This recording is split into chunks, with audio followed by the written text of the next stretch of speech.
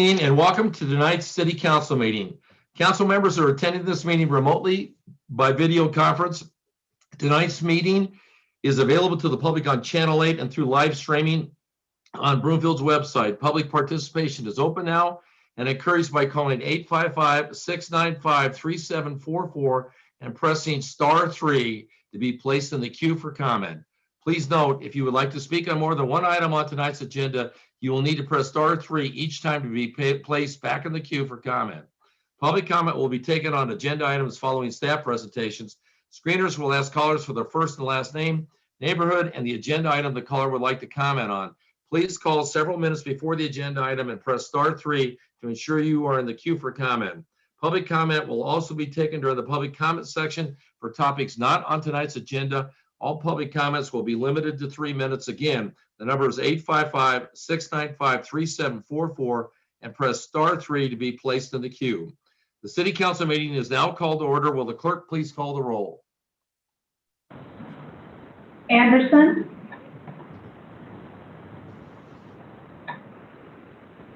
Anderson. Castriata. Here. Broom. Here. Hinkle. Here. Jaworski. Here. Law Evans. Here. Lynn. Here. Lindstedt. Here. Schaff. Here. Tessier. Here. Go back to Anderson. Yeah, go back to Anderson. Anderson. Here. A quorum is present. Will everyone please rise and join me in the Pledge of Allegiance?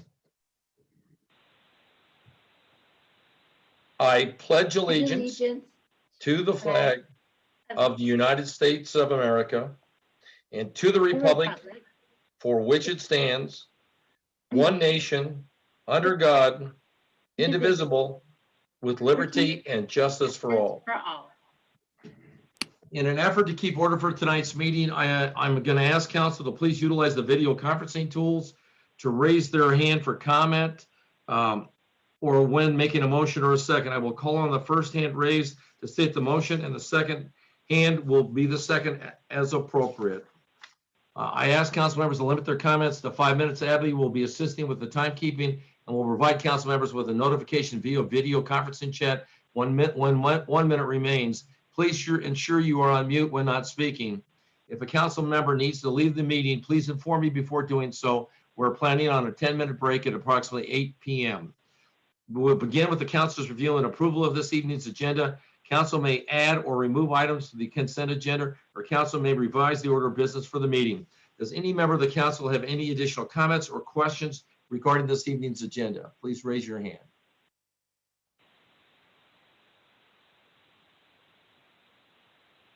I'm not noting any, so we'll go ahead and move on to, there aren't any items that are petitions and communications this evening. We will move to public comment next. This is an opportunity for the public to comment on matters other than the items already listed on this evening's agenda. To be placed in the queue for comment, please call 855-695-3744 and press *3. Public comments will be limited to 3 minutes. And, Mayor Pro Tem Helmy here. It looks like virtually everybody is on for 11C. There's some people being screened. I'll keep an eye out for that, and if there is somebody who wants to make a general comment, I will call upon them. So we'll go to council, community, and event updates. Does any member of council have an update this evening?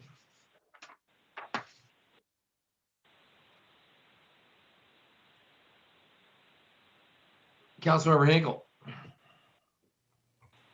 Thank you. Sorry. I had this open and it's hard to navigate. I just wanted to let everyone know I'm just gonna, I had emailed City Council and letting them know that the state was just interested in hearing from elected officials on climate action. on the state website. And so I just wanted to sort of give a feedback as to how the feedback went for the state. The page that I had sent to you all was regarding the state and how climate action is going to be engaged with residents and government. And so what we're doing here is, we're giving feedback as of elected officials. So it's not necessarily a city and county of Broomfield, but it's just as elected officials. And I just let them know that for climate action and for the state to hear back from people need to understand that when they go to this page on climate action, they need to know who they are on the page. So if you're a resident, you should have resources for you, like $1,500 for EV cars, like Excel, for instance, to give for people of color. They recently released that. If you're part of government, if you're also a part of legislation or your agencies, AQCC, COGCC, and even the Office of Just Transition. I also asked them to include any legislation that's been passed and any legislation that's been planned, and also the GHG emission roadmap, and also what the legislation is possibly planned for the year, if that can be released as well. And also any sort of resources that we have locally. And I really enjoyed, more communication on local climate action plans so that we can see what other cities and counties are doing. A lot of that was through email, but I just wanted to sort of give an overview to other city and county officials as to, what we would like to see there. And if you all have any further questions, just let me know. Thanks. Councilmember Schaaf. Thank you, Mayor. I hope it's okay that I report on Northwest mayors and commissioners. There's been changes at the federal level, and we'll be seeing a new transportation administration coming in, and the priorities, it looks like at this point, are going to be the priorities for transportation are going to be seen through the lens of equity, public service, and climate impacts. And so that's going to be driving a lot of the transportation goals there at the federal administration. There is going to be a lot of conversations regarding transportation at our state level, and those are already beginning. And then the other thing I wanted to cover was there's a lot of conversations happening right now regarding RTD. You've probably seen that there's been some two different kind of letters. One was there was an article and concerning the new CEO, Deborah Johnson, of her kind of view of the Northwest Rail, which for our area is very important. And then there was a correspondence from the governor and talking about the importance of the Northwest Rail for our community. So that is a conversation that continues to be debated both in private as well as public. And I think at this point, it remains that our corridor is committed to the Northwest Rail, and we'll continue to have those conversations. But I just wanted to alert rest of council that those are some major conversations happening both at the federal level and the state level, as well as within our RTD district. Thanks, Mayor. Yeah, Councilmember Schaaf, I guess I'll add a comment that since you brought it up, the Northwest Rail is very complex. You throw in the Front Range Rail, it's even more complex. And I'll be candid, I'm not sure the governor helped with his letter. And so I did talk to a board member, RTD board member Davison today, and he's going to put a resolution on there tonight's meeting because they're meeting at the time we are, about potentially what I think he and I talked about was having an update of the NAMs. And I know, Devin, you're pretty familiar with that. I was involved in the NAMs in 2013, and what makes sense to me is to have our Northwest mayors and commissioners group, along with others from RTD and elsewhere, take a look at that NAM study again, vis-a-vis the Northwest Rail, where we're at, because there's a lot of new information. And then Front Range Rail, and one of the things we talked about also, that if Front Range Rail occurs, it needs to be under the control or in complete agreement with RTD. I mean, because they're coming in and providing. So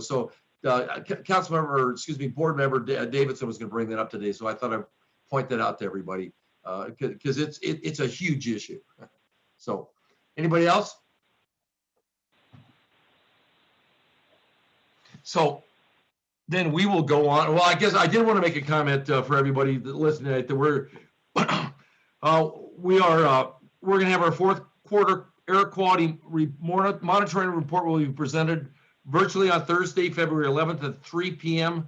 Staff from Ajax Analytics, Colorado State University, and Boulder Air will provide presentations and will be available for questions. And once again, there's just been so much stuff, coming up from the council. Some of these issues, so allowing council members and then the public, if they so desire, to drill down into the details is why we've set some of these meetings off on different days. So Thursday, February 11th at 3 p.m., we will have the fourth quarter air quality monitoring report, and you'll be allowed to listen in and participate.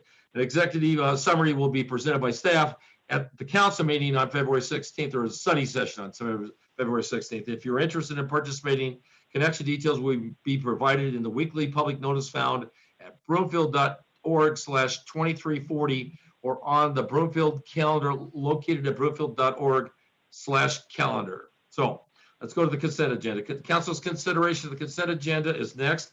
We will review tonight's consent agenda in two parts as item 7C as a request for an executive session requires a specific motion. First is council's considerations of items 7A and 7B. So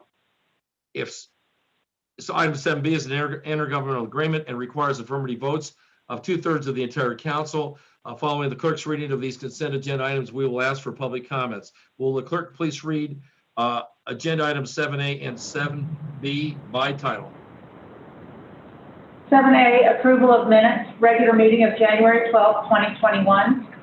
7B, resolution number 2021-7, authorizing and approving an intergovernmental agreement by and between the city and county of Broomfield and the Boulder Valley School District number RE-2 for use of recreational facilities.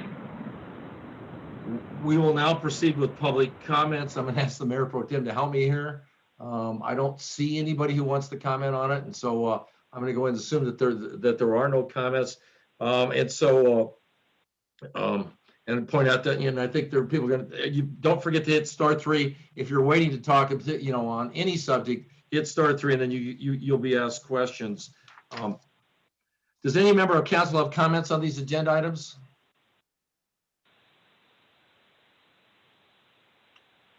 I am going to make a comment. I'm going to make a comment on the shared use intergovernmental agreement with the Boulder Valley School District, and I'm just going to make a comment that was an email I sent last week to Steve Shelton and to Ginger Ramsey, the principal of Boulder Valley School District, and comments that I made to Clay Shuck. That when I was and Sharon's a band parent as well, and I was the president of the Broomfield Band Parents Association, and a couple of years ago we were trying to get space for the Color Guard, which is a band unit. And the excuse was used at that point in time that the school couldn't. They had limited space that they could use for the Color Guard because because we're having basketball leagues from Broomfield. And I know that Broomfield has won several major championships in football, basketball, and baseball. But I'm going to tell you, those kids deserve just as much space. And what I've said to Clay and what I'm saying here, I didn't jump in the middle of any of it. I'm making a comment tonight. I don't want Broomfield's sports shouldn't prohibit legitimate activities like Color Guards at the high school from having space. I think we're in a better system. Clay gets that. He and I exchanged 2 emails. I'm not asking for any comments. I don't want to pull off the consent agenda. I just want to make that comment because it's tough to be arguing to get space for kids that really work just as hard as the football team does, or just as hard as the basketball team is. And so I have been on my soapbox. I'm now off. And so are there any other council members that want to speak? Somehow I'm getting on a roll tonight, so I better caution myself. So, okay. So is there a motion that the recommendations contained in the staff reports for agenda items 7A and 7B be approved? Mayor Pro Tem? Thank you, Mayor. So moved. Councilmember Schaaf? Second. Is there any further discussion? Will the clerk please call the roll? Anderson, Yes. Castriata, Yes. Groom, Yes. Hinkle, Yes.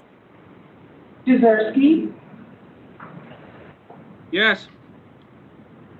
Law Evans, Yes. Glenn, Yes. Lindstedt, Yes. Schaaf, Yes. and Tessier. Yes. It passes unanimously. Next is council's consideration of item 7C, a request for an executive session for legal advice and direction to negotiators regarding coroner services. We will see. Now, are we going to read the resolution first? We will, because I said we're going right to public comments. Okay, I wait till the motion down here. I'm sorry, I should have looked earlier. So we'll proceed to count public comments. Are there any public comments on item 7C? I'm not noting any. So we'll go to council member. Does any member of council have any comments on 7C, which is a request for an executive session? And then, so request for an executive session require an affirmative vote of 2/3 of the members present. Will the city and county attorney please read the recommended motion?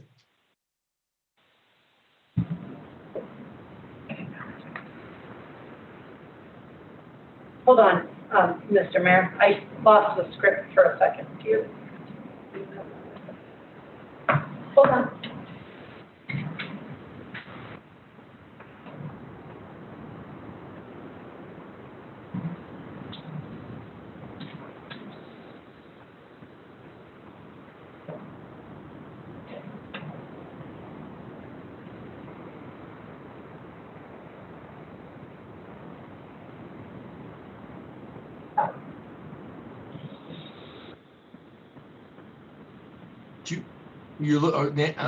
Nancy, are you looking for the wording or?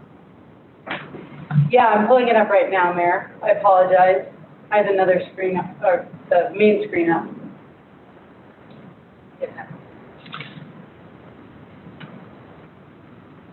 It's recommended that an executive session be held on February 9th, 2021 at 5 p.m. for the purpose of legal advice and direction to negotiators regarding coroner services as permitted by 246402(4)B and E of the Colorado Revised Statute. Okay, so is there a motion? Mayor Pro Tem. Thank you, Mayor. So moved. Councilmember Groom. Second. Any discussion? Oops. Oh, No. Okay. Will the clerk please call the roll? Casciata, Yes. Groom, Yes. Hinkle, Yes. Duversky, Yes. Law Evans, Yes. Lynn, Yes. Lindstedt, Yes. Schaff, Yes. Tessier, Yes. Anderson. Yes. It passes unanimously. And so I'm going to go on with, there is a public comment, a general public comment tonight. And we'll go, Martin, please identify yourself and your neighborhood, and you have 3 minutes.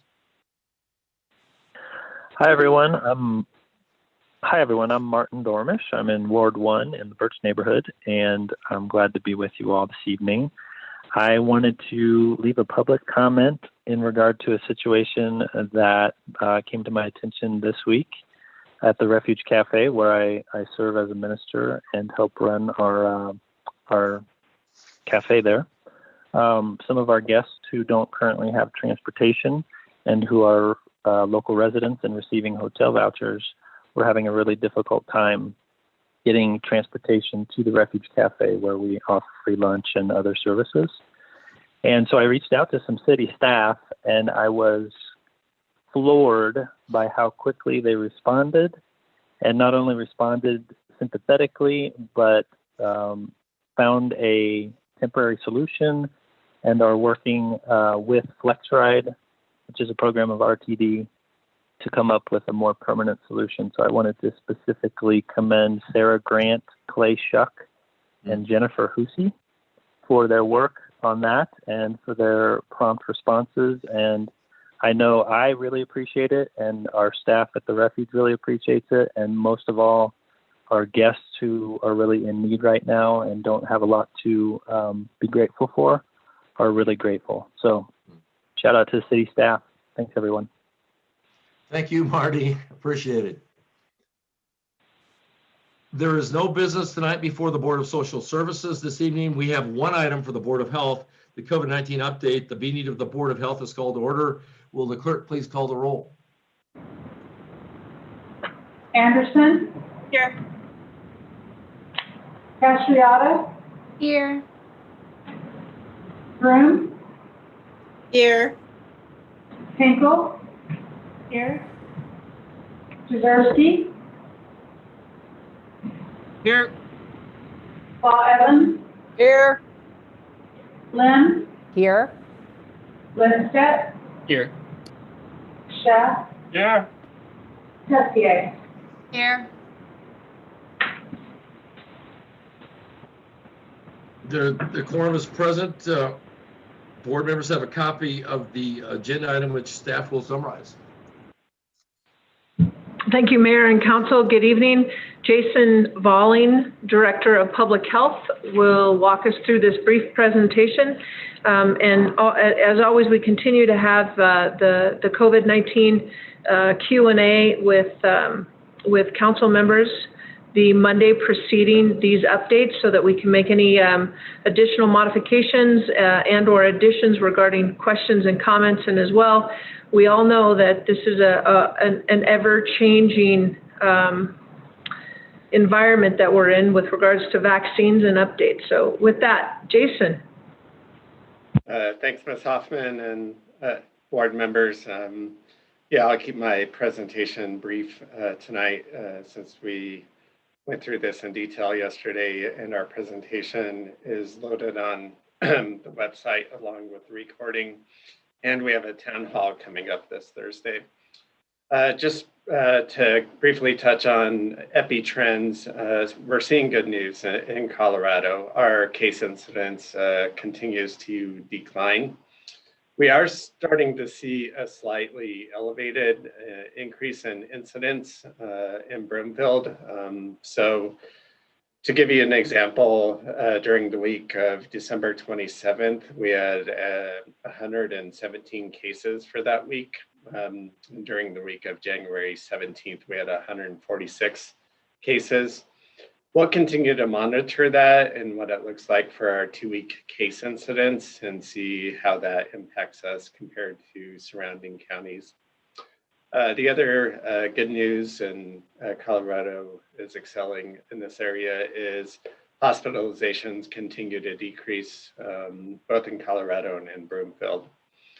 As far as testing, our testing, again, is available through multiple modalities, through some of our urgent care sites, also through community testing sites sponsored by the state, such as at Mountain Range Middle School, and then our own community testing site at HHS. And one thing we're seeing in our testing site at HHS is that utilization is down significantly. We're not seeing a significant decrease in testing, though, across the entire state. So we'll want to just continue to monitor that and see what it looks like. It may be due to the fact that we're seeing just lower community transmission, or it just may be the fact that there's additional sites that people can get tested and go to testing sites when they don't have to be symptomatic. So we'll track that, see what it looks like for us at Public Health. A couple other things I presented on yesterday, and I think is important for us to keep in mind, is there's multiple SARS COVID-19 variants that are circulating globally. We're continually monitoring those. Dr. Urbina, our medical officer, is staying abreast of each of those and giving us updates along with the state. We're specifically tracking the UK variant. As we've noted, there's 10 documented cases in Colorado. We suspect there are probably more cases. What we want to do with the variants is, as we continue to identify them, is hopefully prevent them from becoming the dominant strain. here in Colorado, because what we see from them is there's greater transmissibility with them. And we're also starting to learn a little bit more about the potential health impacts as far as the impact on hospitalizations and even potentially death. So more and more data continues to come out on these. The state and the federal government are taking specific samples and testing for it. And then obviously we do very in-depth contact tracing based on those. What we do know at this point is the mitigation strategies that we continue to recommend. The 4 Ws are very important for us to continue to practice at this point in time to keep community transmission down and not see these variants spread. Specifically with vaccine distribution, Broomfield is doing extremely well. We've had over 7,000 doses that have been administered to Broomfield residents. And the one thing that I'm most proud of is that we have vaccinated over 42% of Broomfield residents that are 70 plus, and they've received their first dose. And by we, I mean the entire health system, including the hospital system, pharmacies, and public health. And we all know the impact of that because of the severe impacts of COVID-19 with that specific age group. Also, all of our 3 long-term healthcare facilities have received their first dose of vaccines, or been offered their first dose of vaccines. We're getting to the place with healthcare workers in the phase 1A and 1B of nearing completion of their first doses. I think the most important thing I brought up yesterday is allocation is extremely unpredictable, both at the federal level and at the state level, which then impacts us at the county level. And to illustrate that, the state typically receives between 77 to 80,000 doses, which fluctuates from week to week. And then for Broomfield, our doses fluctuate from anywhere between 1,100 doses to 0 doses in a week. And so to do sustainable planning can be challenging. At the same time, we received some good news that the Biden administration is purchasing additional vaccine supplies from both Moderna and Pfizer, and hopefully that increases the vaccine availability. I think they predicted up to 15% in the immediate future for states. The other good news is the 70 plus population are being successful in Broomfield and accessing vaccine through their healthcare systems. So we know there's challenges with that people have to go. They have to either sign up online or go to a call center. And then they have to go through the process of being selected and receive an appointment. And again, we're asking this population to be patient. But where we're at with Broomfield, with 42% of our residents, we're definitely on track to surpass the governor's goal of vaccinating over 70% of the 70 plus population by February 28th. And then most importantly, I think, is equitable distribution of the vaccine. And this has been brought up by this council and also by us as public health, and we know it's a priority. The state health department is now holding back 10% of the vaccine supply to specifically focus on those populations that are traditionally more impacted by COVID-19. It's the Hispanic and Latinx communities, our African American communities, and our low socioeconomic status communities. In Broomfield, we've been planning for this. So over the last week, we've coordinated 6 community clinics across Broomfield for older adults. And specifically, some of these clinics, we went into specific neighborhoods or places where we knew that there were vulnerable populations that needed to receive the vaccine. So we're really focused on equity as much as the state. And then lastly, our Back to Business program, as you can see, we've had 50 applications to date and 45 businesses and organizations have been certified. So in conclusion, at this point, our epi trends are heading in the right direction. Vaccine, as we begin to see vaccine supply up, we're feeling pretty confident in the ability of us and our healthcare systems to actually get the vaccine in the arms of individuals. And then lastly, we're just going to stay vigilant with the variants over the next couple months to see how those spread and see what it means for our case rates. And with that, that concludes my presentation and we're available for questions.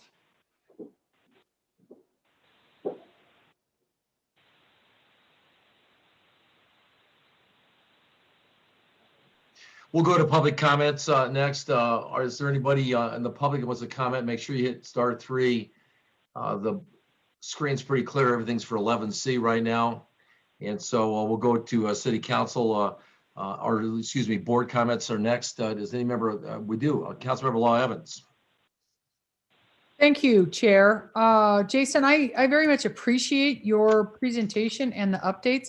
I have been watching, I forget which statistic it is. I'm going to try and get it as we talk.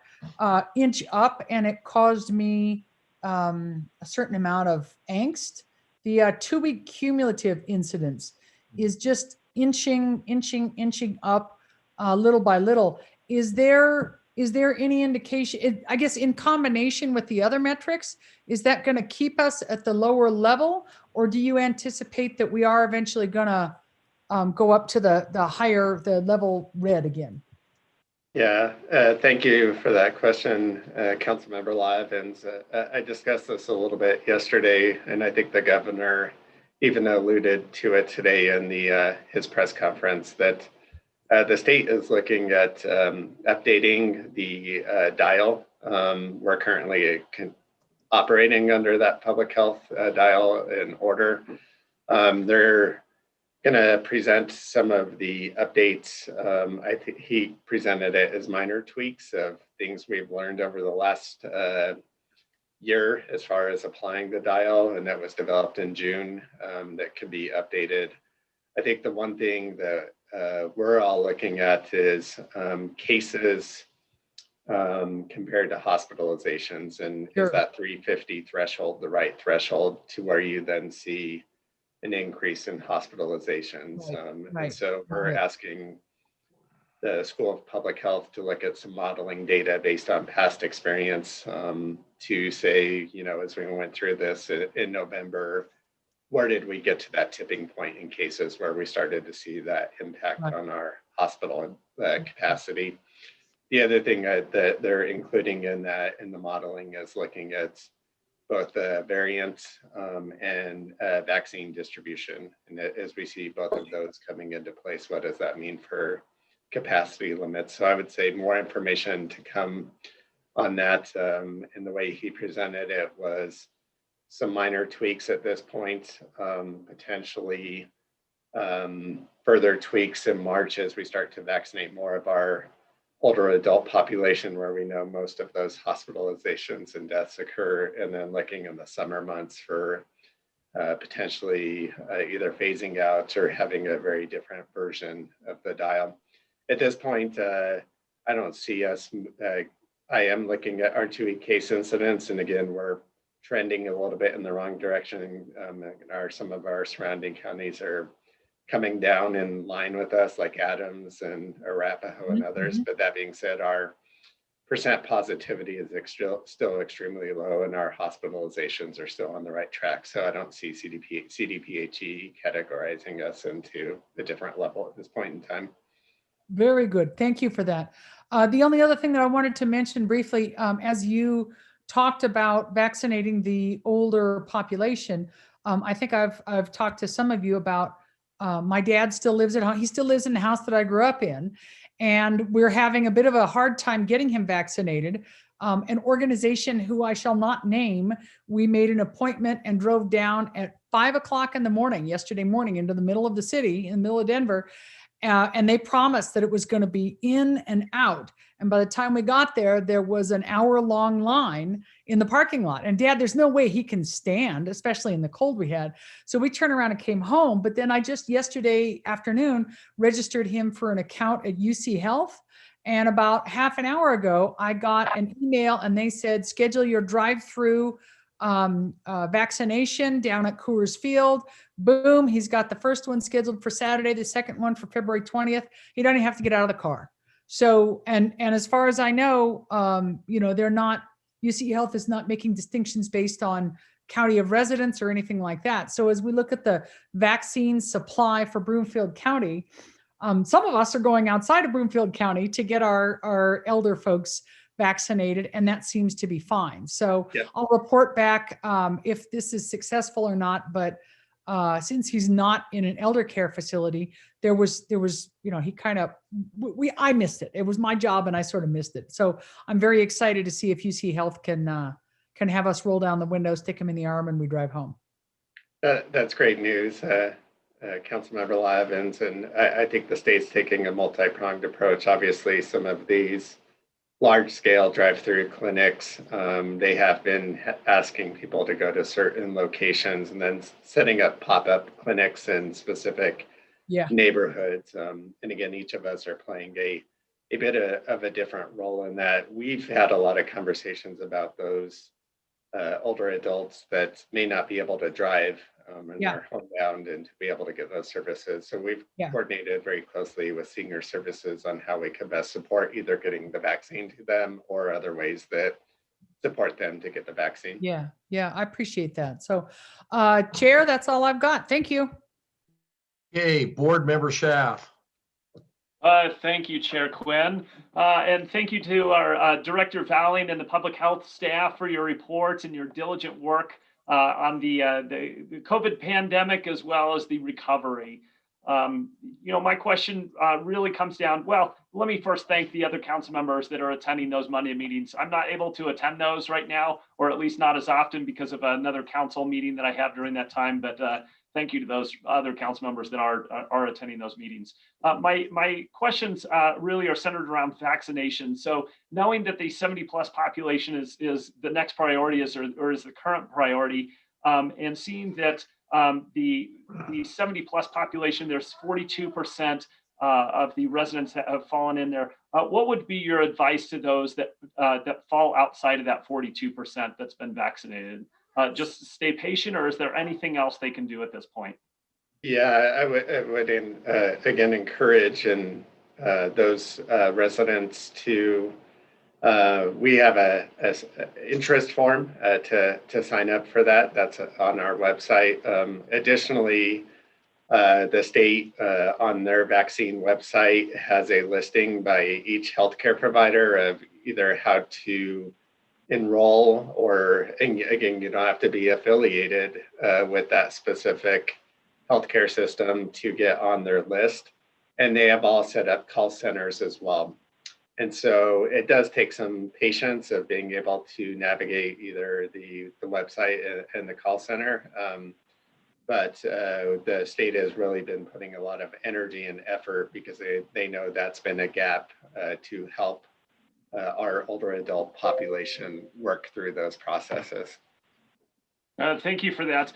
So it seems like that there are some I guess, priority groups that are beyond the 70 plus, such as teachers, and they're starting to get those vaccinations. Does that mean that that we're moving away from that priority group of 70 plus, or is that just happening in surrounding communities, or what is the rationale for that? Why we're kind of moving on beyond this 70 plus population before we've kind of hit 100% of that group? Yeah, so that's more information I'm going to have to continue to gather. Councilmember Schaaf, that came up on yesterday's call. The state has been pretty clear that all of the vaccines we're working on right now should be going to those populations that are above the dotted line, they call it. And that's, again, our 70 plus population, and then those critical healthcare workers and first responders. As far as some of these teachers or those that are in the school system, if they fall above that dotted line, for example, they may be considered a healthcare provider based on the level of service they're doing. They may be a nurse, they may be a health aide, they may be an occupational therapist or somebody that has to deal with students with disabilities. And I can bring up the examples of changing catheters and stuff like that. Those are obviously the teachers that may be considered that are getting vaccinated, but we are planning to get more information on that tomorrow during our call, specifically with the state health department and the health systems to figure out what's going on there. Perfect. And that your information about the teachers was spot on. The last piece that I wanted to ask, so there's been this idea that the state is looking to get to that 70% of 70 plus individuals by February 26th. Are they at that point, at that 70%, are they looking to start another priority group, or are they trying to get through all 100% or, as much as they can of that 70 plus group before moving to the next priority group? Yeah, that's a great question. So obviously that's the goal, is to reach 70%. We know this is going to be a fluid process.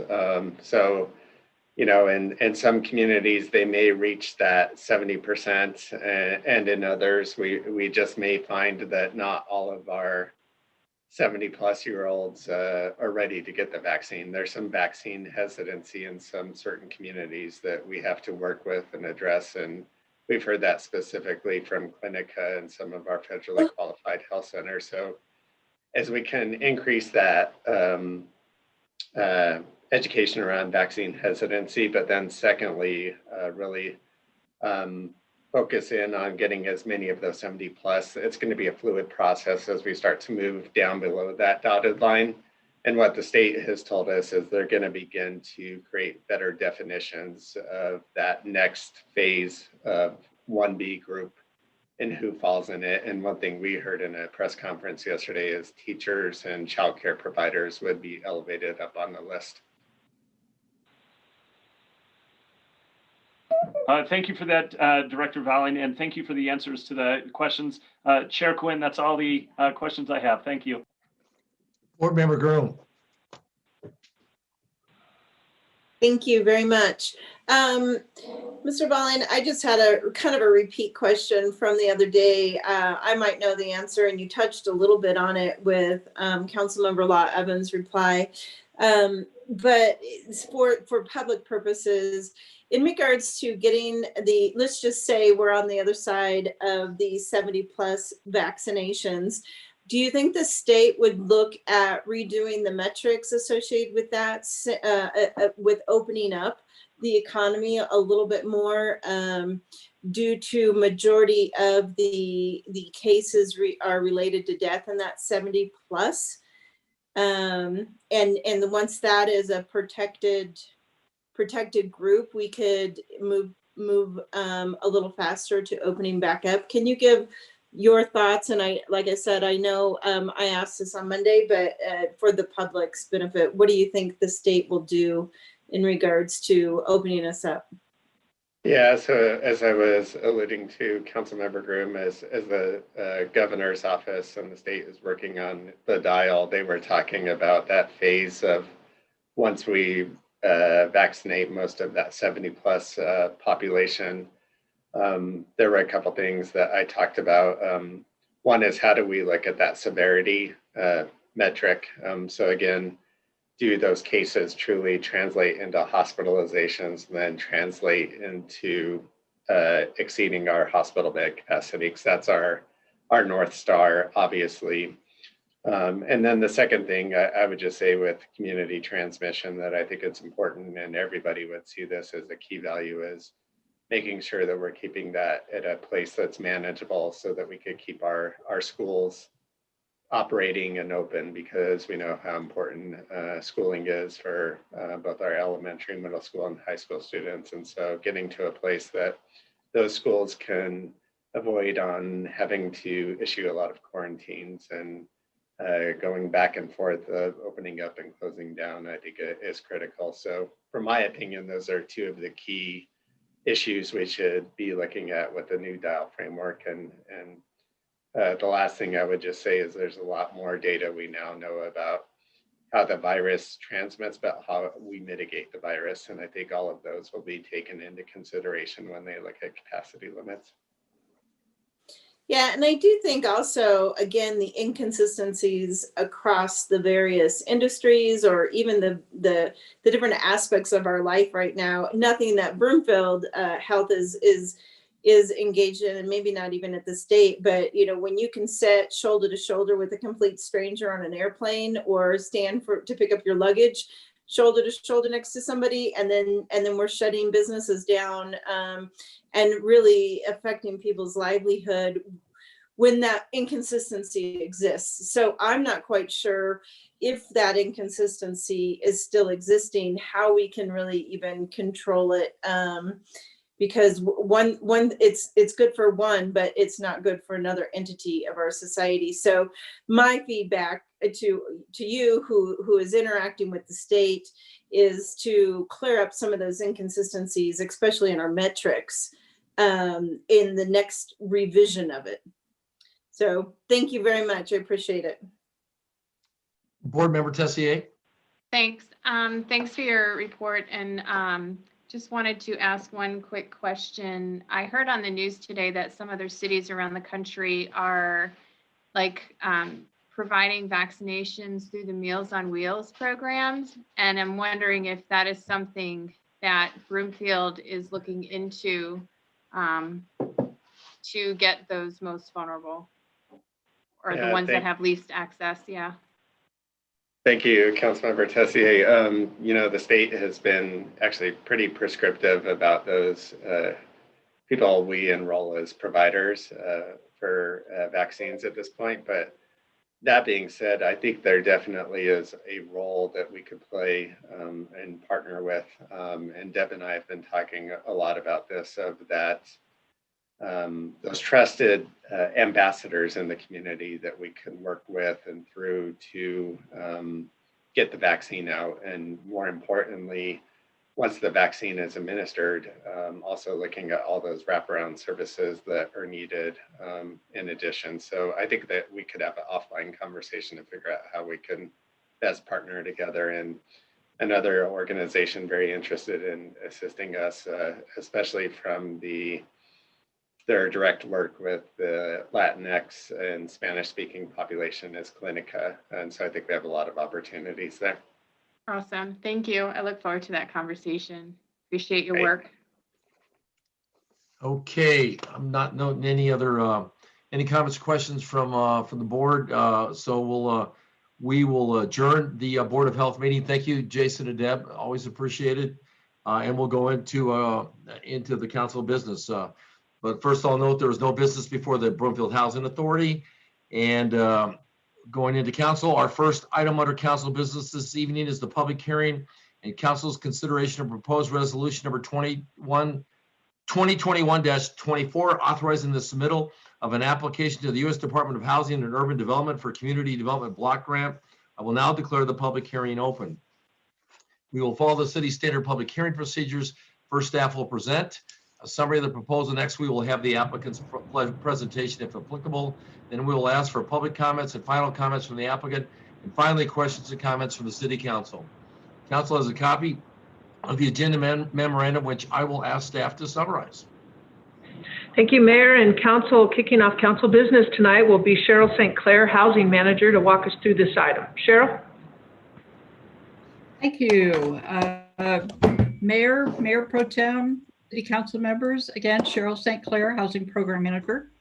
And for your consideration this evening, I have an update to our Community Development Block Grant Program and an amendment to our current allocation plan. We go to the next slide, please. So just a little bit of history here. In September of 2008, the City and County of Broomfield obtained the status as an entitlement jurisdiction to participate in the Community Development Block Grant Program. We reached a population of 50,000, and since that time, we have received an annual allocation of that funding. It is to be used primarily for housing and community development programs benefiting persons of low and moderate income. So the allocation each year does adjust. It's determined by congressional appropriation to HUD, and then HUD reallocates it according to the population of each jurisdiction, the age of their housing stock, and some other calculations like that. So then the use of each allocation are required to be published for public comment, and then they are submitted to HUD as an annual action plan. And we have done that each year. Next, please. So ongoing programs that we have utilized with this funding are our housing rehabilitation, our mobile home repair program. So since the beginning, we've assisted 116 homeowners with crucial safety upgrades and repairs. We've done a lot of energy efficiency also with windows, new furnaces, new water heaters. We've also done a number of accessible modifications for our residents that needed ramps or bathrooms adjusted for their accessibility needs. We also, a few years ago, implemented an urgent repair program, which is a smaller program where somebody's furnace goes out or they have an urgent plumbing break that we can go in and fix that quickly. And we have provided or assisted 38 homes with those repairs. We've also supported our nonprofit partners in the development of affordable housing, new affordable housing, and that would be the Anchor House Project and 2 of the Flatirons Habitat for Humanity projects. And we also, 2 years ago, supported the program with the Colorado Legal Services in partnership with Adams County and the cities in Adams County for the eviction prevention program. And we have served 15 families at the time I wrote all this up with 25 household members, and that provided them free legal services so that they could avoid eviction. Next slide, please. So just getting to 2020's allocation, which City Council did see in May of 2020, our regular amount was the $279,092. And the programs that we established, and we're going to continue to operate with that funding, where those rehab programs, repair, again, our support for development, and the continuation of the Colorado Legal Services program.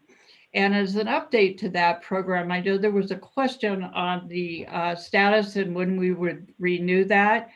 We did see an extension draft with all the cities right before the holidays, and I do believe we got a final draft today of that agreement. So the council will be seeing that extension very soon.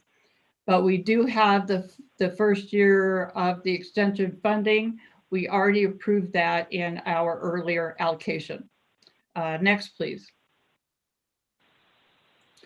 So at the same time in May, we did receive a special allocation of CDBG funding that was came to us via the CARES Act.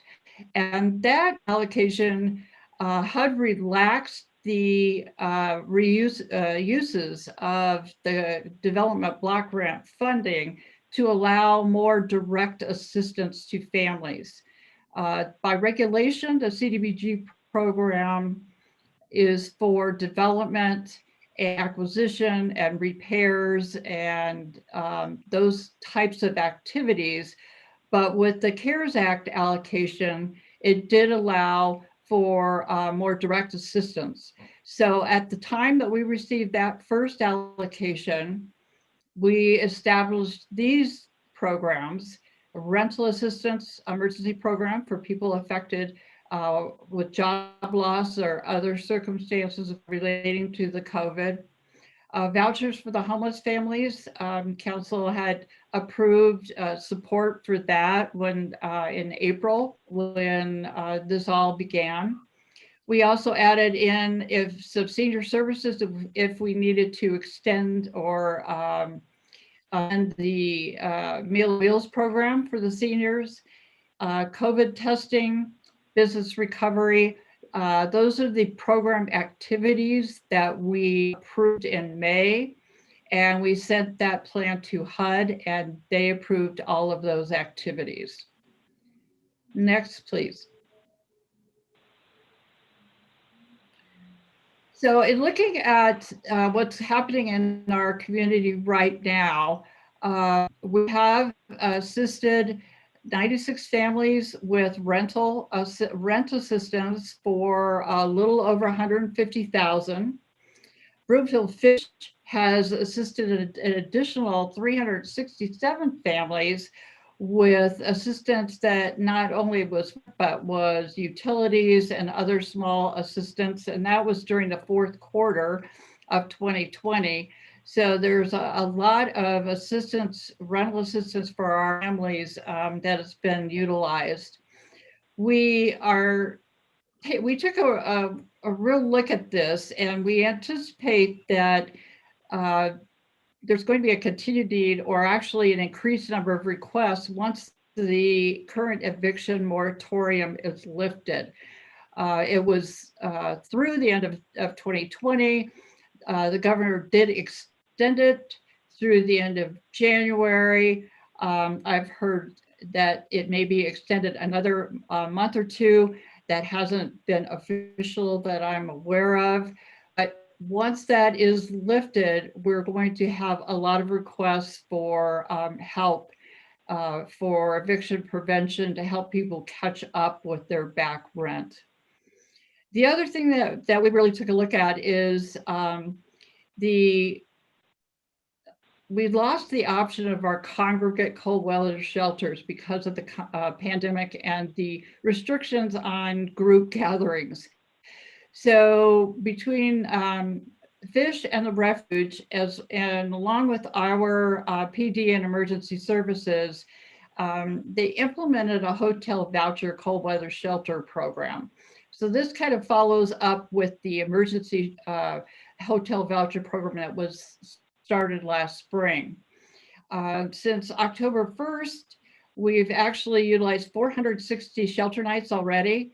And based on what was needed last year, the emergency services estimates will have approximately 1,600 nights through our cold weather season that we're going to need because we don't have our congregate cold weather shelter availability. Next, please. So given all of that, we have now a special allocation of CDBG funds. This is now called CDBG CV COVID-3. -2 was funds that were given directly to the states, not to the entitlement jurisdiction. So this is CV-3. We received notice that our portion totals $248,336. Next, please. So because of what is going on in our community and the restrictions on how we can use these funds, talking with our nonprofit partners and our other city departments, we're recommending that we amend our action plan and provide additional funding for rental and home mortgage assistance to households that have been affected by COVID-19, and that we support our non-congregate housing hotel voucher program to protect the homeless and prepare actually for the need that we are anticipating through this next season.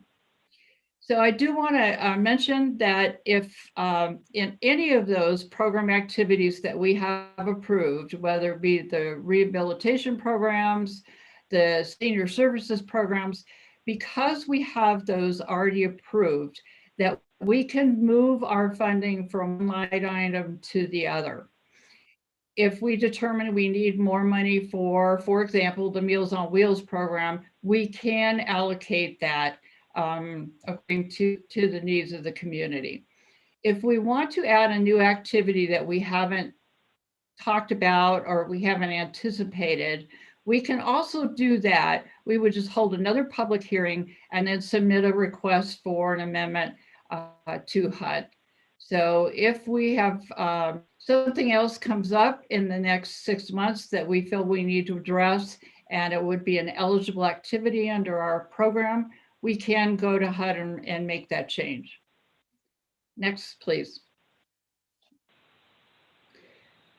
So Resolution 2021-24 authorizes the submittal of the action plan activities for the CDBG CV3 allocation to the Department of Housing and Urban Development. So Mayor, that's the end of my formal presentation. And of course, I'm available for questions.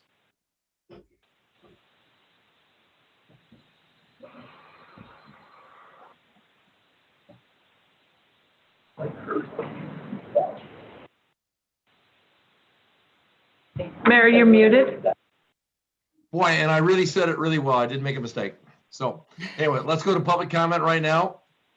And if there's anyone who would like to address this specific agenda item on CBDG grants or whatever they are, I think I have the letters wrong there. Please, please press *3 and I'll recognize you and you'll have 3 minutes. I'm not seeing anybody, so we'll go to council member comments. Are there any comments or questions from council members?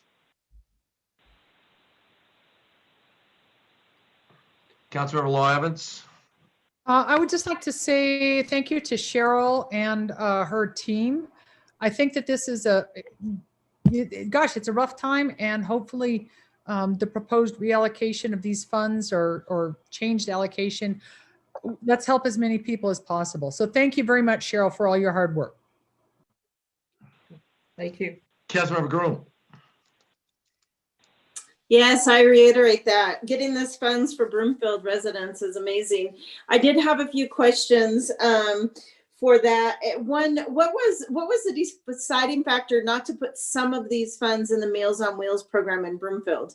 Because I do hear at least that they are in need of funds based on the growth of the number of meals that they're fixing. So because we have allocated from our first allocation additional funding for Meals on Wheels, we haven't used that yet.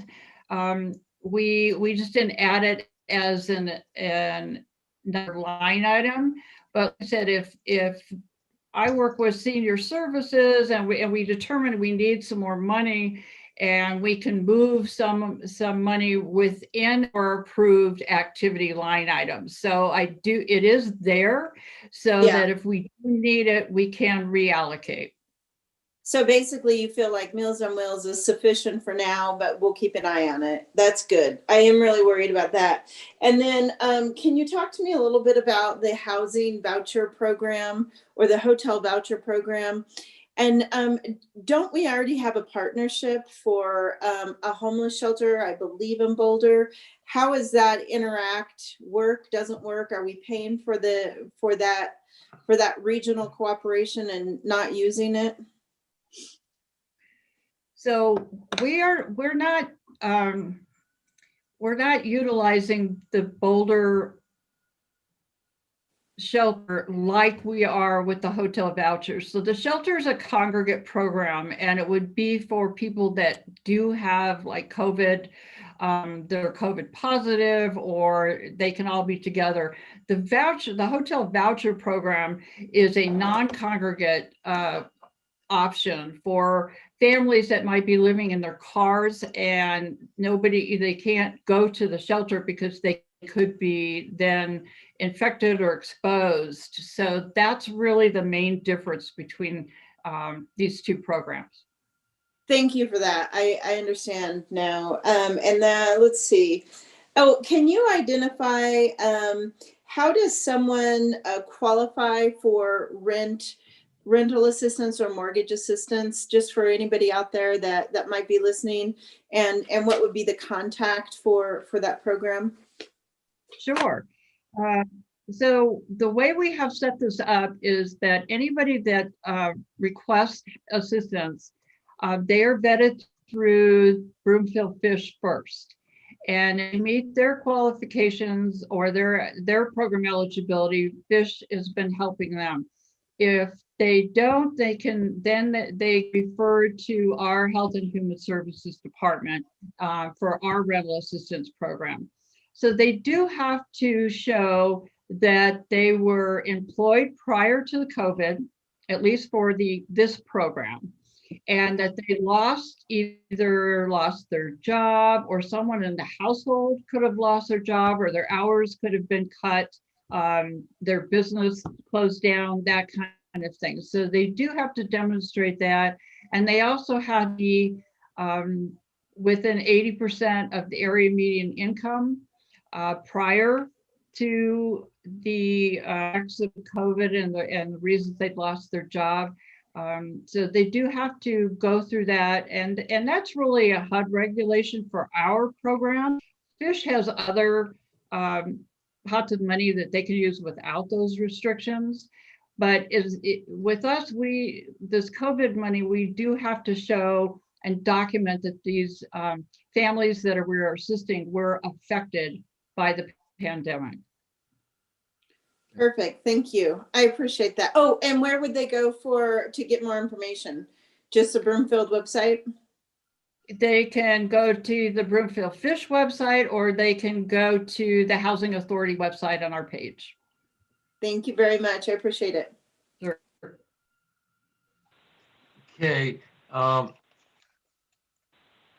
There being no further comments that I can see, the public hearing before the city council is closed.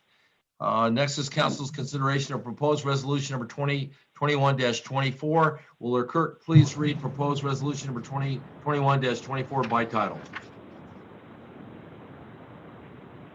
Public hearing resolution number 2021-24, authorizing the submittal of an application to the U.S. Department of Housing and Urban Development for a Community Development Block Grant -CB allocation to support housing programs, rental and mortgage housing assistance, and non-congregate temporary housing.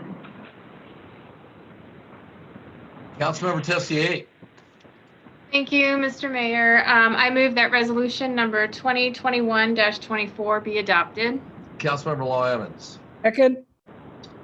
Any discussion? Will the clerk please call the roll? Broom,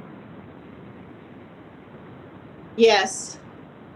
Hinkle, Yes. Jezierski, Yes. Law Evans, Yes. Lim, Yes. Lindstedt, Yes. Schaaf, Yes. Tessier, Yes. Anderson, Yes. Castriot. Yes. It passes unanimously. So we'll move on to the presiding municipal judge recruitment and selection. Council has a copy of the agenda memorandum, which staff will summarize. Thank you, Mayor and Council. Amy Collins, Acting and Deputy Director of Human Resources, will introduce this item and walk us through. Amy? Thank you, Manager Hoffman. Good evening, Mayor, Mayor Pro Tem, and Council. Amy Collins, Deputy Director of Human Resources. I appreciate your time to discuss the presiding municipal judge process as outlined in the memo and based on the discussions and direction of Council. In November 2020, current presiding municipal judge Randall Davis announced his retirement to be effective until his replacement is appointed or until March 31st, 2021. Council requested staff assistance to conduct a recruitment search that included updating recruitment materials for City Council. The recruitment materials and timeline were approved at the December 12th, 2020 City Council meeting. The presiding judge position was posted from December 7th through December 21st, 2020, and a total of 24 applications were received. Of those, 12 candidates were deemed qualified for this position. Council interviewed 4 candidates on January 8th, 2021, and selected 2 candidates to move forward to the community forum, which was held on January 21st, 2021. The 2 finalists are Judge Amy Bachman and Judge Catherine Delgado. A summary of their qualifications is outlined in the memo. The next steps in this process is for City Council to nominate and vote to identify the applicant, which Council will then make a conditional job offer to serve as the next presiding municipal judge. The options are to nominate 1 of the finalists, nominate 2 of the finalists, nominate all of the finalists, or nominate none of the finalists and provide direction on the next steps. If a finalist is nominated, the next step would be to direct staff to make a conditional job offer and negotiate an employment agreement for pay and benefits with the selected applicant. Following negotiation of the employment agreement, City Council will vote on a resolution appointing the new presiding municipal judge and approving the employment contract. Following the formal appointment and approval of the employment agreement, the new presiding municipal judge will be sworn in before Council before starting in her new role. The swearing in can happen at the same meeting as the appointment or at a subsequent City Council meeting. That concludes my staff report. Thank you, Amy. The next step is in this process to identify whether there is an applicant, which Council will make a conditional offer to serve as the next municipal judge. I will entertain a motion to authorize the mayor and mayor pro tem to work with staff to make a conditional job offer and negotiate an employment agreement to pay and benefits with the selected applicant. Mayor pro tem. Thank you, Mayor. I move that the mayor and mayor pro tem work with staff to make a conditional offer and negotiate an employment agreement for pay and benefits with Amy Bachman for council's review and approval at a future council meeting. Councilmember Tessier. Second. Is there any discussion? Will the clerk please call the roll? I start again. Hinkle, Yes. Jaworski, Yes. Law Evans, Yes. Lim, Yes. Lindstedt, Yes. Schaaf, Yes. Tessier, Yes. Anderson, Yes. Castriata, Yes. Broom. Yes. And so that passed unanimously. So the mayor pro tem and I will reach out to Judge Bachman and begin the process of getting her engaged. I do want to make a comment that that the process I thought was a great process the whole way through. I thought we got great applicants. The 4 that we interviewed, all 4 of which were qualified candidates. I thought the public forum, both judges did a remarkable job, and I just want you have one choice. We were lucky to have a true choice to make, and so I just want to thank everybody for applying, and it was a good process, and we actually got some comments from the public appreciating the public that we brought the public in, which is nice. I mean, we do try to listen. So, Councilmember Schaaf. Thank you, Mayor. I tried to raise my hand before the vote, but I want to ditto what you said. The process was great. I thought the community that has reached out since the community forum has been glad that we did that piece. I want to thank all the applicants that we had for the Broomfield Municipal Judge. Thanks to them for their participation in this process, especially given the circumstances with COVID-19. And our final two applicants were extraordinary, bringing a wealth of knowledge, a wealth of experience. And for me, the decision was still difficult between Judge Bachman and Judge Delgado. But I am happy to see council's support for Judge Bachman. Thanks, Mayor. That's all I have. Councilmember Jaworski. Yeah, thank you, Mayor. I just wanted to be able to say that as well. I echo the comments that Councilmember Schaaf made. We had at least a dozen highly qualified candidates for this position, and I think that was great. And our final two candidates both were extremely qualified, and I would have been happy with either in this position. I am certainly happy with Judge Bachman, but Judge Delgado also is an extraordinary judge, and I think she did great in this whole process as well. So it was a great process overall, and we definitely were blessed here to have a tremendous amount of highly qualified judges looking for this position. So I think that's very encouraging. Great. So we'll move on to 11C.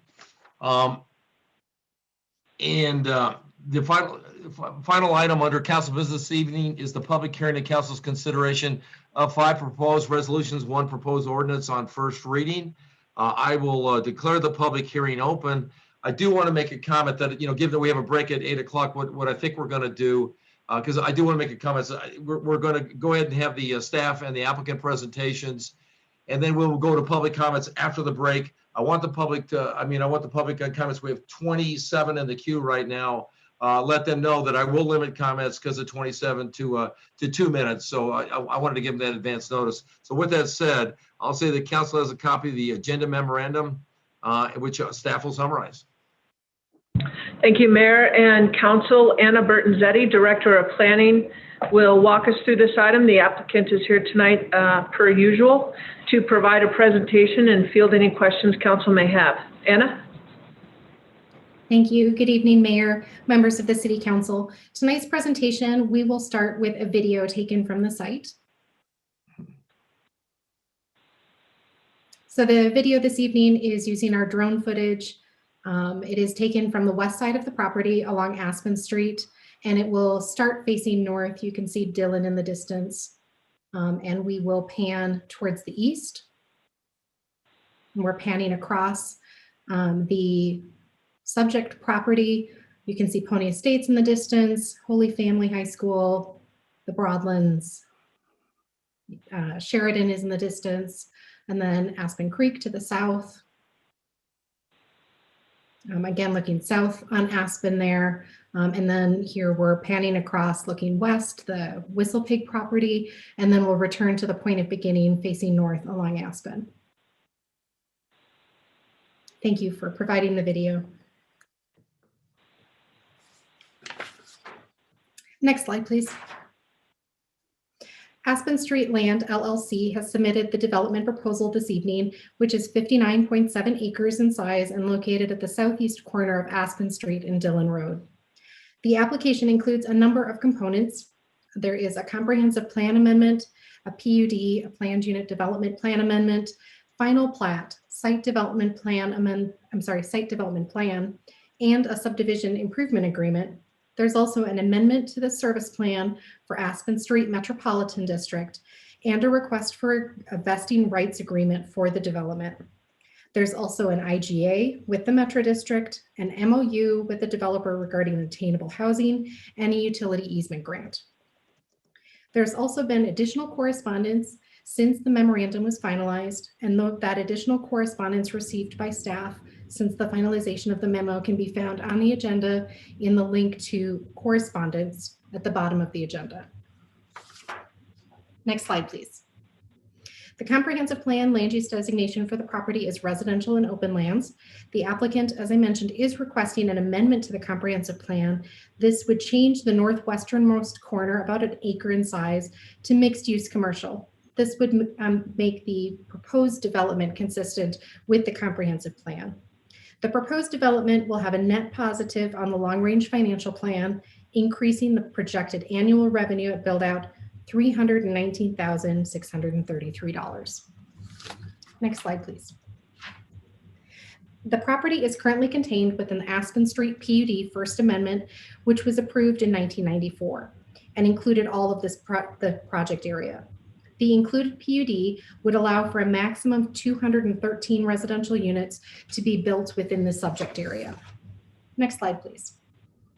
The proposed PUD amendment includes a number of items. It identifies 5 planning areas. It increases the number of units that would be allowed within this area to 318. It adds single-family attached units as an allowed use.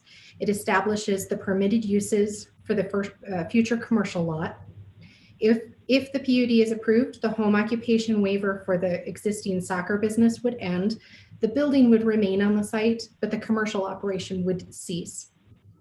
And the PUD plan also requests variances for specific development standards for both the residential and the commercial area. These are predominantly related to the setbacks and the lot dimensions. There's 23 total variances as identified and detailed in the staff memorandum. Next slide, please. The site development plan, or SDP, is for a residential development and the associated infrastructure as well as the green spaces for the development. As I mentioned, it's 314 units. The project is designed for the larger low density units along the southern third of the site, with densities increasing as you move north across the property. There's 4 primary accesses to the site, 3 on Aspen, and the 4th is along Dillon. There's also an additional access to the development, from the development to the existing Watke residential lot that's located near Dillon. This is not open space and it's not a connection to open space. It just provides the Watke family with an additional access point in addition to their existing driveway to Dillon. The Aspen Street improvements include adding a bike lane, curb, gutter, tree lawn, and landscaping and sidewalk along the entire project perimeter along Aspen Street. It also includes an additional sidewalk segment, including the curb and gutter, for the sidewalk connection within the gap that would be created between this project and Aspen to the south. The public land dedication, or PLD, obligation is 20.11 acres. The developer is providing 13.6 of those acres within their project boundaries, and is utilizing 6.5 acres of the existing surplus public land dedication in the currently developed Aspen Creek subdivision. The on-site dedication includes about 4.4 acres of public green spaces included within, public green space consisting of the proposed pond, which is dedicated to Broomfield as open space specifically, and it is surrounded by a public park. There is a final plat, which establishes the lots and tracts and dedicates applicable easements and right-of-way, as well as the tracts to be owned and maintained by Broomfield. The Metro District, as I mentioned, is requesting a change. The Metro District boundary is currently limited to the Oweta property only and does not include any of the existing Aspen Creek filings. The district was originally approved in August of 2018, and this amendment proposed this evening is modifying the boundaries to remove portions of the property that are no longer owned by the Owetas as a result of the acquisitions for the Dillon Road project. There is a vested property rights agreement for the final plat, PUD plan amendment, site development plan, and subdivision improvement agreement. The initial vesting term is for 5 years, and there's a second 5 years that would be automatically added to the vesting if certain deliverables or milestones are met. The vesting right agreement precludes the city and county from modifying the plans without the consent of the property owner. Next slide, please. The applicant submitted a letter of map revision request to FEMA, which has been approved, and the letter of map revision has revised the portion of the floodplain map from zone AE, which is 100-year floodplain, to zone X shaded, which is 500-year. There are no Broomfield Municipal Code regulations for development within the 500-year floodplains. Next slide, please. This slide shows some of the proposed architecture. The top half of the slide includes images of single-family detached architecture proposed within the development, and then the townhomes, which are between 1 and 3 stories with some rooftop decks, are shown on the lower half of the slide. Next slide, please. The development was heard by the Planning and Zoning Commission on November 9th of 2020. The commission that night voted 4-3 to recommend approval of the project. The recommendation included 2 conditions. Those were to have the applicant work with staff to review the height of the 3-story townhomes to reduce potential impact on adjacent properties. And the uses on the commercial property are reduced to encourage neighborhood type uses such as coffee shops, restaurants, and gathering spaces. The applicant's responses to these conditions are detailed in the staff memorandum. Next slide, please. The applicant has met public notification requirements with an enhanced notification area of 2,000 feet for the City Council. The staff has identified 2 key issues, which were also detailed in the staff memorandum. The first is consistency with the comprehensive plan and financial plan, and this was previously discussed in my presentation. The second is neighborhood concerns. The adjacent residents have shared a number of concerns regarding the development proposal at the concept review meeting and during the public hearings for the prior development application and during the Planning and Zoning Commission hearing. The developer has made revisions to their site design in an effort to address the concerns. However, staff has received public comment, which are included as an attachment to the memorandum and, as I mentioned, in the additional correspondence folder attached to the agenda this evening. This concludes staff's presentation, and as was mentioned, the applicant is here this evening as well. Okay, so we'll go to the applicant's presentation. Just as we encourage staff to keep their presentations brief, I ask the applicant to be concise in their presentation. Will the applicant's representatives please identify themselves for the record prior to beginning their brief presentation this evening? Good evening, Mayor, council members, and those from the community. My name is Ryan Awea. We appreciate the opportunity to be here tonight. I want to continue to reiterate that we thank the community and each of you on council for your patience and grace. Our team has heard you all and learned a lot. That's why we decided to withdraw our previous application last summer, so we had time to go back through the process and get things done right. I want you to take a moment to imagine a neighborhood where your parents can live down the street in a ranch, low-maintenance townhome, a place where your kids can have the opportunity to buy their first home in a neighborhood where they grew up. And you have several options, whether you want a semi-custom home backing to the neighborhood park or a small alley-fed home with a front porch on the X-shaped park. Your kids can walk to Aspen Creek School and play with neighbors while you keep an eye from your front porch, where you can walk your dog along miles of sidewalks and trails. In this neighborhood, teachers can afford to live in the community they serve. A public works employee can bike to work rather than driving from Brighton or Erie. Visualize a community where you can walk to a neighborhood commercial corner for a glass of wine or a bagel with others from the community while you look at the work of local artists on display. Imagine a diverse and inclusive community where people get to know their neighbors and their unique perspectives. Out of respect for time, I'll stop the visualization there. It's important to know that this vision didn't come from me, but rather from Broomfield community. It came through guiding documents like these. It came from feedback from each citizen advisory committee, city council, and the community. In order to properly implement this vision, we've been working side by side with Wonderland Homes, as they're under contract to close on the property. As you know, Wonderland Homes has been well respected in Broomfield for their work in Quail Creek and Red Leaf. So as the future property owner, developer, and home builder, I think it's fitting to have Colby O'Haron, Senior VP of Wonderland Homes, take you through the presentation tonight. Colby? Thank you, Ryan, and thank you, Mayor, council members, and residents for allowing me to speak. As Ryan said, my name is Colby O'Haron with Wonderland Homes, and we could not be more excited for this project in Broomfield. During our work with Dillon Point, Red Leaf, and Quail Creek, we've learned a lot about Broomfield and continue to be impressed by the direction that this special community is moving as you grow and adapt, particularly the alignment of our company values with your goals. I've heard you say Broomfield is a community in transition. What we're proposing tonight for Dillon Point encompasses 4 of your council priorities in one package. As I walk you through our presentation this evening, please know that the communication does not stop here. As we close on the property next month, we want to continue to be great neighbors. we're committed to take the extra steps to initiate and continue communication with both the city and surrounding community through all stages of the project. We will provide updates as we move through the process, as engagement and communication are crucial to bring the community together through this transition. Even though we have built the relationship of trust, communication, and respect through our previous projects in Broomfield, we'll work diligently to earn the same from future homeowners of Dillon Point, existing neighbors, and the community at large.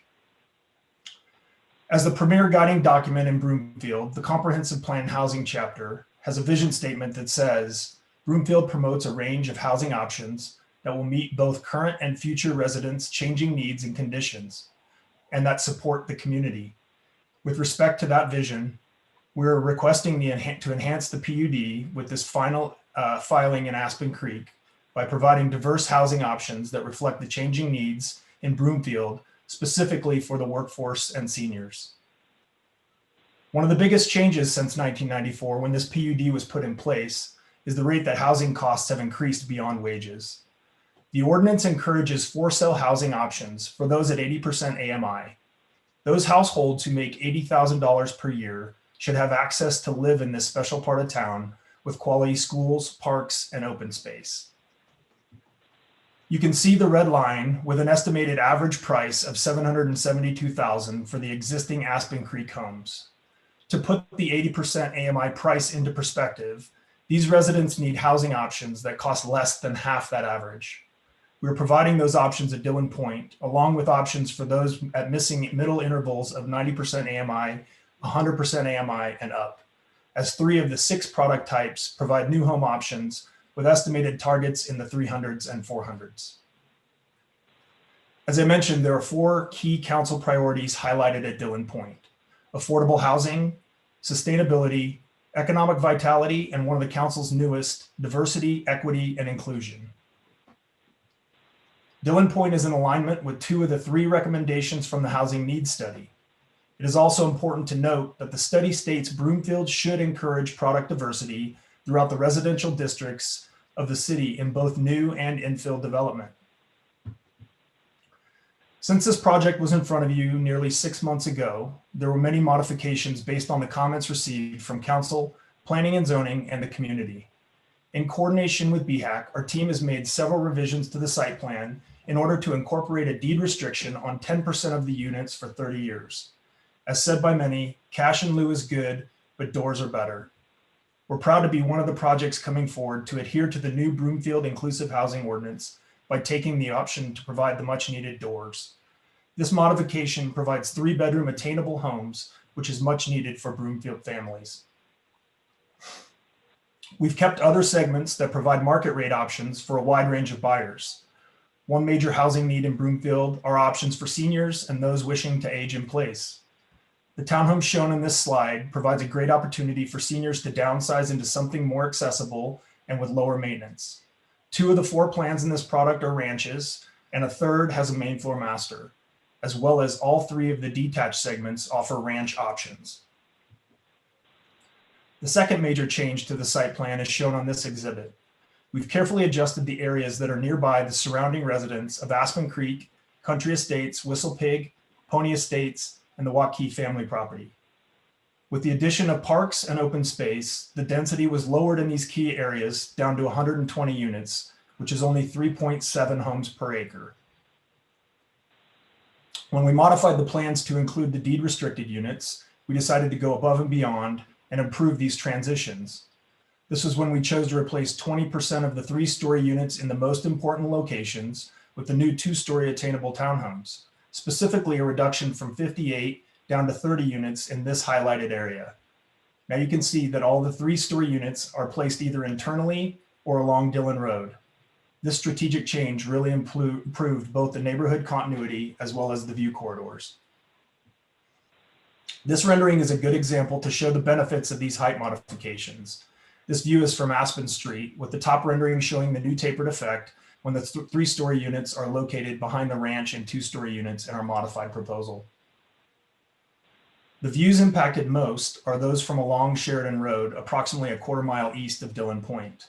We did a comparison to see how the mountain views may be preserved with 2-story units. The top view is the proposed plan, and the bottom is the hypothetical 2-story option. As you can see, the elevation of the northern portion of the site is high enough that even 2-story units would block most mountain views. The drainage concerns were another key issue with our previous application. Since the last time we were in front of you, we were thankful to have had several healthy conversations with adjacent neighbors on Starview Drive. We were able to rebuild a bridge of communication to reach a compromise together through collaborative discussions. As a result of these conversations, and with the help of OSTAC, we answered the request to widen the buffer behind the Starview Drive homes from 30 feet to 65 feet. This change allowed us to preserve several large existing trees in the buffer and plant several new trees for additional privacy. The primary purpose for the widened southern buffer was to relieve the concerns of flooding and drainage. This goal was accomplished with a larger swale in the buffer that now has the capacity for 172 cubic feet per second compared to the previous swale's capacity of 22.5. In addition, we will voluntarily provide Broomfield with verification from a third-party engineer that the construction of the drainage swale and drainage pipe beneath are within the buffer are built according to the plans.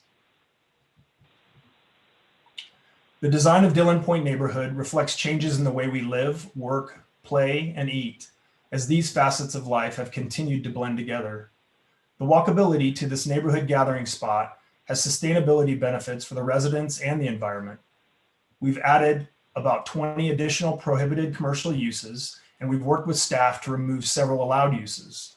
The intentional design of this gateway of Broomfield will connect the adjacent park to serve as a natural transition from indoor to outdoor for entertainment, food trucks, exercise programs to connect residents with their neighbors. Since the concept review hearing, the team has worked side by side with PRAC and OSTAC to provide premium parks, trails, open space amenities on site. The site is approximately 59 acres, and an estimated 36 acres will be a combination of public land dedication, other open lands, and other open areas. Rather than having all of the open area be located in fenced backyards, the proposed plan provides at least 10 acres more of additional parks and open lands than would have been required by the existing PUD.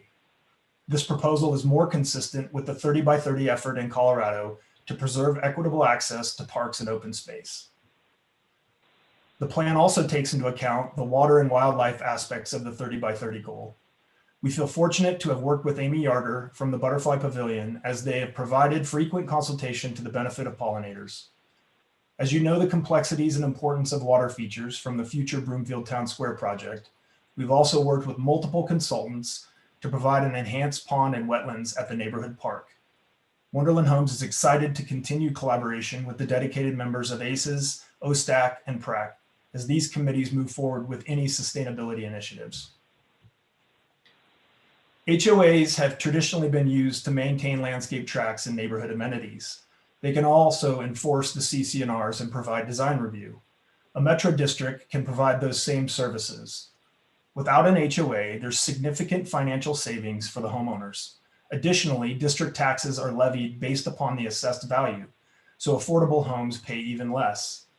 As a result, we anticipate exponentially larger monthly savings for the homeowner compared to the money an HOA would traditionally set aside for reserves. I'd like to make it clear that when we say we are providing attainable units for those qualified buyers at 80% AMI, we mean it. The district taxes are included in the 80% AMI calculation, even though an HOA fee would not be. We've listened and thoroughly addressed the comments we've received at the concept review hearing and beyond. Our team has worked very hard to balance the various interests in order to properly transition the density to improve the neighborhood continuity while simultaneously maintaining the benefits for the community as a whole. We've appreciated everyone's patience as we've continuously adjusted to get things right. We've heard concerns from residents about neighborhood character, specifically regarding attached homes, 3-story buildings, density, commercial, and alley-fed homes at Dillon Point. However, each of these characteristics can already be found in surrounding neighborhoods nearby. There have been comments about the history of the height restriction placed on the Starview Drive homes, and to that end, we have placed the same 33-foot height restriction on the homes adjacent to Starview Drive. In the 1990s, this PUD was approved to provide housing for executives to live in Broomfield. Now in 2021, In order to attract and retain businesses, Broomfield is in need of workforce housing. There's quite a shortage considering that less than 4,000 residents both work and live in Broomfield. We need to build opportunities for some of the 25,000 residents that work in Broomfield but live elsewhere. Those people make the character of Broomfield and deserve the opportunity to live here for generations to come. Thank you all for your time. Our team is available to answer any questions and provide any additional information. Okay, we're coming up on we're coming up on 8 o'clock, and so public comments are going to be next. I do want to give my comments on public comments, and then we'll come back and we'll start with the first one. I want everybody to understand that we have this project obviously has generated a lot of engagement via email prior to the meeting. We'd had other public hearing where we talked a lot at that time too as well. So we're going to put a time limit on that. It's really important that council have plenty of time tonight to discuss this project, as it's thoughtful in its approval or disapproval of the project. So when I do ask for comments, if somebody has made your comment before, then would you, perhaps just acknowledge that, Craig or somebody has made that comment for you, so we can move to the public comments. We value your opinions, and when we come back, we'll start out with Teddy Davis, and so let's come back at let's go and just say come back at 8:10, and we'll start with public comments. Thank you. The Access Live event is in music hold.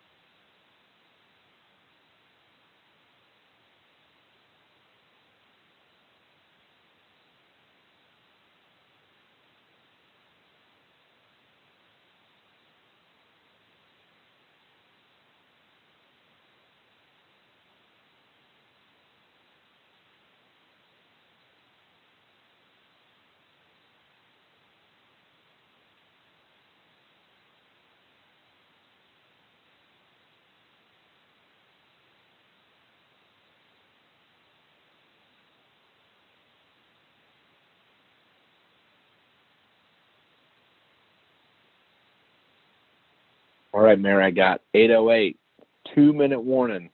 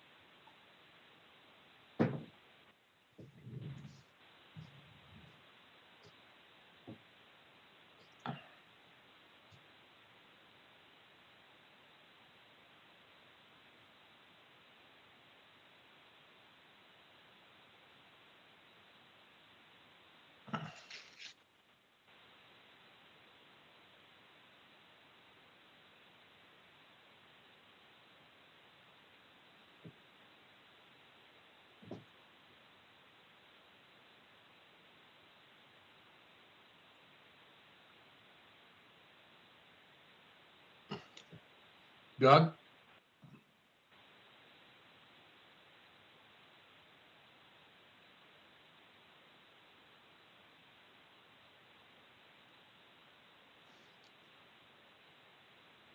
Doug, are you there? Oh.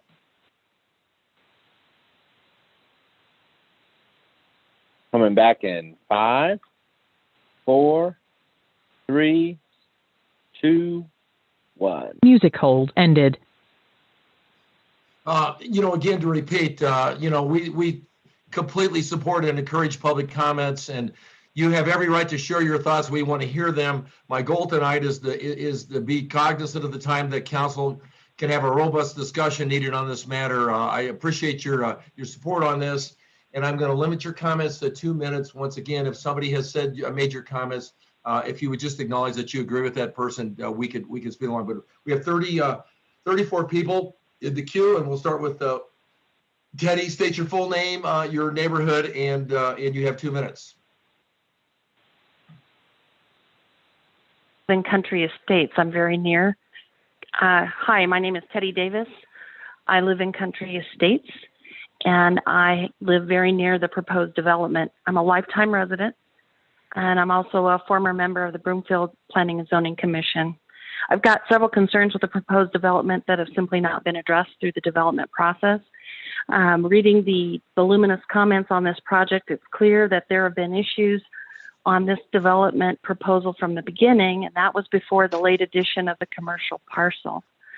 This commercial parcel aggravates the other issues with this proposal and is inconsistent with the adjacent properties, our master plan, as well as the intent of the previous PUD, and promises to compromise an intersection with a significant slope to the west, further complicating an intersection that's very, very busy.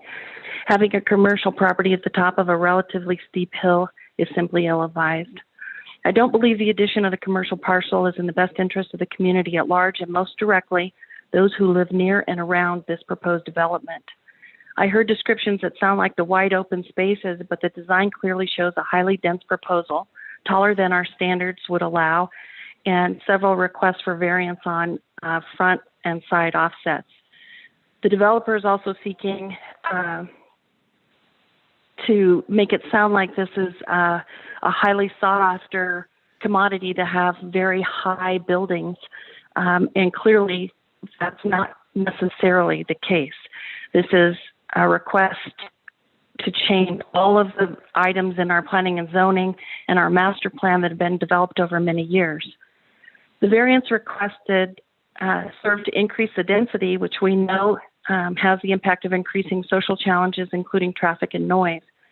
Further, by surrounding the commercial parcel with the park area demonstrates the ill effects of the residential uses will be subjugated by the commercial parcel. This park will not be used. Okay, that park will not be used like a park. It's a buffer zone. It'll be more like the space between King Soopers and the there at 120th and Sheridan. I don't think this is the right proposal for our community, and I encourage you to vote no.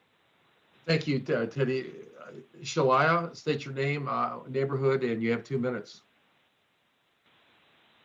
Yes, thank you, sir. My name is Shailaja Subramanian. I live in Broomfield Wildgrass community. I'm a member of Broomfield for the past 20 years.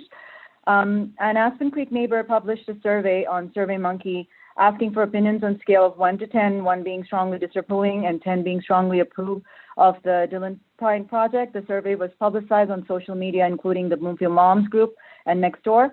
The survey received 315 responses from over 23 different neighborhoods in Broomfield. Less than 1/3 of respondents were Aspen Creek households. A significant number of responses were from Broadlands, Country Estates, and Pony Estates. The letter submitted to City Council shows a plot of those responses, which reflects 64% of respondents strongly disapproved of the project. When looking just at Aspen Creek residents, the overwhelming number of them strongly disapproved of the development as well. But we want to make it clear that the opposition is not just Aspen Creek families. Concerned about this project come from all parts of Broomfield. The survey asked respondents to pick top 5 concerns regarding the project. The number 1 concern was the density of the project. 71% ranked the high on their list. The other concern that ranked high were concerns about traffic on Aspen Creek, concerns about the height, the tallest townhomes, and the 23 variances to Broomfield Municipal Code that the developer is seeking.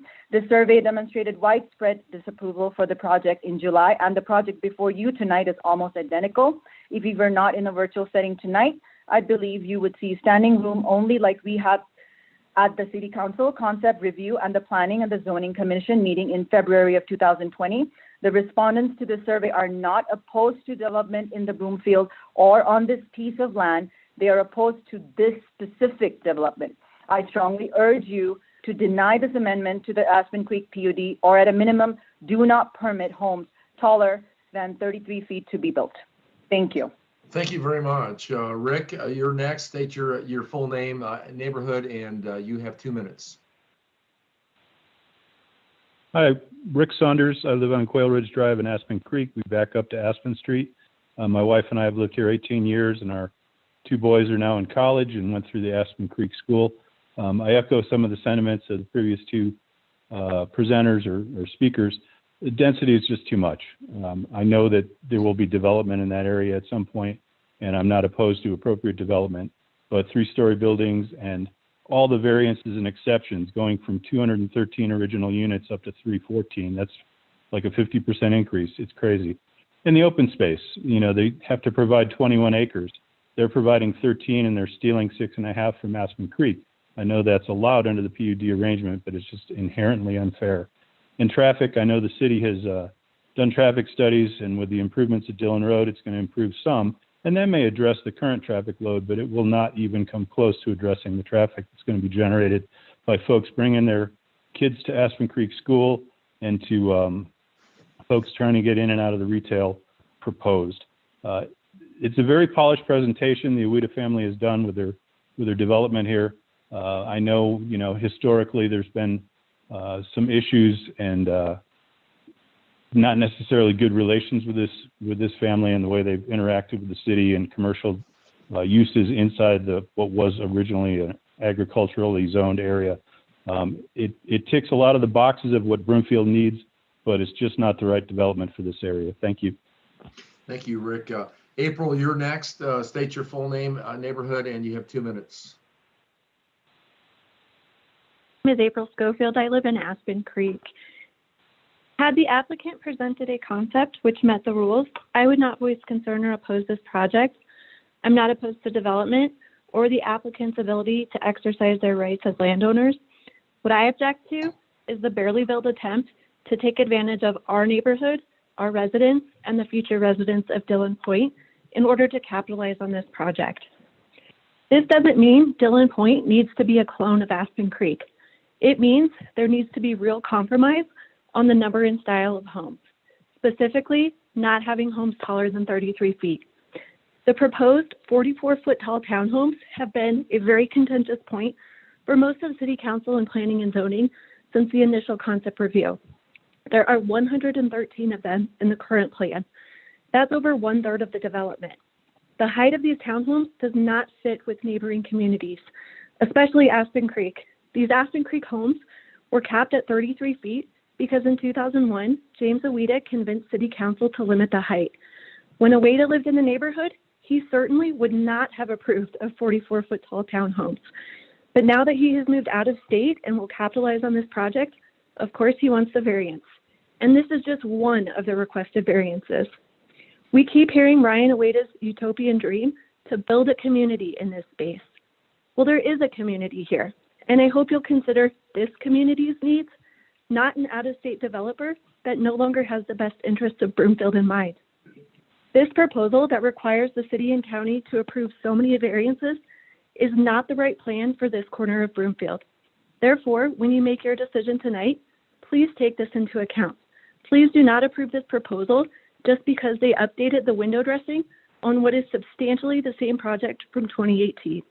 Thank you for your time and serving our community. Yeah, thank you very much, April.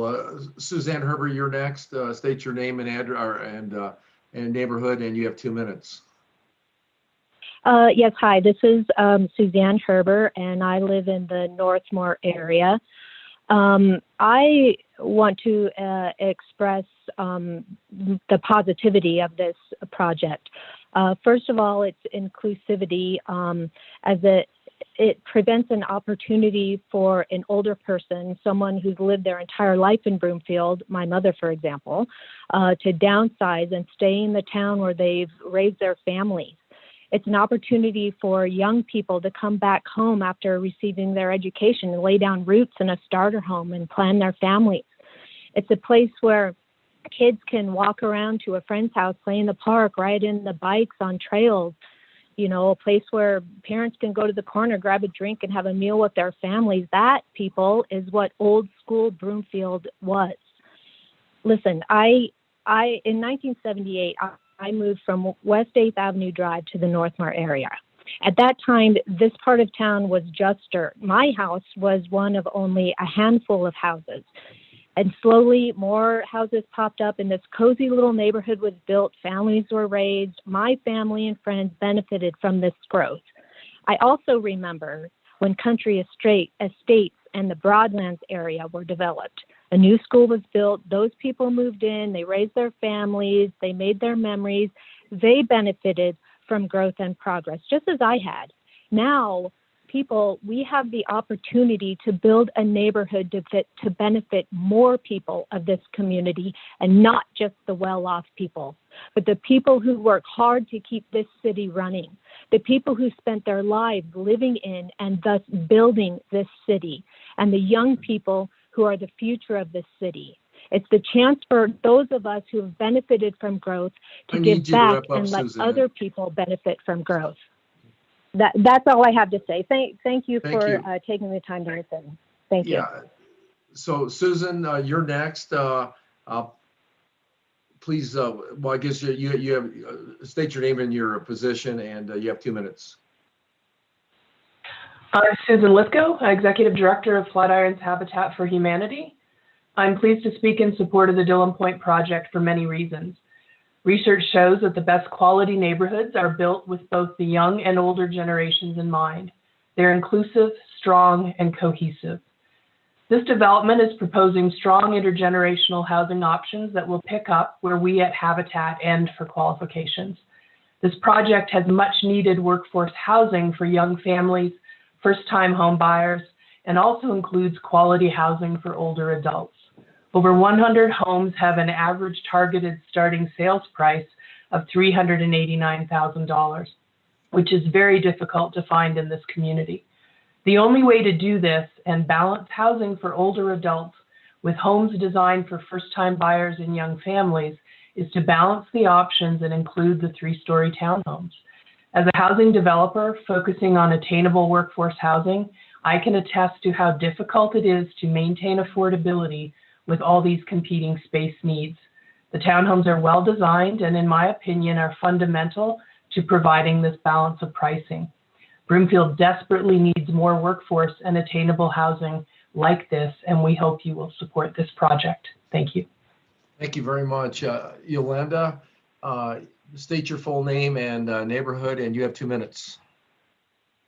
Yolanda Del Toro, I live in Aspen Creek, and I have to disagree with the prior two people who called in.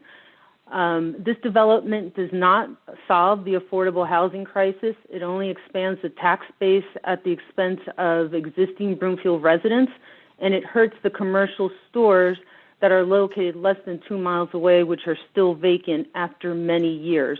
What Broomfield needs are affordable homes that are less than $320K, and Broomfield passed an affordable housing ordinance. Affordable housing is not the same as attainable housing. The developer is only willing to provide 32 attainable homes, so the developer should pay cash in lieu payments of $20,100 for each of those 32 attainable homes, because those attainable homes are way over the affordable price that Broomfield set out at $320,000. The developer speaks of having seniors and teachers living here. The majority of the homes are between $500 to $100 million, to $1 million. That's not affordable. That's not attainable either for seniors or for teachers. As for the Metro Taxing District, first, HOAs do serve an important function. And since no HOA will be available to collect money for maintenance of the common areas, the families purchasing these attainable homes will have a shock when the maintenance bills arise in 10 years or less. And second, the Aspen Creek Metro Taxing District should be renamed so that there's no confusion that the homes in Aspen Creek are under this Metro Taxing District. Similarly, the service plan should not be allowed to impose taxes or any improvements outside of the taxing district. That taxing district should only work on any maintenance or building projects within the taxing district. The board of directors has the only folks that have the say that can impose taxes. I will wrap up. And the taxing district, if they are able to tax anyone else, that's taxation without representation. Let's go to Sonia. Sonia, you're next. You please state your name and your neighborhood, and you have 2 minutes. Hi, this is Sonia in Aspen Creek. I just want to say that OWIDA is trying to sway you to improve their entire development based on the fact that they have 32 deed restriction homes that meet the affordability ordinance. Yet 75% of the over 300 homes will have a starting price above $425,000, and 60% will start above $500,000 at $520,000. This is not the epitome of affordable neighborhood. Furthermore, just because the project contains 10% affordable housing shouldn't it make it uniquely attractive in some way. The fact is, Broomfield now requires new developments to include this. It's the other 90% of the development which we should be looking at, and that's where the real problems lie. They want to build 113 44-foot townhomes, which is 11 feet taller than any other homes in the development or nearby neighborhoods. Furthermore, if the OWIDAs are so concerned about Broomfield residents being able to afford these homes, why have they pushed all of the costs for developing the land into these future residents? They have established a special taxing district to capture all of the infrastructure costs, and they'll be paid off via higher property taxes on the homeowners. Property taxes will end up being about twice the normal rate for a home in Broomfield. Not only that, but the taxing district also has a mill levy for operations and maintenance, which is explicitly listed as uncapped. This is not exactly enhancing affordability, is it? Speaking of operations and maintenance, we've learned that this neighborhood will not have an HOA. We find that very concerning both for future residents and neighboring communities. The planning staff have been unable to find any community in Broomfield, which includes townhomes, but no HOA. This is extremely risky in a community with nearly 200 townhomes where HOAs are designed to handle common structures. Yeah. Very well. The party wall agreement also makes it even riskier and expects adjacent homeowners to share maintenance costs. I am asking you to please limit the height restriction on these homes, eliminate the commercial corner, and make the development better. Thank you, Sonia. Let's move to Justin. Justin, state your full name, your neighborhood, and you have 2 minutes.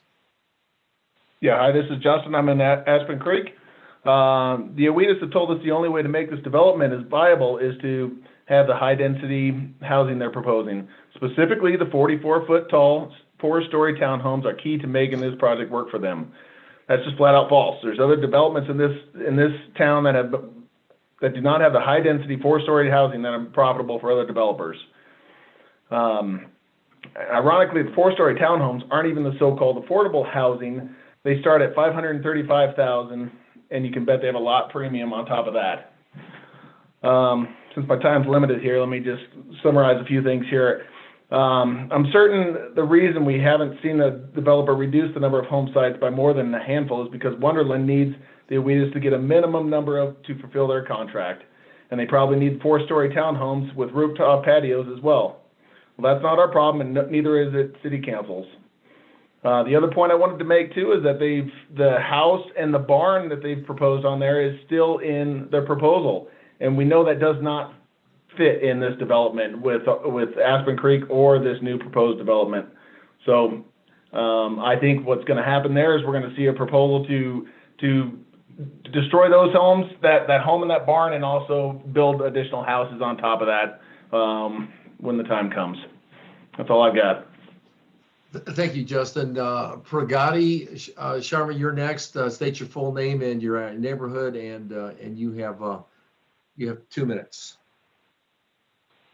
Okay. Thank you. My name is Pragati Sharma, and I live in Aspen Creek. First of all, I would like to say that I am not against the development. However, I do have concerns. Given the fact that I now have, instead of 3 minutes, 2 minutes, I'm going to go really fast, read out my comments. When I bought this community home in this community more than 10 years ago, I knew that there would be eventually a development, but at that time, the originally approved PUD was very different. Aspen Creek has 366 homes, and Dillon Point proposes 314 homes, nearly same number as Aspen Creek. But point to note is the total land available is 1/3. So you're cramming same number of houses in 1/3 of the place, which goes very against to the fact when I bought this PUD, my house was very different. The OWIDAS keep making the case that the density is required for affordability. Let's find a middle ground. Go ahead and give them the density, but only for 10% of the homes that are deed restricted. Give them, and also strongly object to the number of variances they have had. If that is the case, why doesn't, I strongly encourage City Council to look at the codes, but not provide variances so many in a single project. Given the fact that there's no need to ask for variances for other homes in this neighborhood, which are between $500,000 to $1 million price range. These luxury homes will make OWIDAS plenty of money without cramming them closer together or building them up to 4 stories. They're asking for 17 other variances that have nothing to do with affordability. They've showed a table of their variances, and it's clear that at the most 6 are required for single-family attached home, yet they're asking for many more. If a project needs this many variances, everyone should agree there's something wrong. Somebody's trying to avoid the intent of building code. Somebody's trying to get away with something. Again, I would like to say if a project needs that many variances and city's intent, as they said in their opening, imagine small kids coming back home, then city should consider revising the code so it is available to each developer. Thank you. So we'll move on to Rebecca. Rebecca, state your full name and your neighborhood, and you have 2 minutes.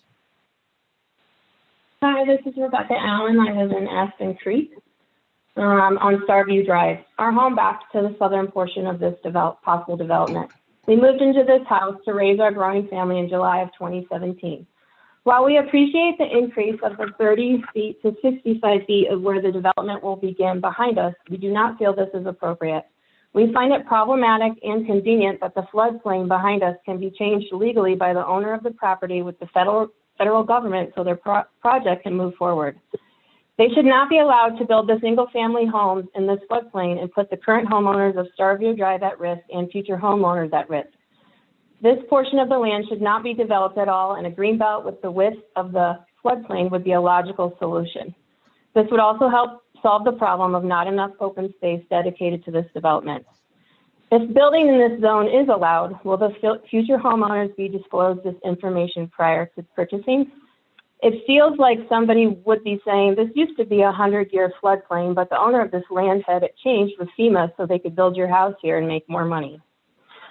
Our home is a ranch, and one of the houses Mr. Owita was able to limit the height of because it would impact his view. We were not here then, but we understand the history and the relationship from our neighbors that were here then when that took place. It feels as though much has been allowed for this family over the years, and now more is being asked for them for the city. Our house has 3 bedrooms, and we are a family of 5. 2 of our children share a bedroom. If in the future we would need to pop the top on our house, and we came to the city and asked for that, would we be granted this possibility to have a second floor to our home, just like the rest of Aspen Creek? Thank you very much. Thank you, Rebecca. Timothy, state your full name for the record and your neighborhood, and you have 2 minutes. Tim Davis, Aspen Creek. To summarize, metro tax districts are a huge problem, which the Denver Post research in which people have lost their homes to bankruptcies due to dramatic, burdensome, and impossible to predict tax increases, and this is why council should deny the project. In particular, in my opinion, and in no particular order, the affordable housing component of Dillon Point does not consider the metro tax district's burden on this class of owners, notwithstanding the developer's oral statement to the contrary. This feature is just window dressing. In the Edward Walsh legal analysis memo to council, I noted the following.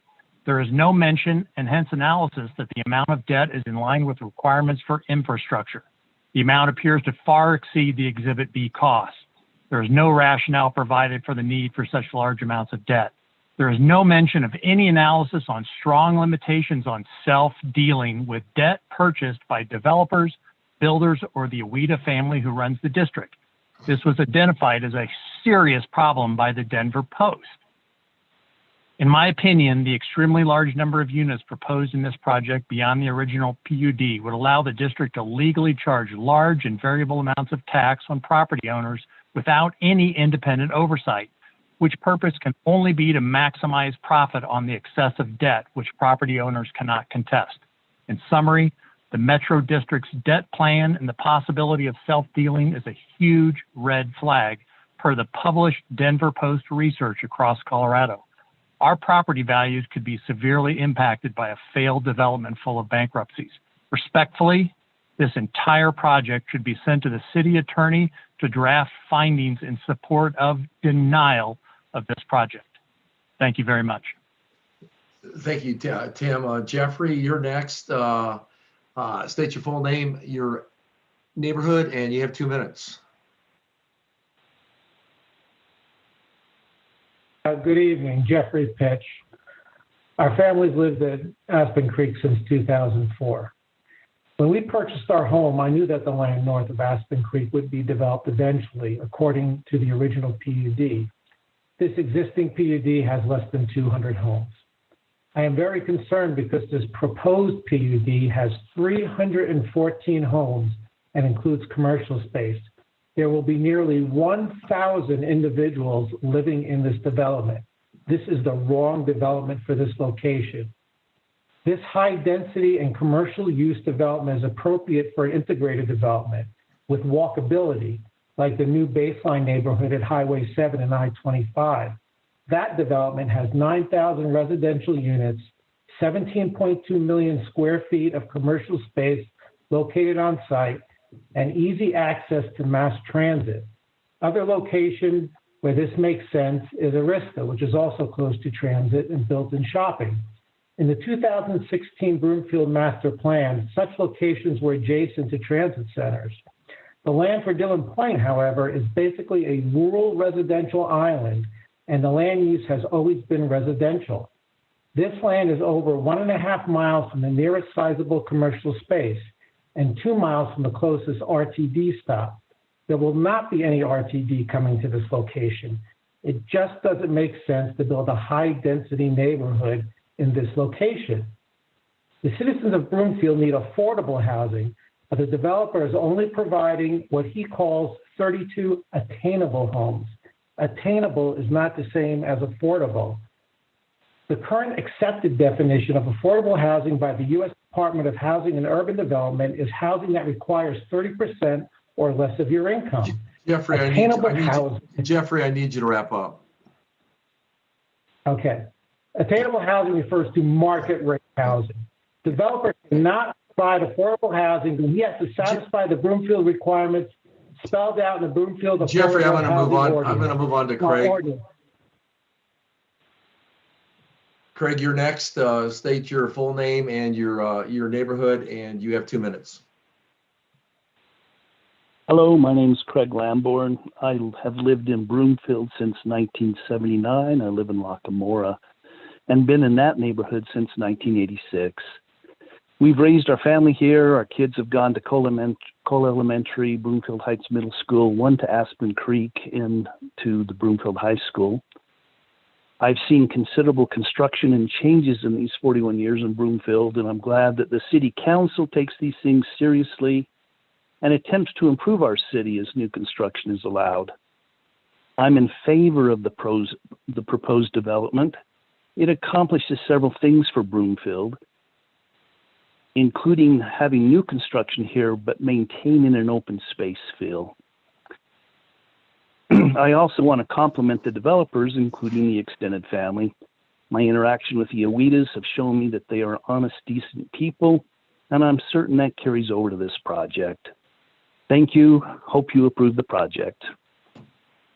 Thank you, Craig. Brenna, you're next. State your full name, your neighborhood, and you have 2 minutes. Hi, my name is Brenna Watry, and I live in the cottages at the Broadlands.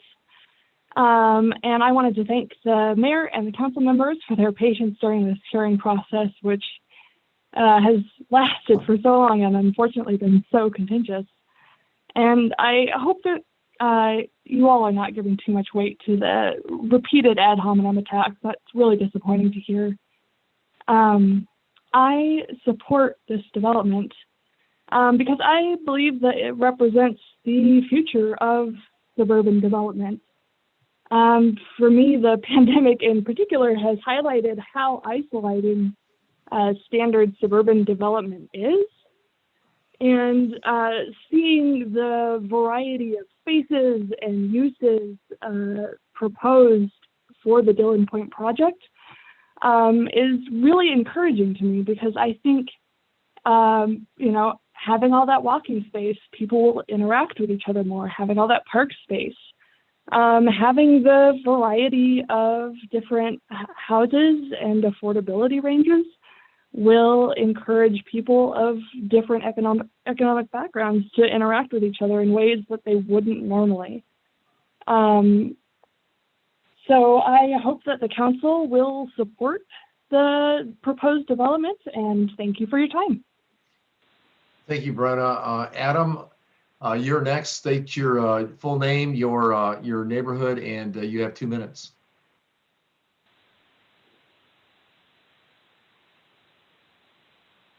Adam?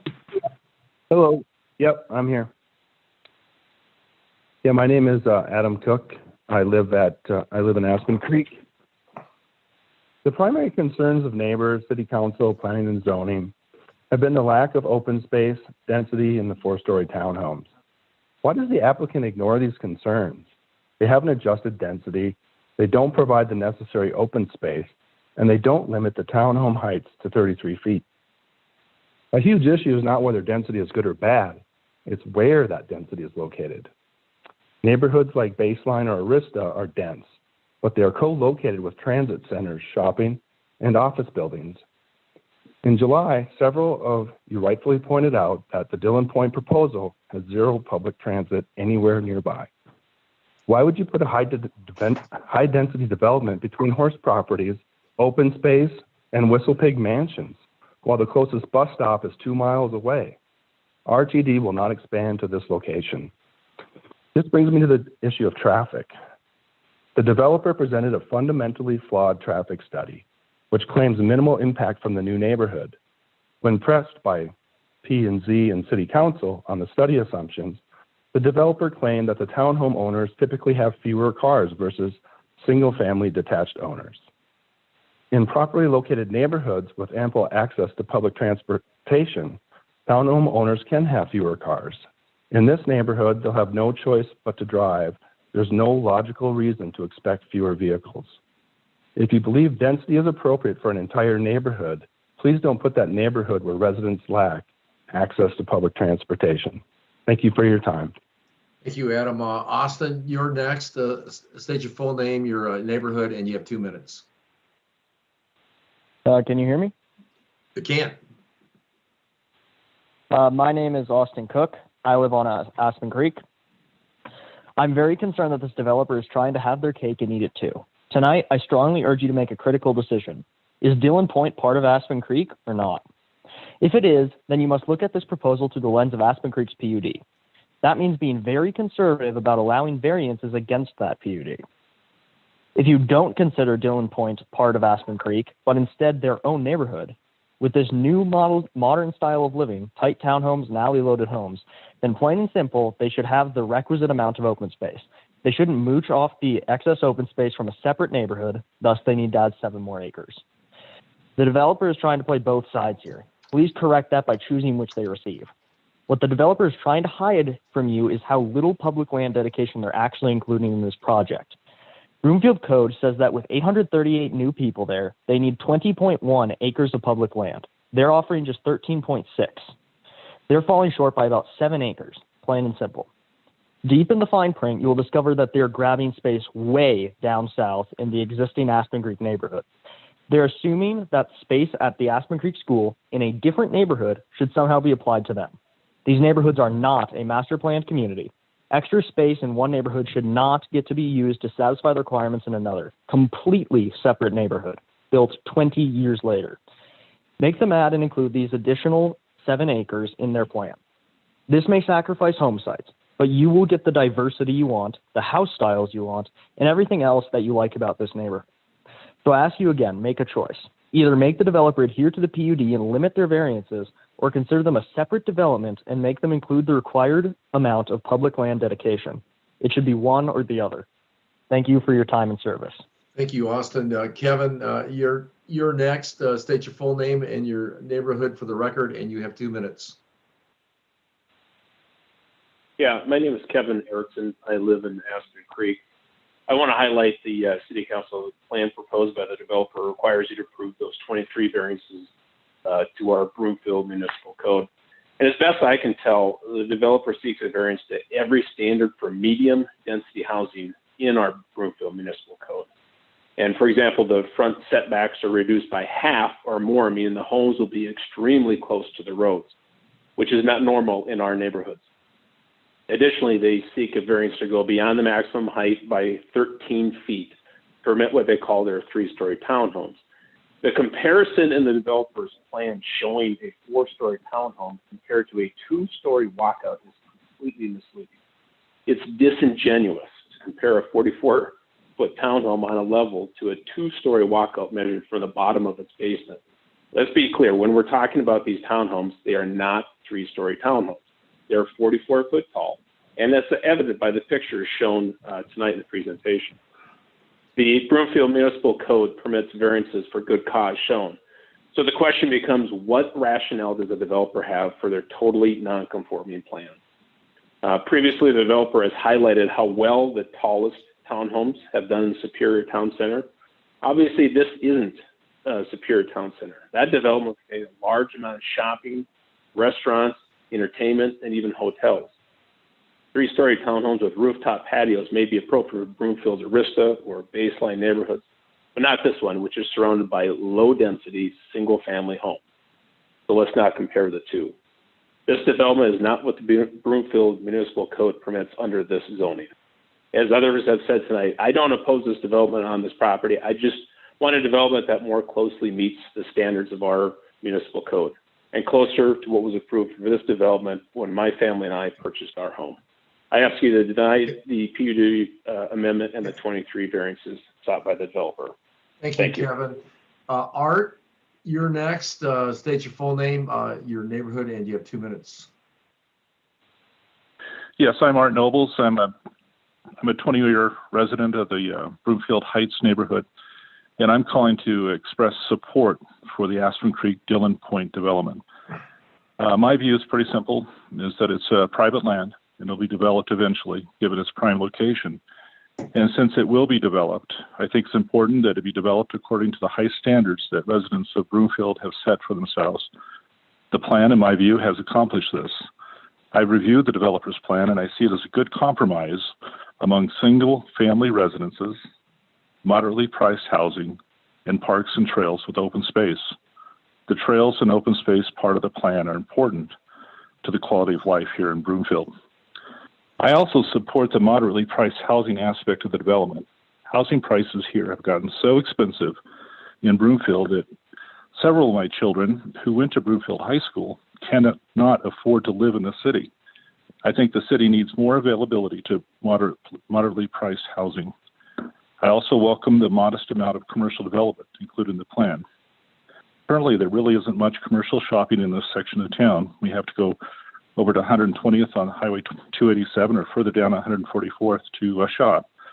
It would be very convenient to have some retail development in this area. I see it as a well thought out multi-use development that will benefit a lot of diverse people.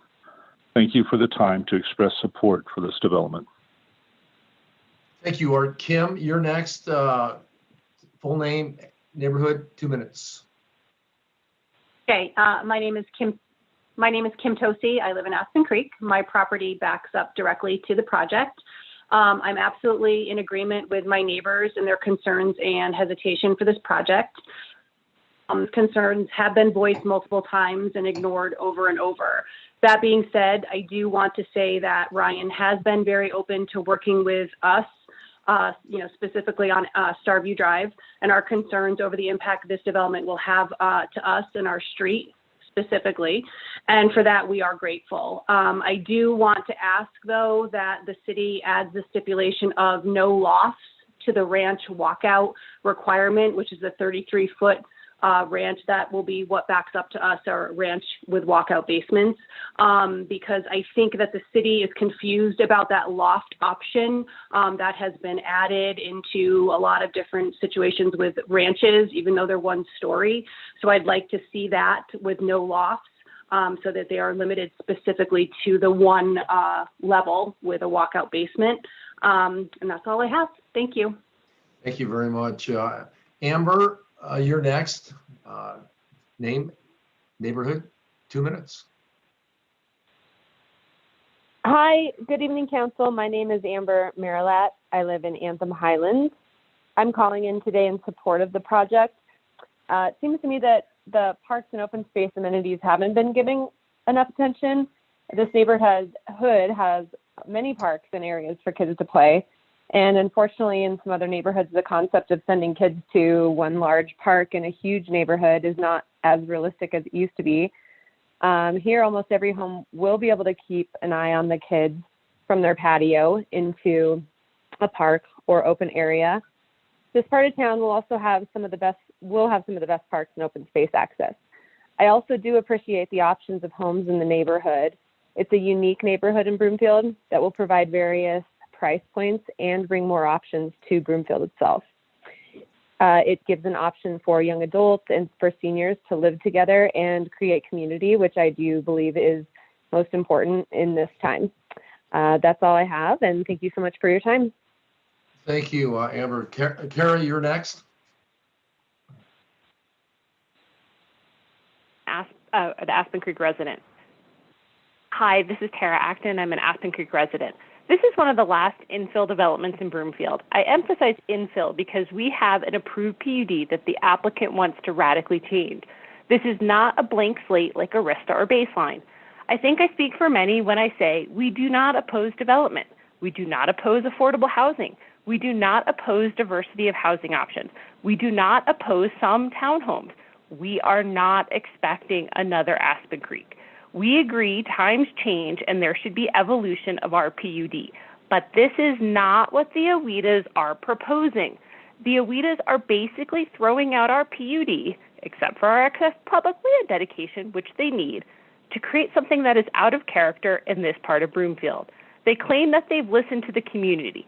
They have changed almost nothing in the plan in over 2 years. Many of us bought into Aspen Creek knowing what the PUD allows. Why should one PUD homeowner get to radically change our PUD to add a commercial corner, add 100 homes beyond what the PUD permits, and have 30% of those homes be 44-foot tall townhomes that will dwarf everything around it? Are you afraid that if you turn the Awedas down tonight, they are going to give up and leave the land vacant? Heck no. The Awedas want to sell their land and leave Broomfield behind. They've received feedback for the last 2 years that they continue to ignore.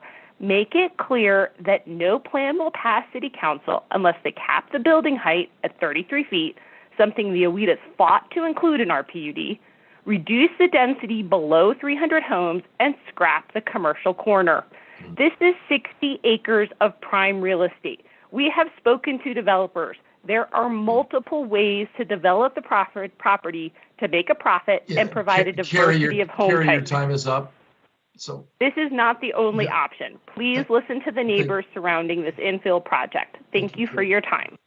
thank you, Kara. David, you're next. State your name, neighborhood, and you have 2 minutes. My name is David Acton, and I live in the Aspen Creek neighborhood. I come to you this evening to focus on one specific request that you've heard people mention tonight. Please deny the maximum building height variance for the tallest townhomes and ensure the developer will stay within the standard 33-foot height limit. This will not affect the viability of the project, yet would go a long way to addressing concerns. The Planning and Zoning Commission directed the developer to work with staff to review the height of the townhomes, but the developer has made no effort to actually address those concerns, and the proposal tonight is simply a repeat of their earlier submission. In 2001, the Aweda family asked City Council to impose the 33-foot height restriction in Aspen Creek, and a resolution was passed to do so. Now they seek to ignore that restriction because it benefits them financially. It's blatant hypocrisy that they're trying to overturn a code standard they fought to enforce. In 2010, the Aweda family continued to fight against any height variances when Jim Aweda said, quote, "It's totally unacceptable to us for the city to allow any zoning or variance changes," unquote. Yet now they're proposing something 13 feet taller in this new neighborhood. The Awedas convinced City Council to impose a height restriction in Aspen Creek, so it's reasonable that you do the same for their neighborhood. In addition, keeping the 33-foot limit would actually preserve their 3-story townhome product. Lots of options could be built within 33 feet. They'd simply lose their rooftop deck. But if anyone claims the rooftop decks are the linchpin of this entire community, that there's no possibility it could be financially viable without them, they're simply being dishonest. What's the worst that would happen? Would the whole development fall apart financially? If so, this project is so fragile, there are more fundamental problems at play. Would Wonderland Homes back out? Are they only agreeing to this project if they get to build the 4-story townhome? I don't care, and you shouldn't either. We should care about what's best for the Broomfield community. City Council should be looking for a compromise. What has the developer done since the July City Council meeting? They've dropped four home sites and added 30 feet of buffer on the south side. Your time is up, All David. that compromise? No. Okay, how about real compromise? A height limit would be a perfect start. Thank you. Thank you, David. Mark, you're next. State your full name and your neighborhood, and you have 2 minutes. Thank you, Mayor and council members. My name is Mark Susi. I live in Aspen Creek. Can't believe we find ourselves here again talking about this development and this developer's lack of willingness to make meaningful changes. To recap, over the last 2 years, City Council recommended a letter of denial due to lack of a meaningful motion. Planning and Zoning originally voted 4-0 against this development. Recently, at the November 9th Planning and Zoning meeting, voted 4-3 in favor of this development based on a very weak motion that should have no guidance to today's proceedings. Planning and Zoning Commissioner Charles Hastings can be quoted at the 3:18 mark of the November 9th Planning and Zoning meeting saying, quote, "We are not doing our responsibility here," and quote, "We are just pushing the can down the road for City Council to make a decision." To me, the lack of action and hesitancy to make meaningful motions from City Council and Planning and Zoning regarding this development shows me that everybody has serious concerns about this development. Besides the other community members who've mentioned other concerns, I have a few additional ones I'd like to add. The developer has mentioned previously that he makes just as much money on 213 homes as he does on 314. City Council, please ask the developer why the density and why not listen to what the community wants or needs. Affordable and attainable housing does not have to mean high density housing. More questions also need to be asked about no HOA and relying on party wall agreements for townhomes. This concerns me, especially for those in attainable, affordable housing. Who's going to keep up the shared walls, the roofing, the siding?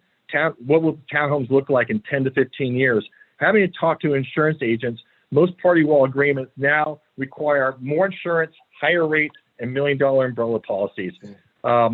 So I urge you guys to vote no against this proposal. I yield my time to others. Thank you, Mark. Tammy, you're next. Your name, neighborhood, and 2 minutes. Tammy?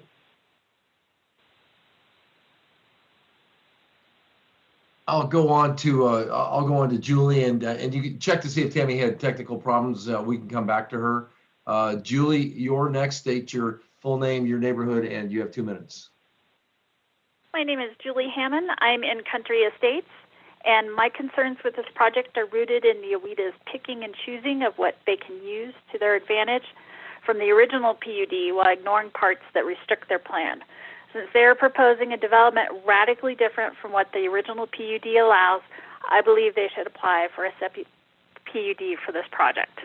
Asking the city to disregard the original 213 units in favor of a plan for 318 units is no small thing.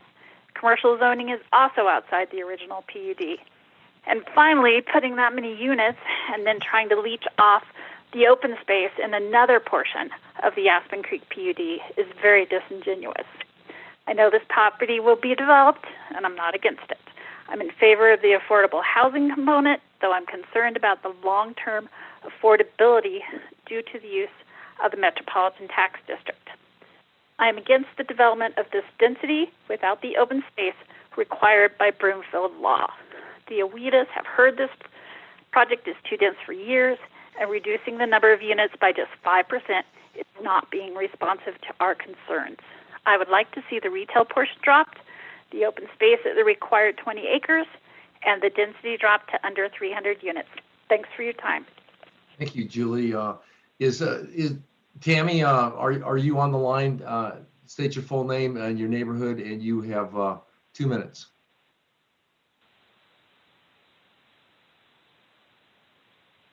Tammy? It says here that she was muted, so I mean, is she unmuted now? Okay. Hello? Can you Yeah, hear go me ahead, now? Tammy. Yeah, go ahead, Tammy. Oh, wonderful. Thank you. So I'm Tammy Becker. I live in the McKay Landing area here in Broomfield. My family has lived here for over 17 years. Wonderful community. We've raised our children here and have loved it. So, you know, kudos to everybody on the council for having a wonderful community for us to live in. We've been following the Dillon Point project, and I have to say my family is in full support of the project. It looks fantastic to us and would be a great addition to Broomfield. It's a huge asset. Our children want to settle in Colorado and close to us in Broomfield. And honestly, in McKay Landing, even the townhomes in McKay Landing are well over $700,000 to $750,000 now, and that's not affordable for kids coming out of college. So we feel like this would provide that opportunity to them. They would have housing that they could afford in a great neighborhood to start raising a family. It's so well laid out with access to so many assets that Broomfield offers. I understand the concerns from residents, but honestly, the change from 33 feet to 40, from 33 feet to 44 feet, if the reason was mountain views would be blocked, I would understand. But it's not the case with the particular topography. I've looked at all the layouts. It doesn't look like it's an issue to me. So I don't understand why it would make sense to not provide incredible mountain views for the community that's being built. It wouldn't affect anybody else in the other neighborhoods, and it would provide a lot of value to dozens of new homeowners. Otherwise, to me, we're wasting an incredible opportunity in Broomfield. We really want our kids to come back here. We need to design neighborhoods for kids. They're our future. So if we want them to come back, Tammy, we your need to time is provide up. that for them. Yeah. Tammy, your Yes, time is no up. problem. Thank you so much. Thank you. Kirsty, you state your full name, neighborhood, and you have 2 minutes. Am I on mute? You're doing just fine. Hi, my name is Kirsty. Thank you. Hi, my name is Kirsty Lockhart. I've lived in Broomfield a total of over 30 years, but I've lived in Country Estates for the past 12 years, since 2009. And I moved from Washington Park in Denver. And I moved here for the space. I moved here for the views. And I moved here because I knew that this was going to remain a low-density community, because we had neighbors like the Owedas who enforced that height requirement so drastically on their surrounding neighbors. And I don't have any problem with the Owedas.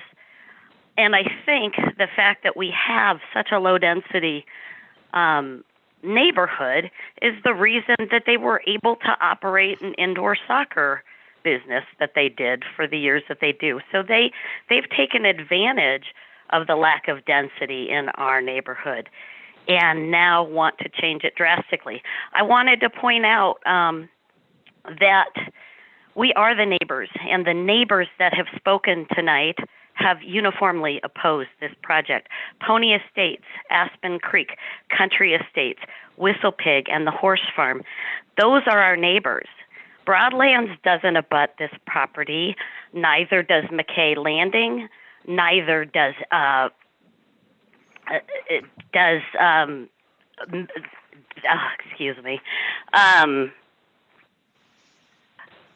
neither does Broomfield Heights. The people that moved to our area, to our neighborhoods, did so with intentionality. I oppose this project, and I oppose the changes to the variances and our comprehensive plan for this project because I oppose the density like my neighbors do, and I oppose the commercial, if I could just finish, please, the commercial property that is placed right across, I'll finish up, the commercial property that is placed. Jeff, please state your full name, your neighborhood, and you have 2 minutes. Yeah, thank you, Council. My name's Jeff Rader, and I live in McKay Landing. Over the last couple of years, Council has put various council priorities up for discussion for a reason, as they are community-wide priorities. Then years of molding and shaping to mitigate the impacts have been worked on with citizen groups, staff, and experts. I see Dillon Point as following a similar path. I've followed this project from the beginning, and time after time, the developer has responded and adjusted accordingly to the city and neighbor comments. Many of you have said in the past that you're okay with the density. If so, then I want to ask, would you prefer that the density be built up or out? Building up allows more space for parks, trails, buffers, and open space.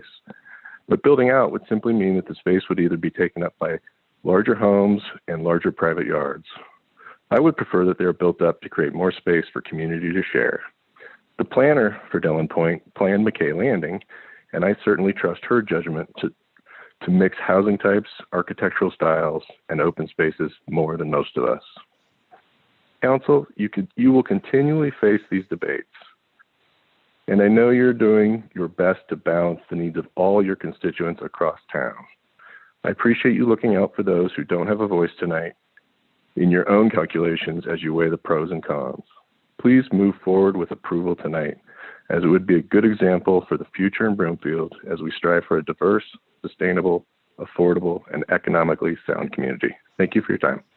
Thank you, Jeff. Greg, you're next. Full name, neighborhood, 2 minutes. Yeah, hi, my name is Greg Summer. My family and I have lived in Aspen Creek for about 15 years. I ask you to please deny the proposal tonight. The plan continues to be fundamentally flawed, and it's not in the best interest of Broomfield residents. There are a long list of reasons it should be denied. My neighbors and Broomfield residents have done a great job sharing these issues regarding variances, PUD amendments, population volume, unit heights, flood plan, lack of open space, lack of schools capacity, and the list goes on. I would like to add my view in that before any project like this is even considered, a basic test of risks and red flags should always be evaluated. This project fails this very basic test. And I'd like to highlight just one flag that within itself should knock this proposal out. The surrounding roads, especially Aspen Street, cannot support the existing volume of traffic during high volume periods. Pre-COVID, I spent 20 to 30 minutes at the traffic light on Aspen Street and Dillon at a backed up intersection in the morning. Adding over 300 units and 2 to 3 access points on Aspen Street will create a significant hardship and is not reasonable. The applicant has provided a study that is clearly not credible. It is a classic case of creating a desired result and then afterward inserting supporting parameters. The applicant was on the planning call representing the road would operate at 30% capacity and the traffic would be decreased. Clearly, this is poor analysis and common sense shows that it is. The new expansion on Dillon Road is not going to address this issue. So whatever they put in that study is truly creates a question of their credibility and expertise. Once again, the implementation of this plan will be detrimental to Broomfield and its residents and damage our reputation. Please deny this plan and let's put this to bed. Thank you. Thank you, Greg. Robin, you're next. State your full name, your neighborhood, and you have 2 minutes. Hello, Mr. Mayor and Council, and thank you for listening to us and our voices this evening. My name is Robin Cunningham, and I live in Aspen Creek. I have lived in Aspen Creek since 2002. I'm also a real estate broker with RE/MAX Northwest and have 40 years experience. Many of my neighbors and various communities have spoken to what I had written down and what I was going to say. Some other things that have not been brought up is that the Watt Key open space was purchased by the city in 2003. And one of the reasons that it was purchased was to preserve the mountain views. Frankly, the 3-story townhomes will block those views. And also, if you have time, the YouTube on the open space with Kevin Stanbridge was well worth watching. The Metro District also disturbs me and the party wall. I have sold homes to people, young couples in Metro districts, and one instance was they were misled as to what those costs were going to be. Their payments rose by $400 a month in 1 year. And you know what they did? They had to sell their home. And you know where they're living? They're living with their parents right now. Mr. Owita constantly says that he's listening to the community. I feel that is extremely disingenuous. My original meeting with our community was at a community center in, November of 2018. He isn't listening. He's done a couple of things, but he is not listening. My recommendation for the commercial property is, why don't we make it some open space? Because he's certainly not making it a gathering place that was recommended by the P&Z. The Wonderland product is designed for an urban setting. Robin, your time is up. Okay. Okay, I'll let you go. Thank you so much. Thank you. Bye-bye. Cole, you're next. Full name, neighborhood, 2 minutes. Yeah, hi, my name's Cole Chapleski. I grew up in Aspen Creek. I'm proud to call this area home. As I'm approaching turning 30, I'm preparing to come back to Broomfield, settle down, and put some roots in the same area that I grew up in and care about so much. I'm really hoping to come back to this part of town, and Dillon Point offers everything that not only me, but many of my friends my age that also grew up here and want to come back are looking for in affordable housing. The aesthetic, the layout, the location, the projected price point, just name a few, are incredibly appealing. So I'm crossing my fingers that you pass this tonight. I know you guys have heard a lot of opinions, so I thought I would just leave you with a quote from the late George DeSiero. You are unable or you are challenged to put Broomfield first in your decision-making and who you are. You are not a good fit for Broomfield because that is what we practice and it is a culture. So those of us that have been here for a long time and those who haven't been are saying that we bleed blue, and I bleed blue. I appreciate all of you on council as you clearly do as well. Thank you for your time. Thank you, Cole. John, you're next. Full name, neighborhood, 2 minutes. Is this me? Yes, John, it's you. Yeah, John, this John Cunningham, Aspen Creek. For those that are opposed to this tonight, I'd just like to say ditto, ditto, ditto, ditto. As I go through my notes, you hit on everything I was concerned about. If you turn in a college term paper that's awful, the professor isn't going to give you a pass just because you included a bunch of big words. That seemed kind of inappropriate. We've covered all the Aspen Creek 7 acres that they need and stealing the Aspen Creek open space, etc. I'd just like to say in closing, please don't think that the opponents speaking out tonight would never be satisfied. That's just not true. If the developer made real concessions that mattered to the larger community in the city, we would not be opposed. If you made them come back with reduced density, a proper height limit of 33 feet, the proper amount of open space for a new development, and a revised metro district, then there simply would not be this opposition. Please listen to us. We are asking you to do what's right for the whole Broomfield community, and there is a solution which everybody can agree to. Let's find it. Thank you and have a good evening. Bye. Thank you, John. Janine, you're next. You full name, neighborhood, 2 minutes. Janine Capoletti, Aspen Creek. Council, I believe that some of you have tried to oversimplify a complex issue. The development of Dillon Point into something trite and easily solved, because unfortunately, in the world where simplicity reigns supreme, this habit of oversimplification transcends a citizen's rights, and that is my biggest concern. I fear that in today's climate, we oversimplify the inherently complex and with disturbing frequency. Whether it be personal or political, gone is our appreciation for nuance and depth. Replaced instead by sound bites regarding, in this case, affordable housing. It's the wave of the future. And slogans like Broomfield's inclusive. To put it simply, we put things too simply. In the process, we seek an easy, quick answer when the difficult one, no matter how elusive, is most necessary.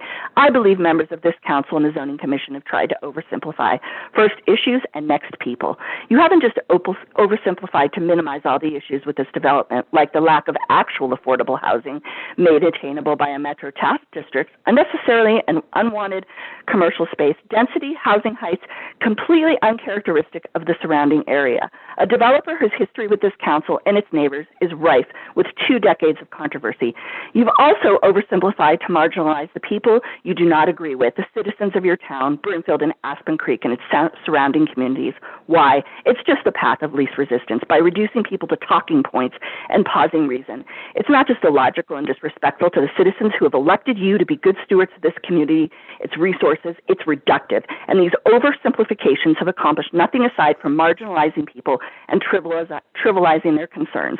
Why are you putting the rights of 350 homeowners above one developer?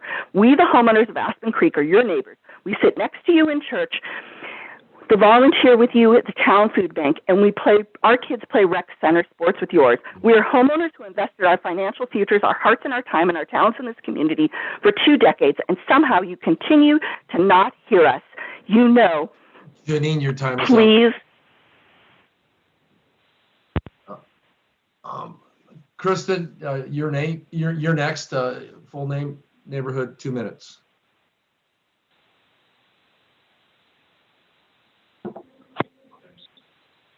Hi, Kristen Logan, Anthem Highlands. I'm very concerned about this project coming in with all of the variances and the increased density. This is one of the entry points to our neighborhood. We only have 2 ways in and 2 ways out, Highway 7 and 144. And I'm very concerned that we're looking at granting all these variances and adding this additional density when we have needs to be able to get in and out of our community in a fast way. Another concern I have is regarding the density, if this is being aimed towards families and kids. Just a quick calculation, if we're saying we have 130 open spots for kids, if 70% of these homes are families with an average of 1.5 kids, you're looking at double the amount of kids versus the capacity in the nearby school. What's going to happen to our other schools because of this overcrowding? I think that we need to stick to a plan that was put in place. When we made a master plan, we did it for a reason. And I don't understand why we would approve 23 variances. Sorry for the fast talking, trying to make it all within 2 minutes. Thank you all and have a great night. Thank you, Kristen. Tom, you're next. Your name, neighborhood, and 2 minutes. Hi, Mayor Corinne. Tom Capoletti, Aspen Creek. I'm not going to reiterate the points some of my neighbors and fellow business owners have made, but what I'm going to talk about is the fabric of Broomfield. I think the council should listen to the Ward 3 members, council members Lim and Schaff, and also other council members who are against this project. We are being burdened. We will be burdened by this development. We are not being heard. This is not the Broomfield of Walt Spader. This is not the Broomfield of Paul Durda and Pat Heller. Mr. Cole, who apparently went to Broomfield High, brought up George, who used to be the town manager. This is not the Broomfield way. Listen to my neighbors, listen to our concerns. Come to the table and make a concession. Mr. Ueda and Wonderland have made no concessions. They put lipstick on a pig and attempted to sell it to the city council. I urge you, no 44-foot tall townhomes, no use of the open space that I pay to maintain with my HOA, and the MTD is a tax burden that the taxpayers of Dillon Point will come to rue in later years. 10 years from now, this will not be affordable. 5 years from now, it won't be affordable. 1 year from now, it won't be affordable. Distracted by butterfly pollinators? I don't think so. We are grounded in facts. My neighbors have presented facts. I charge council to look at those facts, listen to its own planning and zoning committee in November, which asked that the staff work with the developer. There was no accommodation. Mr. Ueda made no changes, neither did the vice president of Wonderland make any changes that were substantive. They put window dressing on it and showed pretty pictures. This is not a sustainable development. I signed legally into a PUD. I knew would be amended, and I'm sorry, that would be built and developed on, not amended. Tom, your time is up. Thank you. Thank you, Mayor. Yeah, Dave, you're next. Full name, neighborhood, 2 minutes. Hi, my name's Dave Manley. I live in Eagle Trace. I've lived in Eagle Trace almost 30 years. I've lived in Broomfield 40. I was president of a bank in town. I have been on both a city transportation committee and spent 3 years on the housing task force. And when we first saw this project in, I think, 2017, the entire housing task force was in favor and has been in favor ever since it started. It ticks off all of the boxes for attainable housing exactly as it was described by the housing task force. It also has significant market rate affordable housing, and I can't understand the opposition to meeting those needs. My comments related to transportation, there have been a number of people talking about Aspen Street and not being able to handle it. When this project first came in, Quail Ridge Drive was connected to this project, and that in and of itself would help alleviate the problems on Aspen Street. I also would like to see that somehow the project is connected from where it is across the wattage open space to Sheridan, which would also help alleviate traffic issues on the corner at 136th and Aspen, as well as traffic on 144th. I am very much in favor of this project. I did write a letter. I hope all of you read that. It says many of the same things that were said by a number of the people and that are in favor of the project. And again, I think it's a great project, and I'd love to see the opportunity to move there and downsize myself at some point in the near future. Thanks very much. Have a good night. Thank you, Dave. Chris, you're next.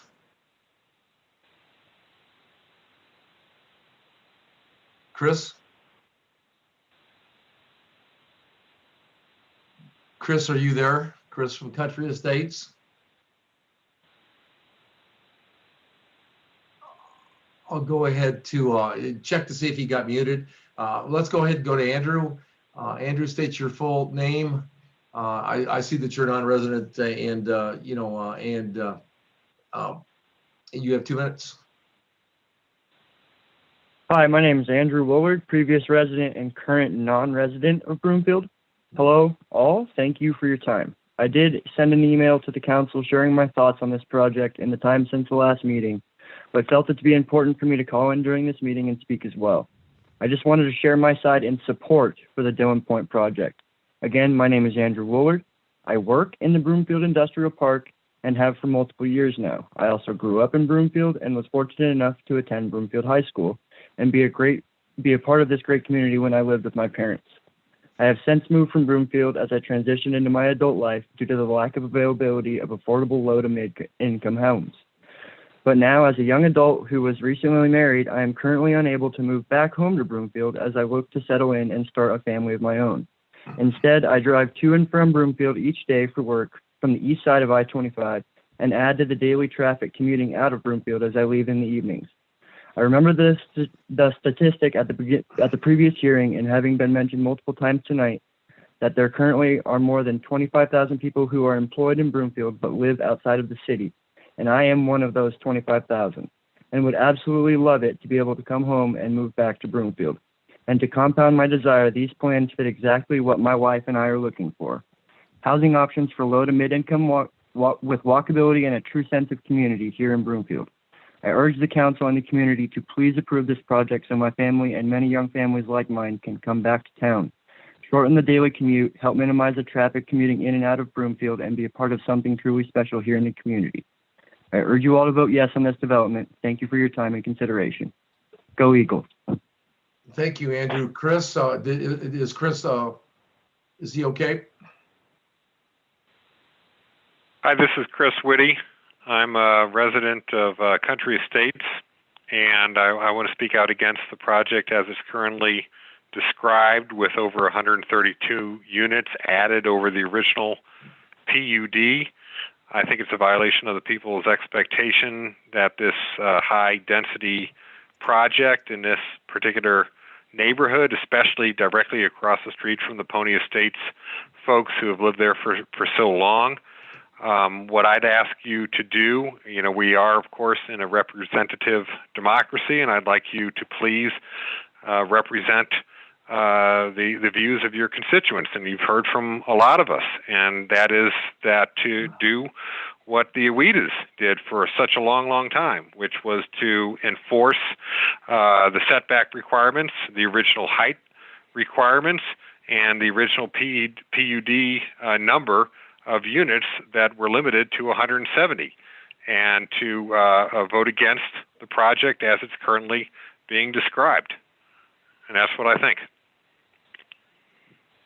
Thank you, Chris. I will go to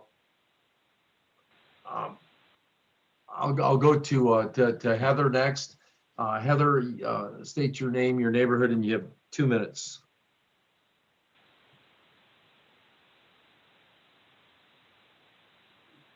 Heather?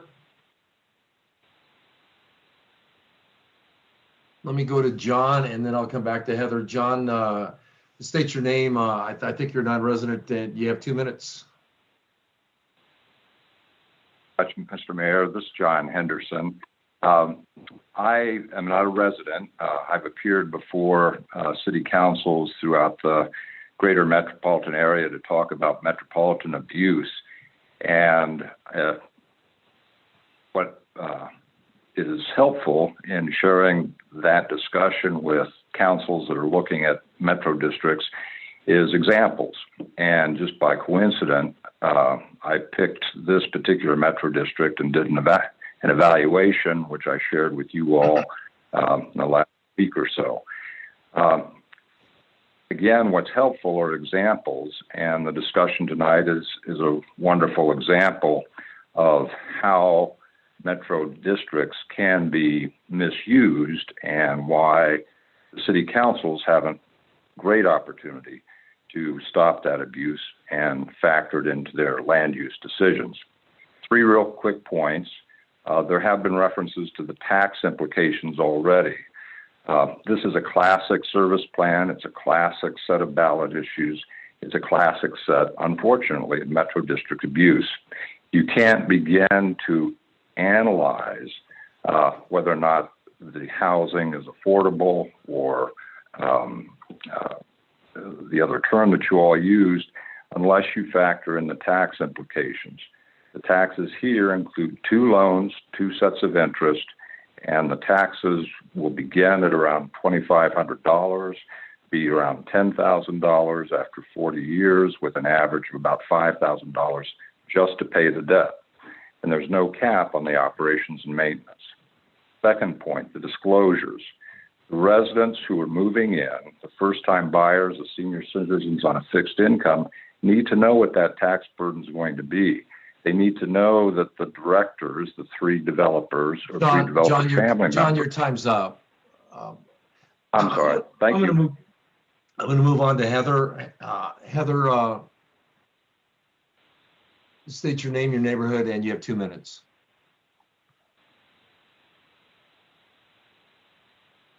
Heather?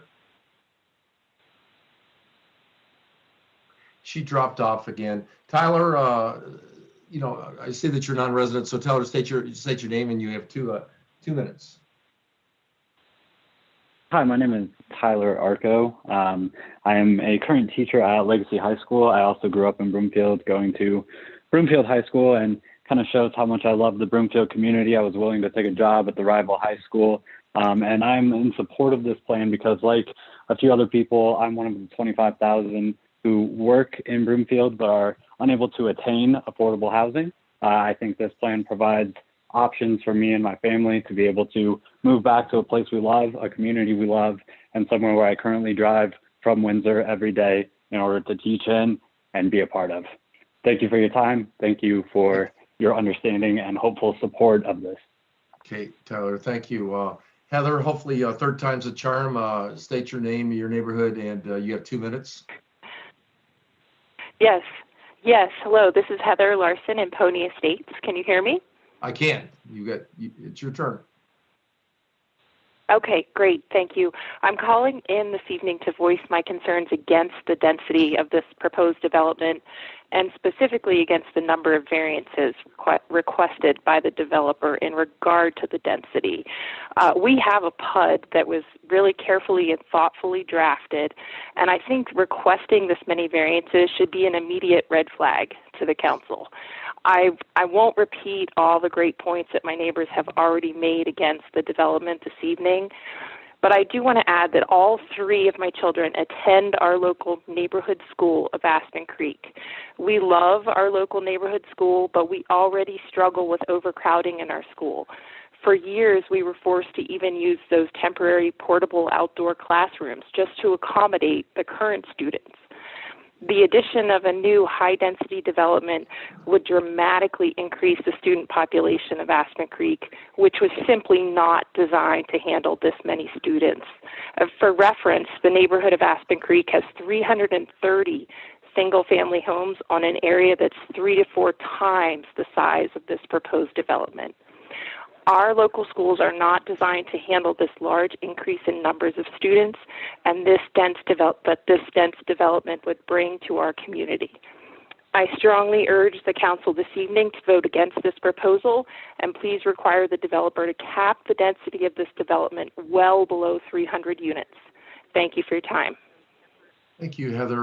Rebecca, full name, your neighborhood, and you have 2 minutes.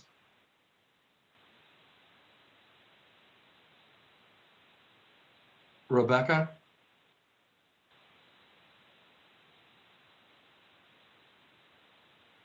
I'll move to Brendan. I'll come back to Rebecca see if there's an issue. Please, Doug.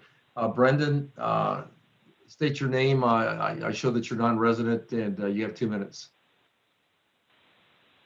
My name is Brendan Buchanan. Like you said, I'm a non-resident, but a former resident of Broomfield. I grew up there for 18 years, and I'm currently a teacher in the community. I just want to show my support for this project. As a 5th-year teacher looking to move back to the community that I grew up in, that I loved, that I represent in my high school, having an opportunity for affordable housing for me and my family as a teacher to be in that community that I grew up in, I think is an awesome idea. And I know there are many other teachers in this community who live outside of it that would love the opportunity to be able to move back in the community that they teach in and that they grew up in. I appreciate your time, and I hope you consider this proposal. Thanks. Thank you, Brendan. Rebecca, state your full name, your neighborhood. You have 2 minutes.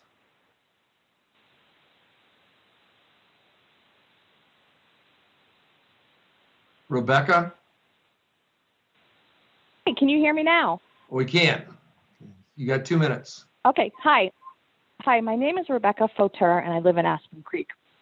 I've been listening to the call tonight, and I'm against the project as it stands, and I agree with all my neighbors and all their concerns, and I really wasn't even going to speak tonight. I didn't have anything planned, and what I'm hearing is, my big question is, where's the integrity? How can the town make all these changes on a community? It's like you're pulling the rug out from underneath them. It's not right. Integrity. That's what I want to know. What does this mean in the future for Broomfield if another development? You make a plan, you stick to it. You make a plan, you stick to it. It's integrity. You cannot do this to the community. They're upset. They're concerned. Integrity. That's the word of the night for me. Because going forward, who's going to say this isn't going to happen again and again and again and again and again? That's not okay. Broomfield should not be doing this to its community members. Stick with the original plan. Keep your integrity. That's what I want to say tonight. I wasn't even planning on speaking, but this really bothers me, what you're doing to the community. Integrity. Remember that word, integrity. Thank you so much. Thank you. Kathy, you're next. State your name. It shows that you're non-resident, and you have 2 minutes. Yes, you can hear me? Can. Yes. Okay. My name is Kathy Weaver with Remax Professionals. I live in a nearby neighborhood to Broomfield. I live in Lexington, which might as well be Broomfield. I'm one of the top 5 real estate agents for production at the Denver Metro Board of Realtors with over 25 years of experience in Broomfield and neighboring cities. When I have a client come to me and ask to find a home in Broomfield, I have to take a deep breath. Here's why. Everybody loves Broomfield, but they cannot always afford Broomfield. It would be fantastic to have a diverse option of housing for my clients. Right now, I have the Denver Metro MLS pulled up with a search of Broomfield alone. There are only 19 single-family homes available in all of Broomfield, with an average purchase price of the high $700,000 range, and only 7 attached homes available. That is it. 26 available homes only in all of Broomfield. The Dillon Point development will provide homes at a more affordable price point, well below the high $700,000 price range. It is so disheartening to have to tell our potential Broomfield buyers there are not enough homes available. And on top of that, we have to explain there are no homes available at affordable pricing. Lately, there hasn't even been somewhat affordable housing in Broomfield. We then end up having to take these buyers to neighboring cities. It would be nice to have another quaint community like Dillon Point that can fit many different types of homeowners with a range of income. I feel having a varied type of housing, including the 3-story units planned, will be a nice choice for future homeowners that so badly want to be in the Broomfield community. From the renderings I studied, I do not see this being an eyesore or a resale problem for the surrounding neighborhoods. We see comparable projects in surrounding cities where these communities have not had any issues with resale by adding trendy neighborhoods to the surrounding areas. For example, Louisville, whose property values are extremely high. They have had great success with this kind of concept. From my professional opinion, I see this community in general benefiting from the trendy neighborhood and commercial space. Kathy, I think for future buyers who cannot seem to find a place up. to call home in Broomfield. Kathy, your time is up. Okay, I just asked Broomfield residents and City Council to consider helping this housing shortage by approving this project. We'll go to Ron. Ron, state your name and your full name and your neighborhood, and you have 2 minutes. This is Ron Dunham. I'm in Aspen Creek. And I just want to, restate the obvious. The density is just so much, and the extra traffic is so much. It would just be a burden on the neighbors. I noticed that almost 100%, actually 100% of the neighbors surrounding this development are opposed to it. the people that are for it seem to be further away or somehow related to the project. I'm also very concerned about the schools overcrowding. And my children actually bought into a affordable home a few years ago, and it had a taxing district similar to this one, and their monthly payment on taxes went up $450 this last month. So now their house is for sale. So I just asked the city council to really consider this and make them make the changes that they need to do. I am strongly opposed to it. Thank you. Thank you, Ron. Jason, state your full name, your neighborhood, and you have 2 minutes.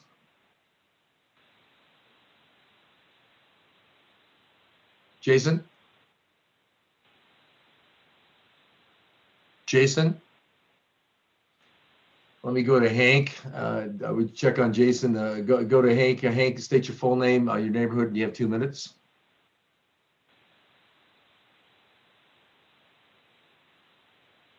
Hank, are you there?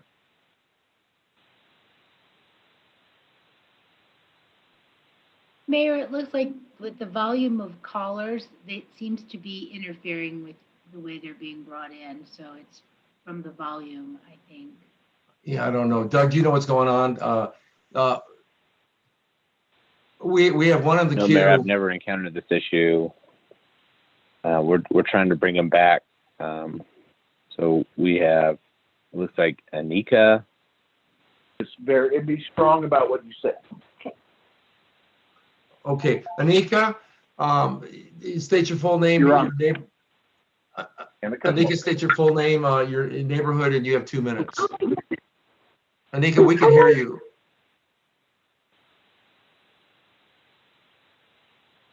Anika?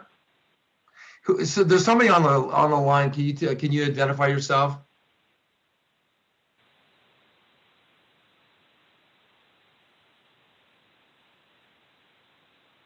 Apparently not. Hi, Mayor. I'm Danica and I live in Aspen Creek. I want to ask if all these young teachers that don't live in Broomfield are Ryan's friends and classmates. Okay.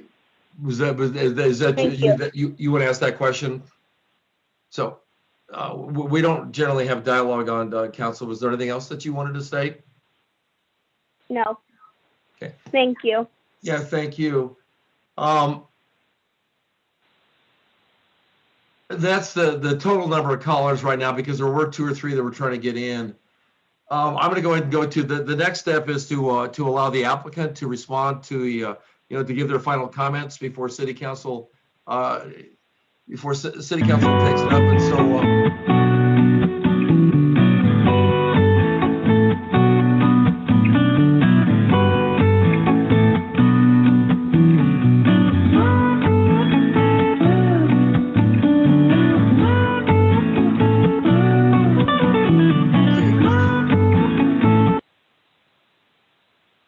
The Access Live event is in music hold. Music hold ended. Okay, I have one other caller here, and so we'll go with Jason. Jason, state your neighborhood, your full name, and you have 2 minutes. Hi, my name is Jason Schofield. I'm part of Aspen Creek neighborhood. I've spoken several times as we've kept having to seem to have the same conversation about the same development that's refused to live up to the original standards and models of what the neighborhood was to be developed as and what the current community is invested in. And as a current resident and hopeful future resident, I again call in to strongly discourage the proposal to be approved in any form that it is right now and be amended to what the city promised the future residents and current residents of Broomfield when they set the current POD and had the plan laid out with the Oweda families as long as my family and my neighbors. The expectations were pretty clear. We all invested in the community, in our homes and our families based off those expectations. And I feel like to allow a third party who's out of state, who no longer lives in Broomfield, who's going to be taking the money and running and changing the dynamic of the neighborhood for personal gain is just irresponsible for anybody to have a clear conscience to approve this. And so I would ask that you do consider the voices that you heard tonight, that this is your community. We aren't people from, the Oweta Alumni Friends book who don't live here, who've been asked to call in to support a cause to help a friend. I get that. I understand why he's doing it. But at the same time, I would encourage you to listen to your voters, the people that are putting in these positions to represent Broomfield for the values that we find valued in Broomfield to be our home. So I ask that you just strongly consider the voices that you're hearing tonight. I understand the motivations that the city has. Your time's Jason. I need to move on. Hank, state your name, your neighborhood, and you have 2 minutes.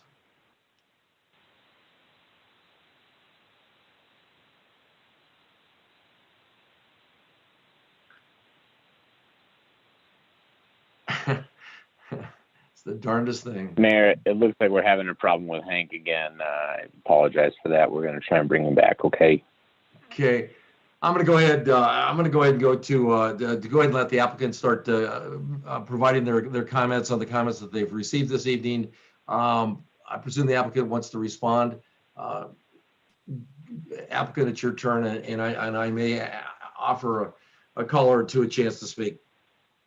Mayor, I think we would like to give time to council to ask questions. Okay, so you're ready to move on to council. Yes, sir. Okay, I'm going to try one more time with Hank, and Hank. Hopefully, Hank's volume will work. State your name, your neighborhood, and you have 2 minutes.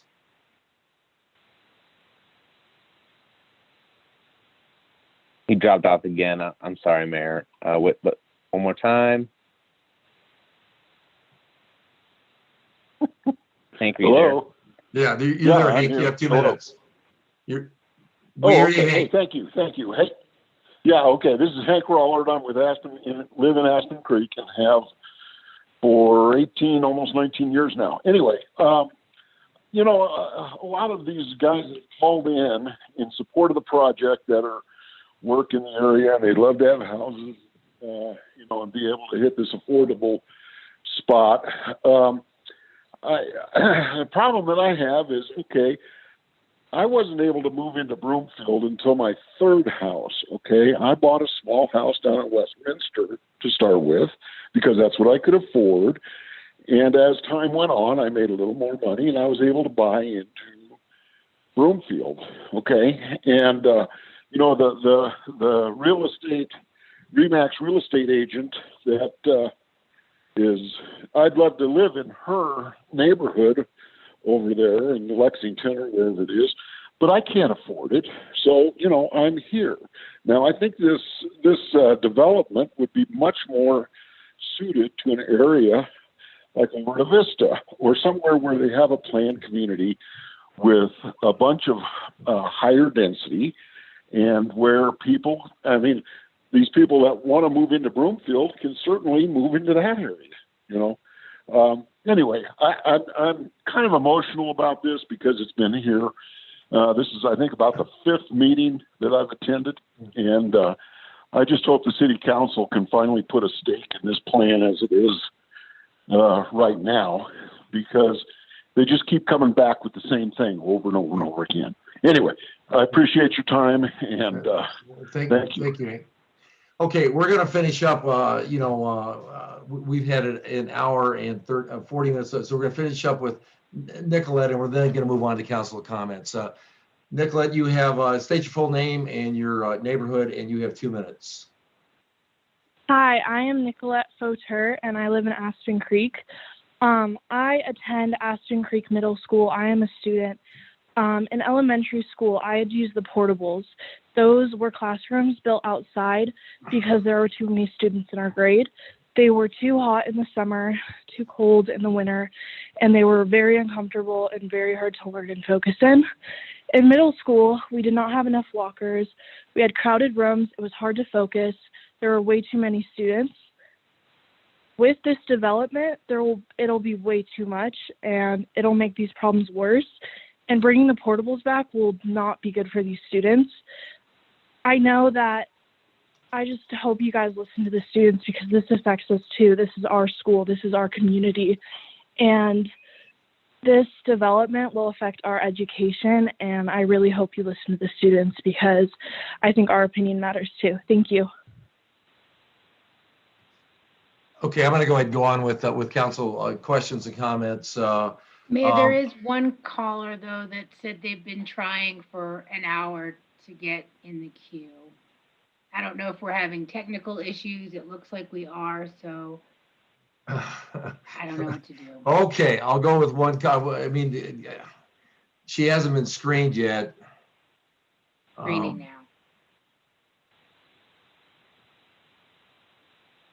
But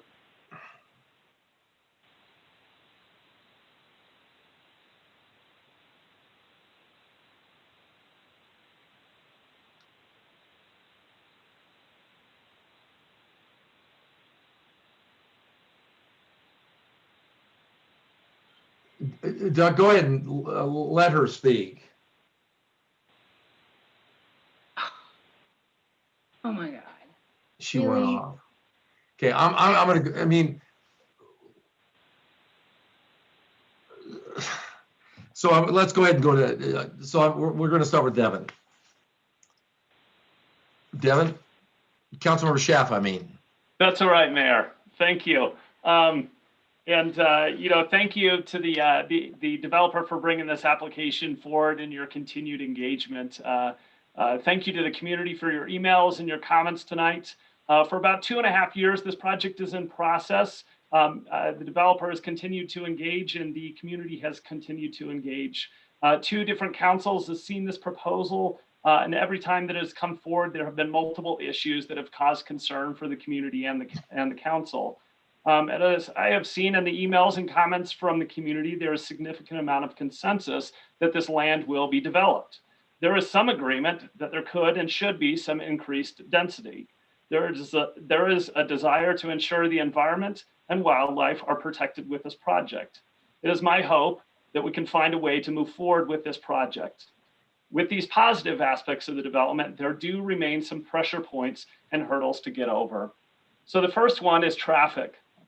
There was a traffic study originally done, and it seems like that there's been at least an addendum to that traffic study, but I don't believe that there's been a new traffic study done based upon this current application.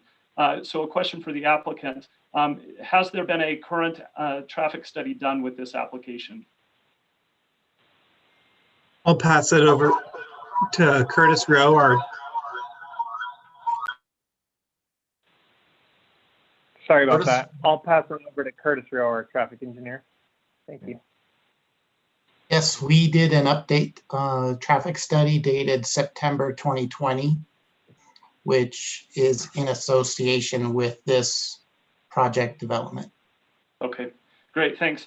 Yes. So the addendum traffic study that was performed did identify that there was going to be a need for a traffic signal there at 136 and Aspen Street. And my question to the staff is this traffic light needed because of this development, or would it be needed regardless of this development?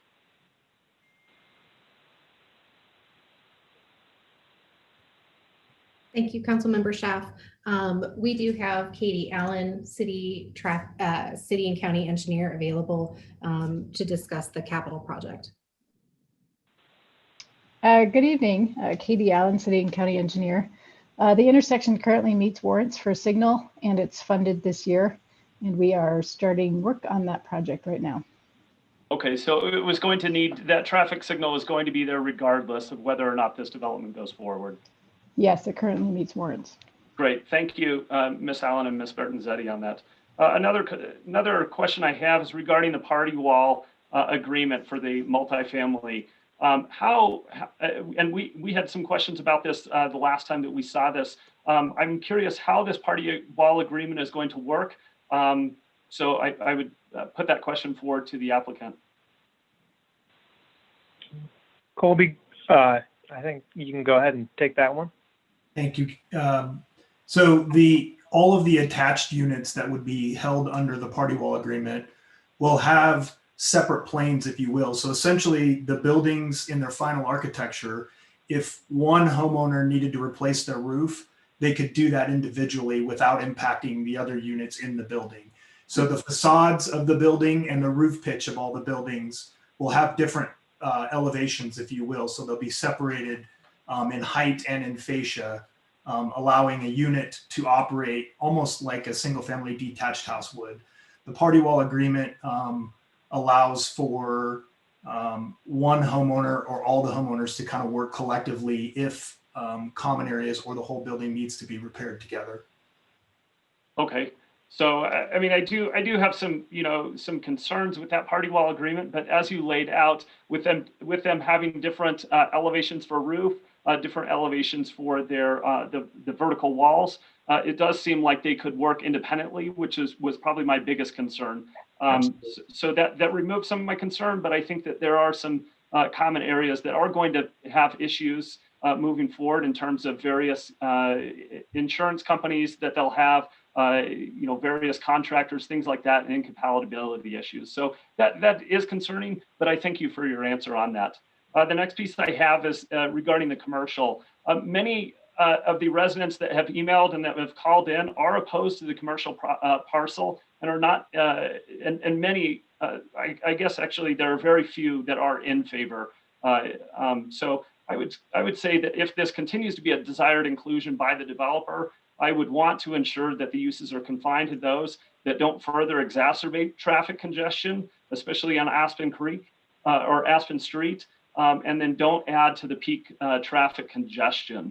One of the suggested uses by the applicant was a coffee shop. And my worry of this use would be that it adds to the morning traffic congestion there at Aspen Street and 144th, as most of the morning commute moves from east to west. So that would mean a left-hand turn signal onto Aspen to go into the coffee shop, and then a left-hand turn off of Aspen onto 144. So it increases that traffic congestion.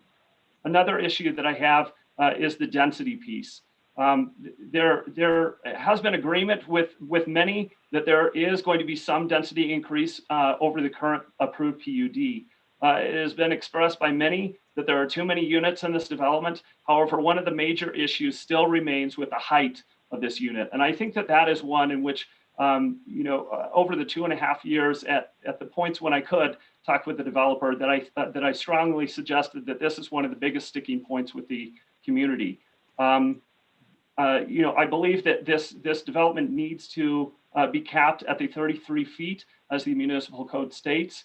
And I would hope that the developer would be willing to meet that current code. So I think that that's probably the biggest sticking issue. I think there are others in here that could be improved and could be adjusted so that we can have a great development. But I think that the height for this development is the biggest sticking issue. So I turn to the developer. Would you be amenable to capping the height on this development at 33 feet? The way the development is laid out currently, all of the different segments kind of work in harmony in order to make this project pencil for us. We've got a range of $320,000 all the way up to pushing $1 million. And each one of those segments allows for the feasibility for us to build this project. Not typically would you see 6 different segments in a 300 lot community, which is why we've taken those rooftop deck townhomes and moved them to the center portion of the community and or along Dillon Road, where your typical density would be.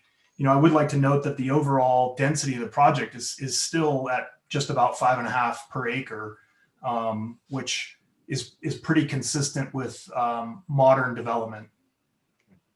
Devin, so is that a no? I just want to, sorry, Mayor, I just want to clarify. So that's a no. You would not be amenable to capping the development at 33 feet? Not at this time, no. Great, thank you. Appreciate it. That's all I have, Mayor. Yeah, thank you, Debbie. And Councilmember Schaaf, Councilmember Anderson. Thank you. I want to start by noting that I appreciate that and recognize that the community understands that development is going to happen here, but that it needs to be done right. And I do share Councilmember Schaaf's concerns that he raised so far, including the traffic, the party wall agreement, and the height. And I'll go into those a little further here. But I want to start by noting that I appreciate the widened buffer north of Starview Drive with the increased drainage swale and saving the trees and some of the privacy concerns. So I can see improvement that has been happening. It's just that I feel like we're still here trying to address some of the same concerns that were raised a few months back. I also want to note that we're receiving a lot of comments about Dillon Point's affordable housing component. And I just want to make sure that people remember that there are other communities being developed in Broomfield that also offer affordable housing in greater quantities, such as Baseline, Arista, and more. So this isn't like a one-shot deal. This isn't the only place that we're going to see affordable housing.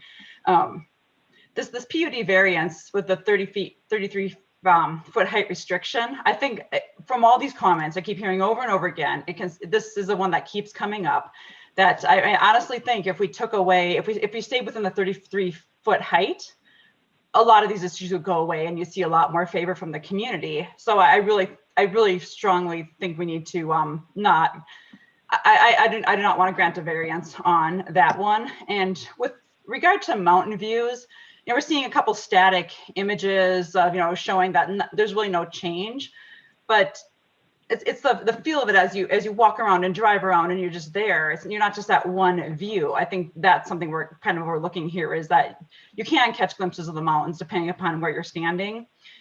And also the perspective for the 2-story homeowners living near the 3-story homes with that 4th-story roof access, we really do need to consider that. Almost like it's like a privacy type thing where I don't know if I'd want people up on a 3rd-story roof next to me while I'm at my 2-story home.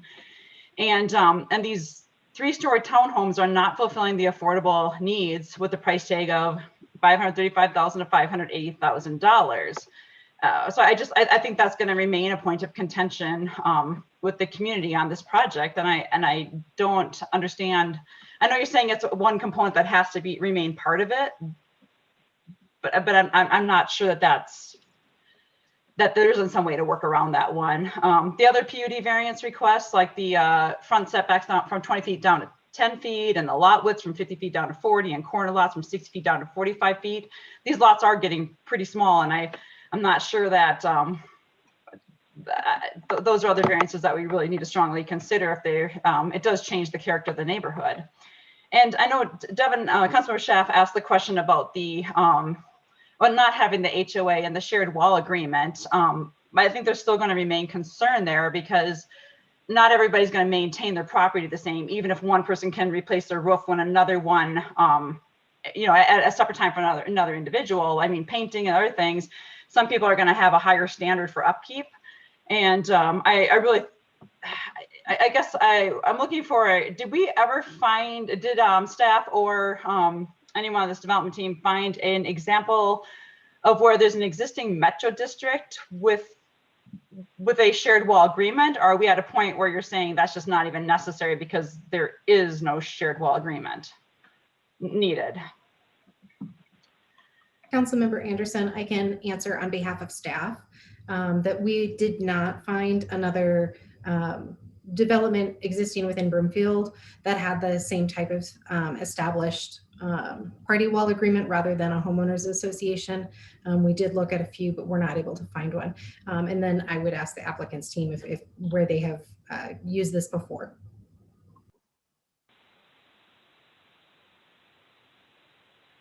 We currently have a 55-unit townhome project with similar product type that we have completed in Superior successfully and have very high customer service ratings, from those buyers. Okay, so you're pretty confident that you can go forward without without any type of HOA. And I also want to note that, you know, there's that average price put in there of $186 for the HOA average dues, but you know, some of them come with rec centers, and you know, sometimes it's included lawn cutting and snow shoveling and other things. So I just think there might be an option there for I think someone referred to it as like a mini HOA, which would just be just for those. It wouldn't be included for the detached units, just for the attached units, and something with a very minimal fee, but where there would be something for the painting included in there. And then I think there's also a concern that I've seen raised about the mill levy and the additional taxes, and whether that is whether that puts these units out of range of affordability. And it was noted that that was not within the purview of the affordable housing. So I'd just like maybe our staff to speak to that, and that will be my last question. Councilmember Anderson, if I understand your question, it's whether the Metro District taxes are included in the affordability, and yes, they are. They are taken into consideration when factoring the affordability level. Okay, and thank you, and that is my questions. Thank you. Councilmember Tessier.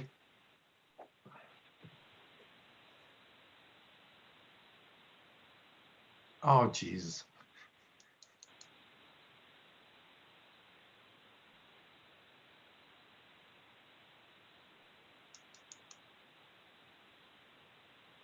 Yeah, call in. So we'll go with Councilmember Lindstedt, and then call in Sharon. Thank you, Mayor. You know, I just pulled up the real estate listings for Broomfield right now, and there are 2 homes for sale under $475,000 in the county. One of them is 700 square feet, and one of them hasn't been updated in about 40 years. As someone who grew up in this community, who graduated from Broomfield High School, who remembers when Aspen Creek was built, who remembers when the Broadlands were built, who remembers when Anthem was built, you know, it is impossible to come back to this community and buy a home here. 3 years ago, I was lucky enough to get into my house after looking for 7 months. My girlfriend and I could not afford our house today. The situation is desperate. We need entry-level housing, and we need housing for seniors.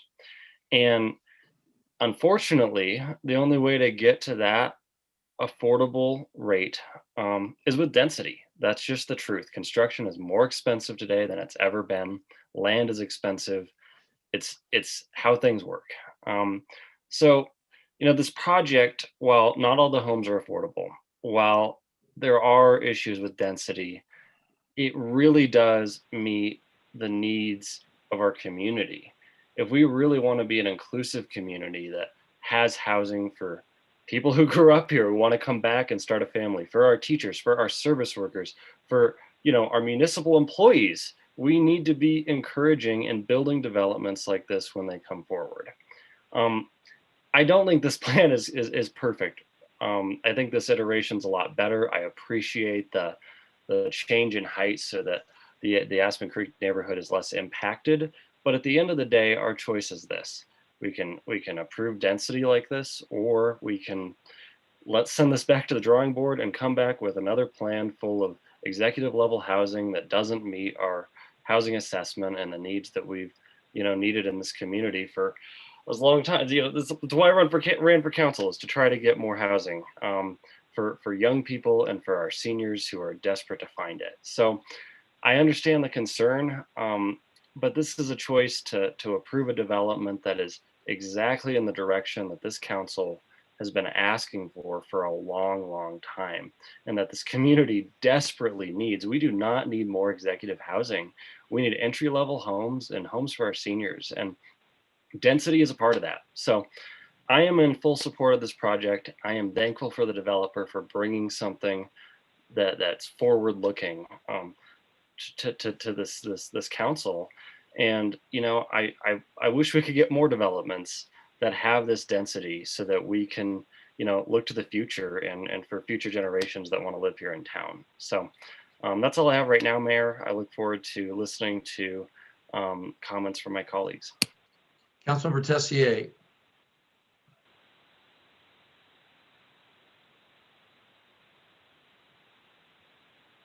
Can you hear? Oh my Yeah. God. Can you guys hear me? Okay, great. Yes.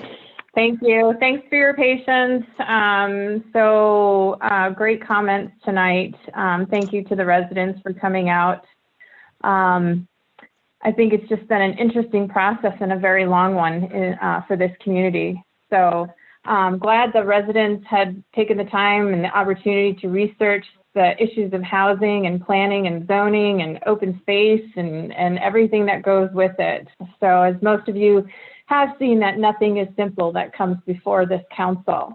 So inclusionary doesn't necessarily mean affordable or attainable. This is inclusionary zoning for 80% of the AMI. The average AMI right now in Broomfield is $100,000. So these are homes that are being geared toward people, so the middle class, right?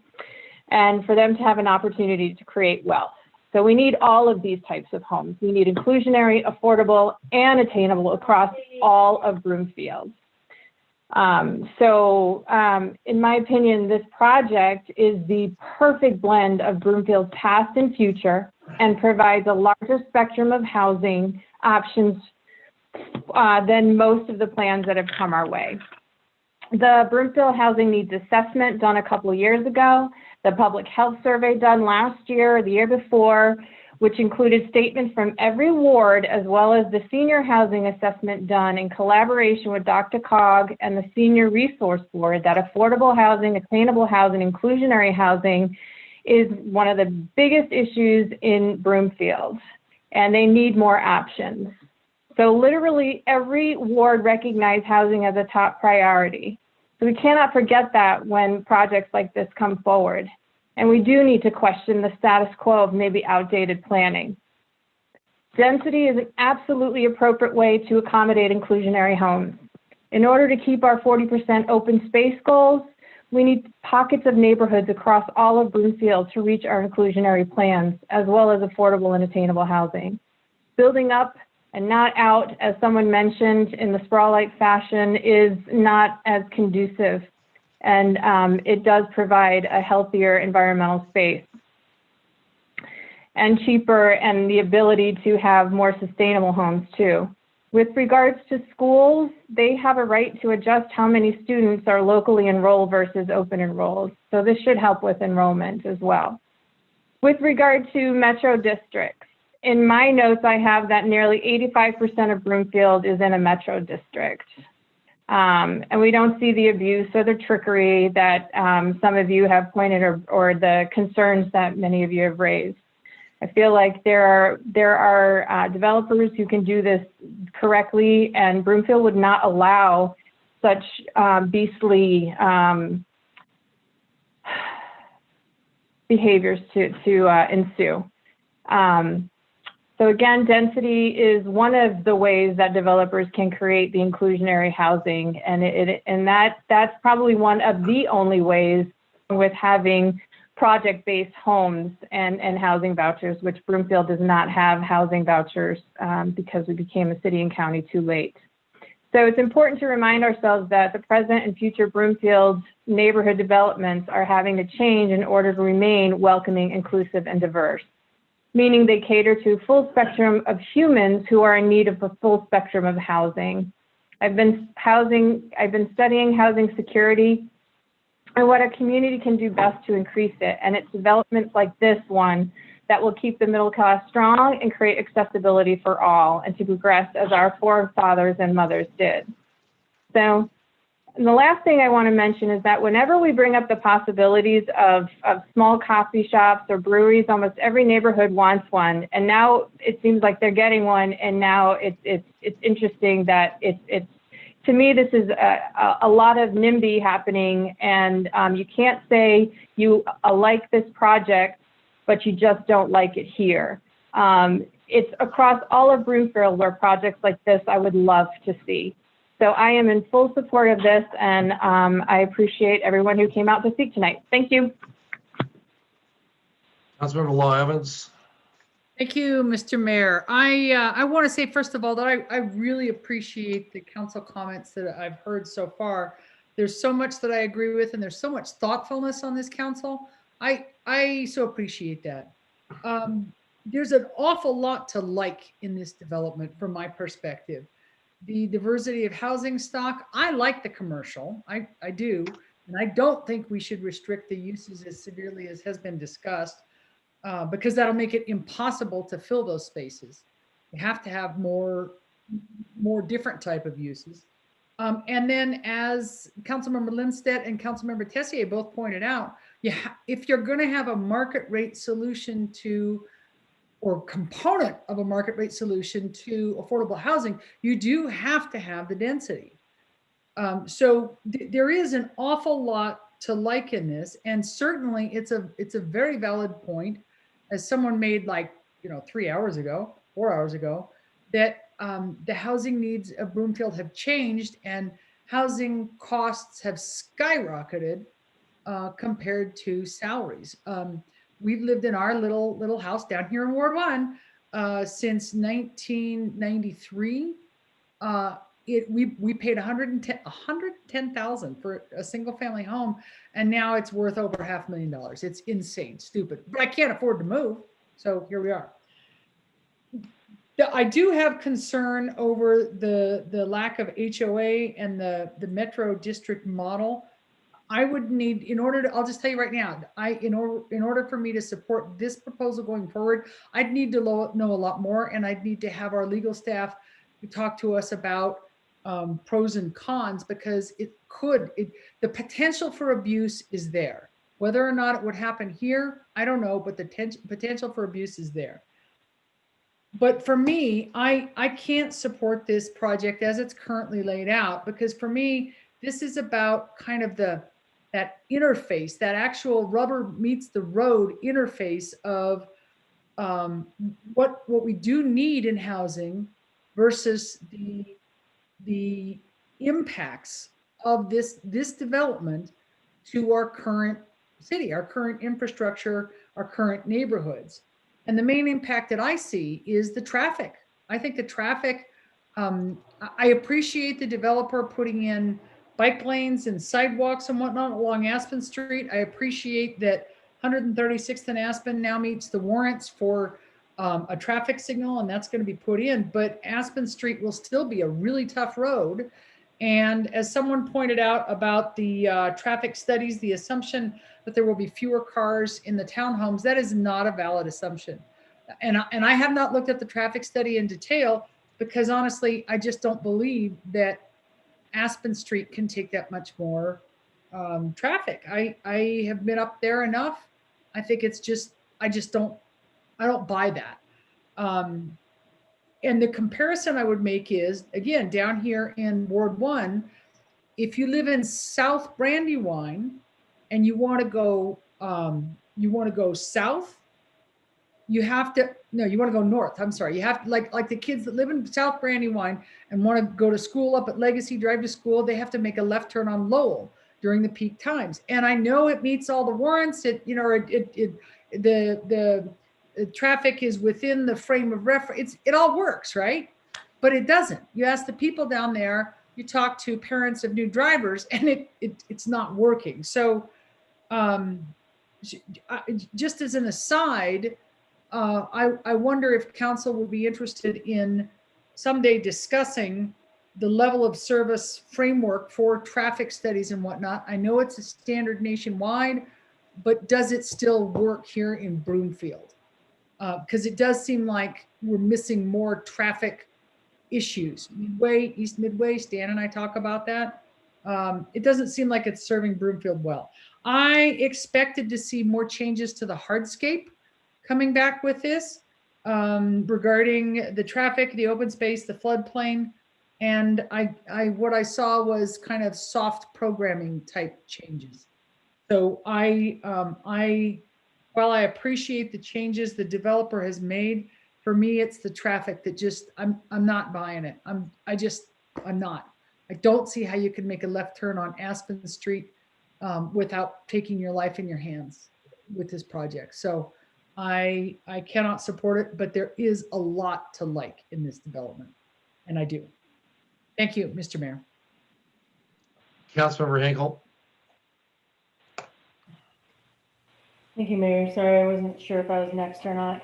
I appreciate all of the, addressing of the drainage, the increased buffering.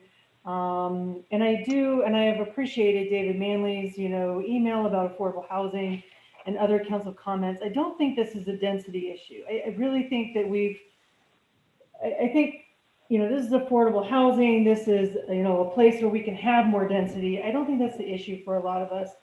I think it's the issue of density and the and for me is the height, much like is a sticking point for Councilmember Schaaf, the traffic congestion. I could probably repeat exactly what Councilmember Lislaw Evans just said. This is huge for me. And I think for me, a huge sticking point too is the metro districts and the HOA. It really, I did the math, I think it was like page 128 or something like that, where I was doing the math on the Metro District, and it seemed like the average payment for that would be about $134 a month. But there's no guarantee, and maybe our staff can answer this. Is there any guarantee that insurance rates won't go up? Because that was the one thing when we moved into a house and we had, certain things, in our townhome that we had to explain to our insurance agent, and we had to explain, certain things. They would up our insurance rates. Is there anything on, that staff could address that? Have we assessed and looked at with our shared wall agreements if things would change insurance-wise or anything like that? I'm just really concerned about just having a metro district and not having an HOA.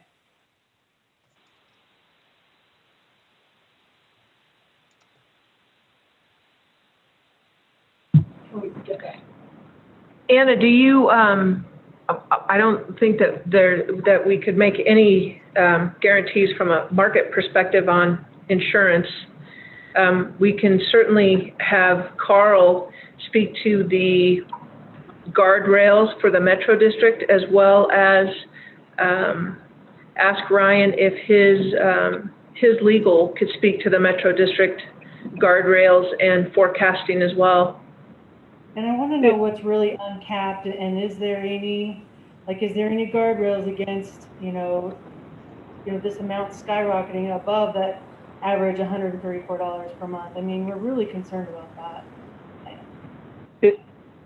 If I may, I just wanted to let you know that affordability calculation for the ordinance includes principal, interest, taxes, and insurance. And so in both of those cases, the insurance and the taxes for the Metro District and the insurance for, the homeowner, both have to be included in that calculation. So, in the case that those are higher because of an attached unit or a party wall agreement or a Metro District or maintenance, any of those things, they have to be included in that calculation for the 80% AMI calc. Where an HOA, on the other hand, could raise their maintenance, do different things, and that would not be included in that calculation, where taxes and insurance are. So what could be raised with the Metro Districts then? And who would be in charge of that? So the Metro Districts has a set maximum number of mills that can be charged for debt. However, for operations and maintenance, for example, if the community decides that they want to have holiday lights, and that's an additional maintenance expense or an operating expense, that would be something that's charged annually. The mill levy is something that's levied annually by the district, the same way that a HOA does. And so if you'd like further information, I can have our district attorneys answer that in further detail, but that's a general quick answer. Yeah, I'm just really concerned about, and I'm not trying to make this personal at all, Ryan, Mr. Ueda, sorry.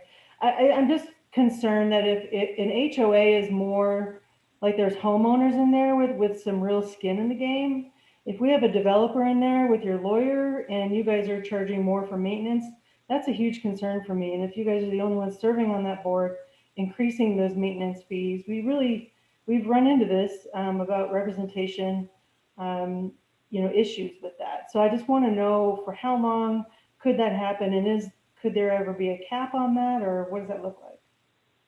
But let me grab Jennifer Gruber Tanaka, our Metro District Counsel, and we also, just for clarification, also have a municipal advisor on the phone that also has a fiduciary duty to the district. So both of them are available to talk. Good evening, you guys. Thanks for having us. Just to answer that question, as far as who makes those decisions, it is the board of directors that makes the decision on an annual basis.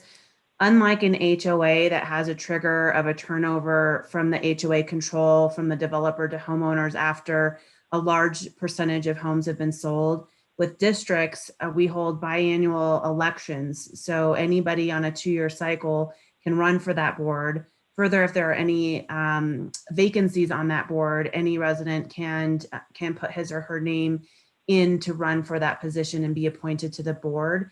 The developer is not allowed to appoint or qualify anybody on his or her behalf if you have a resident that's interested in serving on that board. That resident by statute is given priority for being appointed to the board over anybody that is associated with the developer.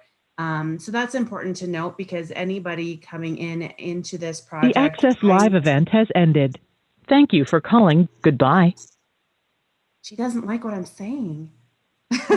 Yeah, we're not using CRL anymore, so I'm not sure that matters. So go ahead, Jennifer. Okay, thank you, Mr. Mayor. So I want to clarify that, because residents are encouraged to run for the board and participate, and are able to, and they're able to do so sooner than on an HOA. As far as those annual expenses, Ryan is exactly right. Those decisions are made on an annual basis based upon what the board would like to see in the community. We have a lot of communities that like to have holiday lights. They want to have more trees planted. They want to have more, they want to have annual flowers planted, those types of items that add to the annual cost. And those are decisions that they make at a public hearing after publication, open to the public for anybody to come and comment, and make those decisions on an annual basis, whether to increase that mill levy or whether to keep it the same, and what expenses are going to be paid with that existing mill levy as well. And the only thing that I will add to that is that when that mill levy is charged, it's based upon assessed value. So the affordable homeowner is going to be paying half as much as a home that is $650,000, both on operations and maintenance and debt. That's an important factor too, because with HOA fees or other fees that are imposed, they're typically on a flat amount on a per unit basis. So this one ends up hitting the affordable housing on a lower impact than it would on more expensive homes. Yeah, I'm still I've lived in townhomes over and over. We were in the military and we moved a lot, and I still have concerns about not having an HOA and having a bunch of people come together and pay for their own roofs. That's really concerning to me, and I would much prefer to at least encourage some sort of HOA participation in that, and just, we pay $171 per 3 months. So we only pay $57 a month. Our house is almost $700,000. I mean, there's a way that we can make an HOA possible, and I would really like to see that there. I mean, really, you guys, you have places on the south that has an HOA. You have the Broadlands to your east that has an HOA.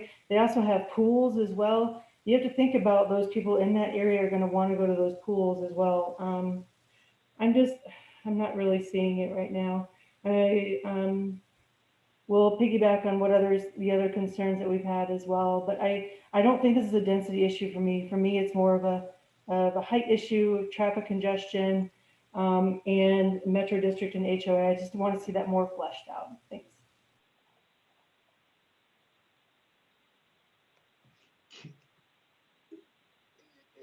Anything else, Councilmember Henkel? That's it? That's it. Okay, Councilmember Jezierski. Thank you, Mayor. I want to thank the property owner, Mr. Awita, the developer, the builders for presenting this project to us tonight. A lot of things that I do like about the project, and I really do want to be able to approve this at some point. Certainly, I'd agree with Councilmember Tessier on the commercial part of it. To me, I think that would be a big bonus to the community. I'd love to have a close by coffee shop that I could walk to, assuming that's assuming it's done right. So I'm making an assumption there. Assuming that it's done correctly, if you do have the nice little local coffee shop or something like that, I think that'd be a big, a bonus amenity. And I've been doing some reading recently of, what home buyers want right now, and they do want that walkability. So I think something like that would be it's a positive. So I'm a little, yeah, on that one. The Metro District, for me, that's also not a big concern as long as our bond council is okay with it. I know one caller had a comment that there were questions or concerns. I looked at our opinion letter that we received. I didn't see those. So if there are concerns, I'd like to know about that. But otherwise, Metro District, is my understanding, it will make these homes a little more affordable, probably on the purchase end than if you had an HOA.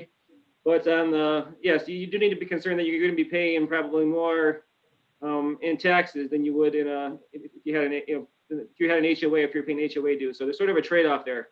One way or the other, a purchaser is going to be paying for a lot of this infrastructure. They're either paying for it with in the purchase costs up front, or they're going to be paying it in taxes later on through the Metro District. So having the Metro District, it does make it a little more affordable up front, but there is going to be a concern that there's proper disclosures to these purchasers, particularly the lower income ones, that they understand what they're getting into. Because I've seen other communities where they advertise, we don't have an HOA as a big selling point, but they don't tell you that there is going to be a Metro District that is going to be, contribute hundreds of dollars extra in your payment each month. So make sure there's full disclosure with that. And the Metro District does do a lot of the maintenance work that you would normally see an HOA doing. So I mean, the maintenance is going to happen one way or the other. So I'm not concerned about that. And then the party wall agreements, those are very common in townhomes. So I'm not too concerned about that as well. I worked with townhomes for over 20 years and, very common. But on the other side of things, I hear the concerns of the neighbors, regarding the density of this community, regarding the height of some of these townhomes, and even the reduction of the open space from the 20 acres to 13 acres. So I think those are legitimate concerns for the most part. On the flip side, you are providing some attainable housing, and then that's, as you've heard, badly needed in Broomfield. So I get that there's a give and take, and a lot of times we do need to give these variances in certain areas to allow and make this attainable or affordable housing. Something that the builder developer can actually do. The concern that I do have here is I'm not sure the trade-off is even at the moment, and that's where I'd really like to see some numbers, because we are, in exchange for giving allowing an additional 90+ homes in the community, in addition to allowing basically an extra story on some of these townhomes, and giving up a lot of additional open space. What we're getting is 32 what I would call really barely attainable townhomes, and I get that they have that attainable name or description right now, but we're still talking $350,000 homes, and those are things that many people, I know myself when I was starting out, I wouldn't be able to afford a home half that price, and my home now even is really probably worth more than that. So I've always questioned what attainable means, and I'm not sure right now what we're getting as a city. 32 of these homes at which is roughly, from the numbers I saw in our packets, maybe $30,000 or $40,000 less per home than what a similar market rate home would run. So maybe I'm wrong with that, but that's the sort of the general takeaway I saw in our packets. So I mean, I guess for me, it's just really show me the numbers. I understand that as a builder and developer, you're going to be losing some money on each affordable or attainable home that you provide. You need to make it up, and we're allowing you to make it up with the increased density and some of these other things. But I'm not sure that I mean, that there isn't some room here that we can still, make this work for the neighbor, make this work for the community, and also make it work for you as well. So yeah, I think there's a way, and I'm hoping there's a way for a win-win. And I'm not just sure that we're there yet. And then for me, and I think what you heard from the community and what you heard from a lot of my colleagues tonight really is the height of those townhomes. So I mean, if we can work on that, really make it a true, 3-story townhome that fits within the current allowability, then it sounds like we would be most of the way there. And if that truly is not going to work for you as a developer and a builder, as you've already stated, then at least from personally, I want to see the numbers. And if I see those numbers and that make sense to me, and then I'd be like, yeah, okay, we need these attainable homes, and yeah, you need this extra 12 feet to make this project work. Maybe those numbers have been presented in other forums. I haven't seen them in our packets. So I guess for now I'd be reluctant to approve this, but as is, if we're able to reduce that height, I think that would go a long way. And if the extra height is necessary, then let's see the numbers and convince me, I guess. That's all. Thank you. Councilmember or Mayor Pro Tem. Thank you, Mayor. I really want to thank all of the residents for their engagement and my council members' comments, very thoughtful, and for Mr. Oweda for not giving up. He is constantly trying to accommodate the concerns and the requests back in 2018 when this project came before the Open Space and Trails Committee, and the request was to put the dense multifamily units closer to the parks so that they would have access to the green space, and he did. I live in the Broadlands, east of Lowell, and what you see behind me is what my backyard looks onto, and that's multifamily housing. That's what it looks like to me. It's the Falls at Legend Condos here, and then over here it's the Indigo Creek condos. There's the Village at Broadland condos and the Boulder condos below me. So it's like a subdivision in a division, and it's great. I mean, we all have, our own size houses, and there's not a lot of traffic, and it's really not that big of a deal. It's incorporated into the Broadlands, it's incorporated into McKay, and the proposed density overall for this project is about the same. So that's definitely not an issue. I do understand the residents' concerns about the height restriction, especially with the history. So if there was any way to get around that would be wonderful, but I don't think it's a deal breaker because it is a really good amenity. And the way that they've staggered the heights really makes a difference in the view line.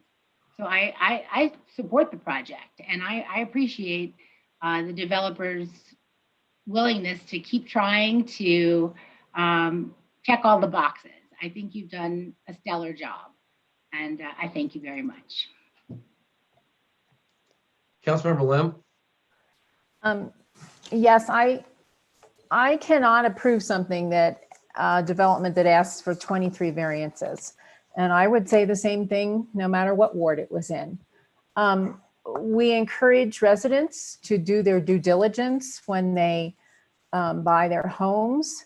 Some residents referred in their calls to the fact that they did do their due diligence and they looked at the PUD for the neighboring property. I think approving a project that had 23 variances would undermine the confidence that any person in Broomfield would have in the planning process. These are substantial variances. And we have to have a very, very significant reason in order to go forward to undermine the entire confidence of the community in the PUD process, and I don't see that we have that reason. Councilmember Schaaf alluded to the fact that he and I have spoken when we were allowed to Mr. Awida, and we asked him, can you do this with 2-story townhomes? We are not hearing the neighborhood object to development. No one is asking for executive housing. We asked, can he do 2-story townhomes? And under anything, under 33 height, 3 feet height variance. So he doesn't need a variance. And his answer has consistently been no. He said it again tonight in response to Councilmember Schaaf. He won't budge on this. The planning vote was very close, 4-3. They had a condition that the applicant work with staff to review the height of the 3-story townhomes to reduce the potential impacts on adjacent properties. And he did not. He wrote a letter stating why he could not do that. There was no change in anything, though, after planning asked them to make some concessions. I do have a question also about the commercial. In the commercial usage, in the memo on page 18, under the allowed uses of a commercial lot, this is a question for staff. I was surprised to see that an allowed use for a commercial lot is single-family detached dwelling units and single-family attached dwelling units, townhomes, and multifamily units. So my question is, if we were to even approve this change to commercial, and the commercial is like phase 4 or something in this project, if there were to be a change of plans by the developer, or in the future, if the commercial went bankrupt, could the developer put in residences there without going through any further approval process with council or with staff, either one? Councilmember Lim, I'm happy to answer that. So the entitlement that they are seeking is the comprehensive plan amendment that would allow for the commercial to be there, as well as the allowed commercial uses. But you're right, it does allow for the townhomes or the residential uses. If the developer were to propose that in the future, it still requires our standard public hearing process for reviewing the site development plan, and it would need to meet the standards in place at the time in terms of additional inclusionary housing or public land dedication. We would need to take a look at all of those aspects depending on the number of units and the layout of the property, but it would require, again, public hearings, the full concept review, and site development plan. Okay, that makes me a little unsettled to think that someday in the future that could come forward, that would increase the density even further if the commercial was suddenly out of there and there were 3.5-story townhomes put in there. I also had a question about the party wall agreement and the Metro District fees. There was a note in the memo that residents asked the Housing Advisory Committee if those should be taken, if the Housing Advisory Committee considered those when they ascertained if the housing was affordable. And the response that was listed in the memo was that the Housing Advisory Committee said that it was not within the purview of the Housing Advisory Committee to look in detail at the fees, party wall agreement costs, anything like that, to determine if it was affordable. So my question for staff is, if it's not within the purview of the Housing Advisory Committee to look at those added costs to determine if it is affordable, whose purview is it within?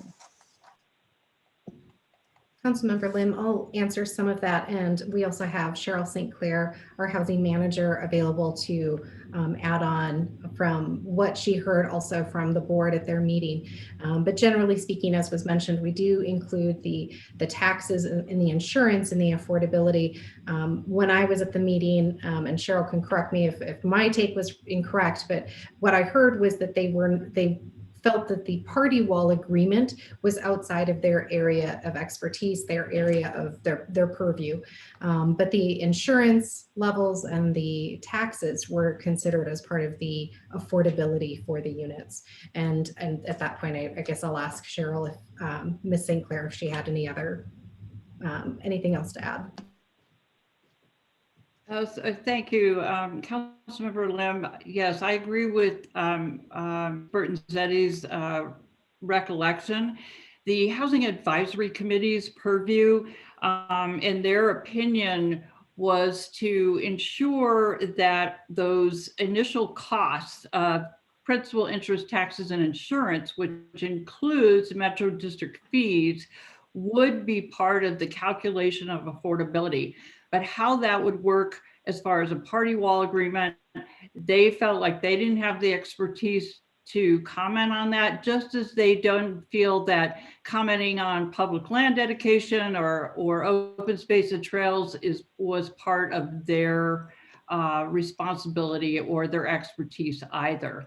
But they did, when they recommended the ordinance to City Council, they did ensure that taxes, whether they were property taxes or Metro District taxes, would be included in the calculation to ensure that the initial home buyer and the succeeding home buyers, that was calculated in the affordability. Okay, I'm still left with a lot of questions about the party wall agreement situation. I'm very uncomfortable with a situation where multiple homeowners do their own individual roofs. I don't know how that all works, what it looks like, how they all decide when the outside gets painted. Do they all paint it each their own different color? It seems like a situation that leaves open a lot of questions in general beyond the affordability issue.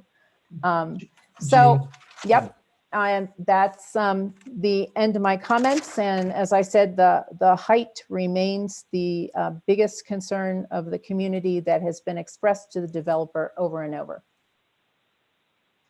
Councilmember Groom. Thank you very much. Oh, that was my hand, not my, I just had a question, and then I'll give some pretty quick feedback to Mr. Owita and the rest of the development group. One thing, Ms. Bernadette, on the open space, the 20 acres versus the 13 acres, and there's always been a discussion about that 7 acres, and does it belong in the Owita property development or not? Is it allowed to be that 7 acres in the current Aspen Creek development? Can you just kind of solve that issue for us? Councilmember Groom, it is very common in our master plan communities, like Anthem, and really any community that's done in phases or over time with multiple subdivisions, that the public land dedication is handled for the overall development area, just like in this place, in this case with Aspen Creek. So the 7 acres is part of the overall development, and they're utilizing that as part of their public land dedication, which our current process would allow through the PUD amendment process. Perfect. Thank you very much. I just, we keep getting questions and answers about, or questions about that, or comments, I should say. And I just want to make sure we can kind of put that to bed. So here are some of my comments. A lot of things have been articulated tonight. I think the one thing I feel very poorly about is this process doesn't seem to have moved forward too much. And over 2 years, our citizens have had to been emotionally engaged on every moment and every step of the way. And so that's probably the most disconcerting is we've spent so much time going through these reviews without a significant, at this point in time, I would feel like we were trading between two things. We'd be talking about one or two things and trading between the two. There is so many ands that really just tells me that I'm not ready to approve this. Density is an issue, but again, if we were looking at just density and affordable housing, that would be a trade-off. But the height for me is also a major contention. I do think that it should be capped at 33 feet, 44 feet townhomes. Although I do agree the product is definitely something that is wanted on the market, but not in this location. It just doesn't fit into the neighborhood. I do like the commercial corner. I do think people are wanting that walkability and a little coffee shop. It does help Broomfield with the financial balance. I don't know if everybody that have called in tonight, they understand that we do need that balance between commercial and residential. And I do like you outlining what would be required there. I do worry it being in the last phase, and what that would mean to the residents that move in and expect something there to support their walkability. And then in the metro districts, I had another quick question. I guess I told you I only had one, but I have another. The difference between metro district and HOA is metro district is the mill levy that's based on property value. Just need Ms. Bernadzetti to say yes. There's nothing. Sorry, Councilmember Green, if I could ask Attorney Carl Front to answer that question. Yeah.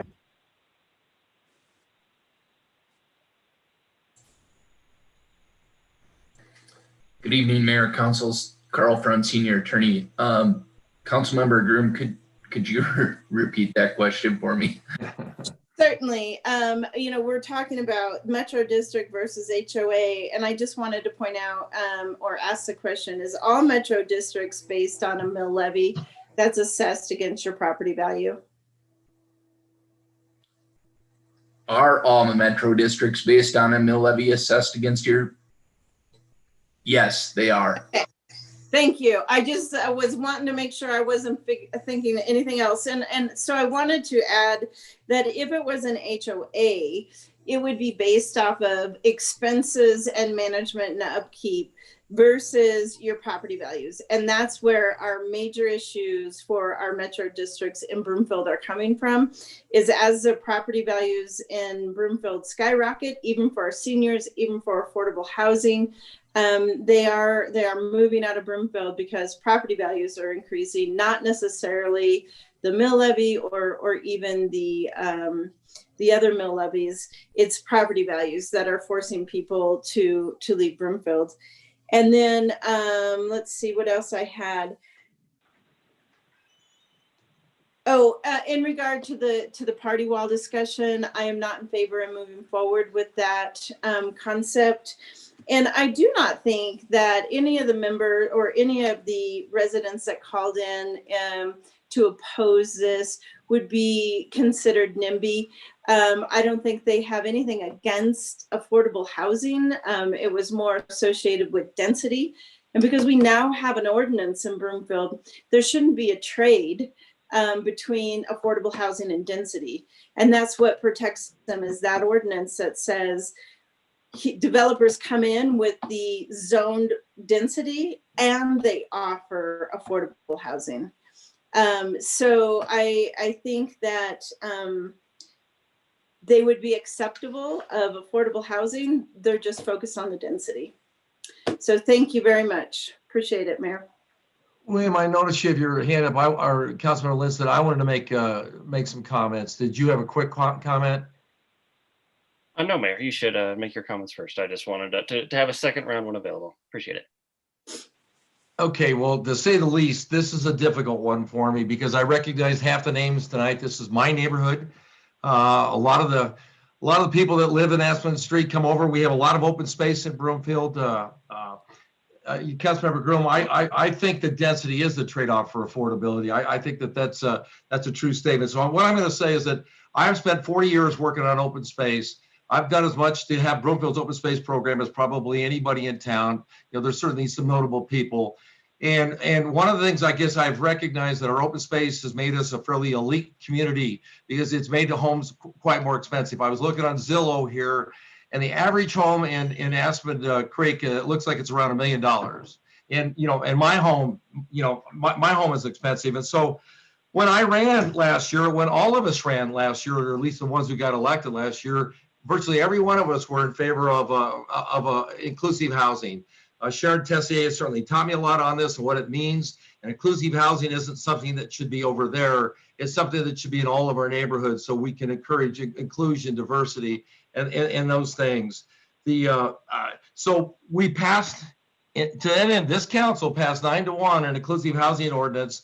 And this project meets that inclusive housing ordinance because it is a new time. I would point out that the reason why there aren't apartments here, the reason why it doesn't look like other developments in town is because we decided we needed executives in town in 1998 and dropped 189 units from this project. So this project was going to have the density that the Broadland has. So it's a unique community, and for them to say that, you know, that we can't accept any density is something that I find difficult. And I'm going to be, these are going to be tough walks I'm going to take because I walk every day for the next the next month or two. So I guess my point is that density is how you're going to get the affordability, is how you're going to get the diversity, and it's something we campaigned on, something we stand strongly for.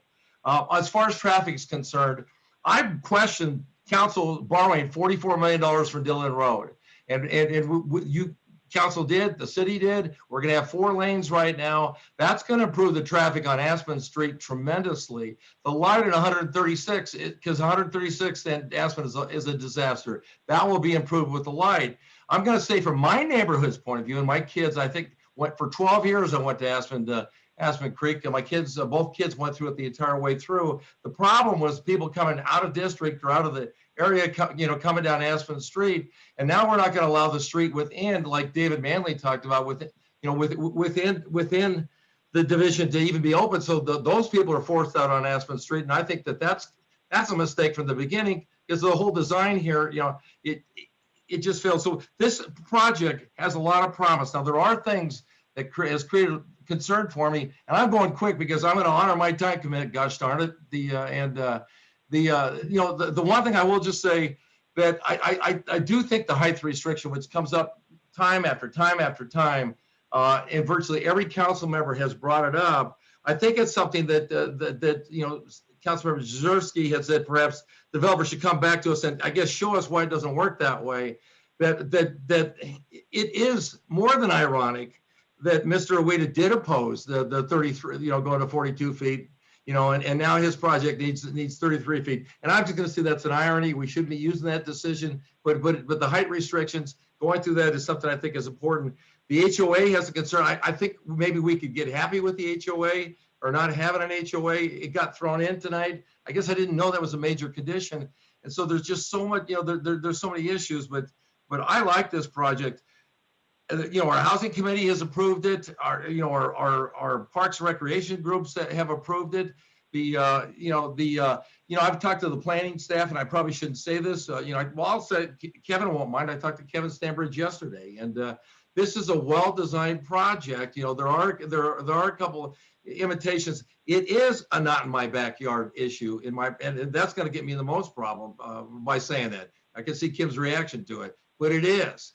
And having the diversity, having us not, be less of an elite community is something that is at least important to me. And I think it's important to the voters, and I'll leave it at that. And I'll go to William or Councilmember Lindstedt. Thank you, Mayor. I just wanted to reiterate that the Metro District was included in the assessment, in the affordable housing assessment. On top of that, instead of an HOA, we have a shared wall agreement. It's a common thing. You can research these really easily. It's available online. They're common in Colorado. It's part of the reason this is affordable. And I'm going to be so disappointed tonight after the developers said over and over and over and over that this affordability is only possible because of the height. That's the only reason it's possible. If we deny it and something comes back that's less affordable, doesn't meet our housing needs assessment, and isn't actually as necessary for the future of our community. And my last comment in terms of traffic,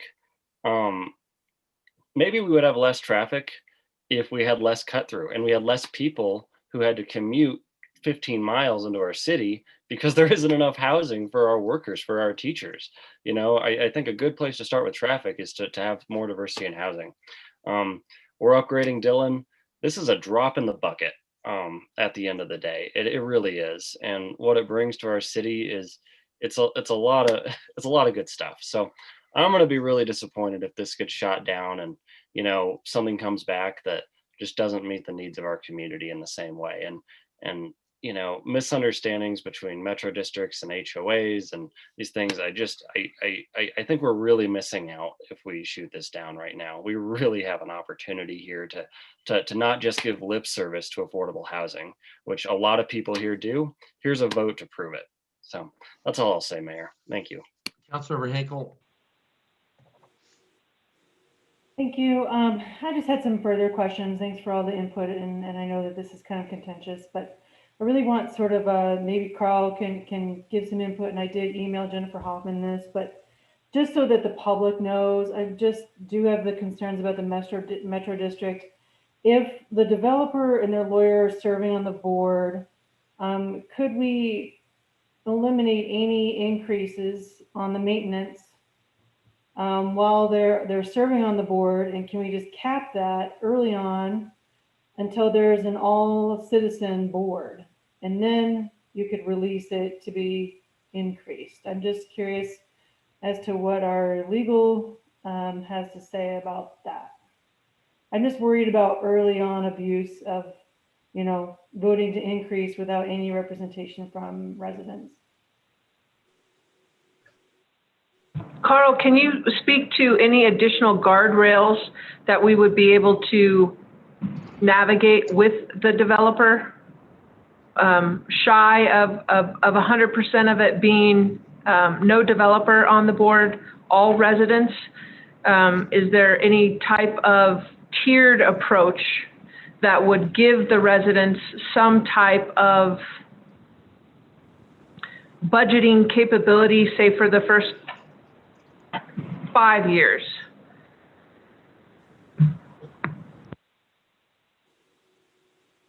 Thank you, Ms. Hoffman, Carl Front, Senior Attorney. That's a question that I'd have to look into. I don't know the answer off the top of my head.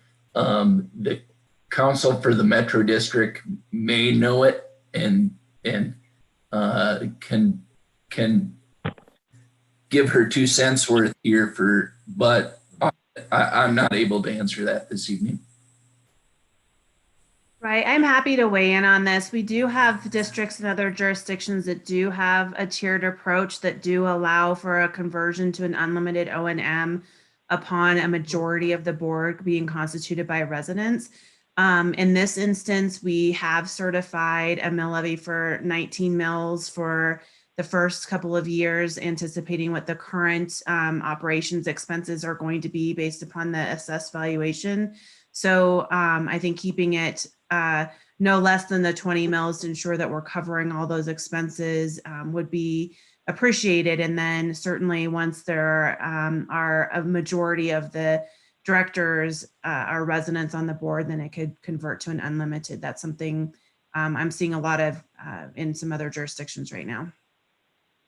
Okay, yeah, I'd like to see some sort of tiered approach with that. And if not, just all representation, because I really feel that it really needs to have 100% representation. If it's faster to do it on a Metro District versus an HOA, the faster that we can get more representation from residents, the better. So that's my last input. Thank you all. Okay, I'm about to close the public hearing.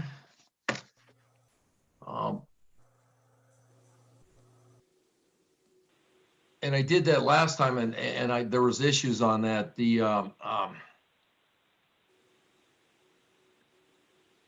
Mayor, are we able to address any of the comments and questions? Yes. I think it would be great. So I'd like to make a couple comments if I may.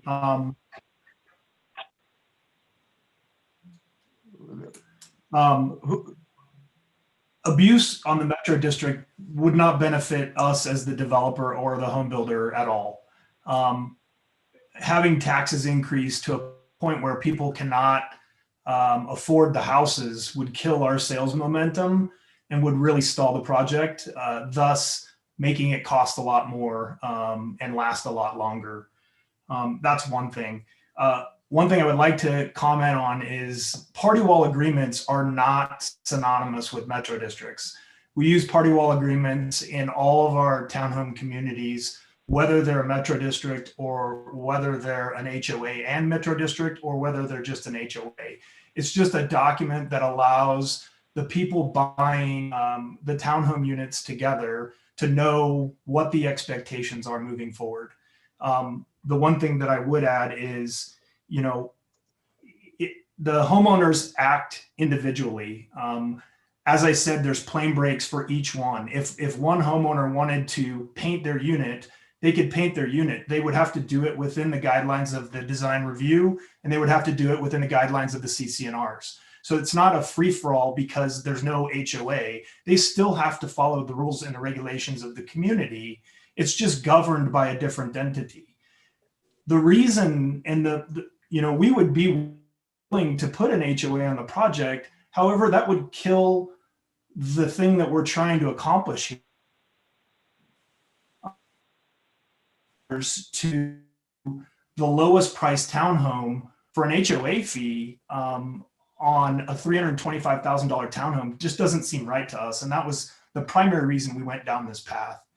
The things that need to be maintained, the landscaping, the common areas can all be accomplished by using the Metro District. The Metro District is maintaining all of those areas. We're allowing the pride in homeownership to not just be associated with people with detached homes. The pride of ownership can also be associated with people buying a $325,000 townhome. And we've seen it work and we've seen it be successful. Us allowing those separations in building facades and roofs allows them to operate independently with just having a shared wall. You know, the rooftop townhome segment, it's important to note that if we did 3-story townhomes without a rooftop deck, the height would be 37 feet or 39 feet. We have a segment similar to that, and it's 39 feet because you have a roof pitch all the way front to back. This segment is a lifestyle segment. It's modern. It's very popular with a lot of different demographics, which is very exciting for us, for this community. And so it's not just the height for the rooftops. They're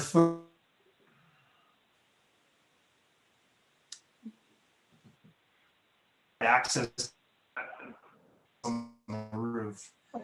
I'll jump in here really quick. If you live in a surrounding neighborhood and did not want to interact, go ahead. Colby, you're cutting off a little bit. So what he was saying is that it's not just for the, you know, basically that lifestyle. It's also to be able to have that outdoor living space. But primarily, he was going to touch on, if he has a connection here, I'm going to let him touch on the numbers just because I think Councilmember Jezierski asked for it. So it's worth at least providing. Go ahead, Colby.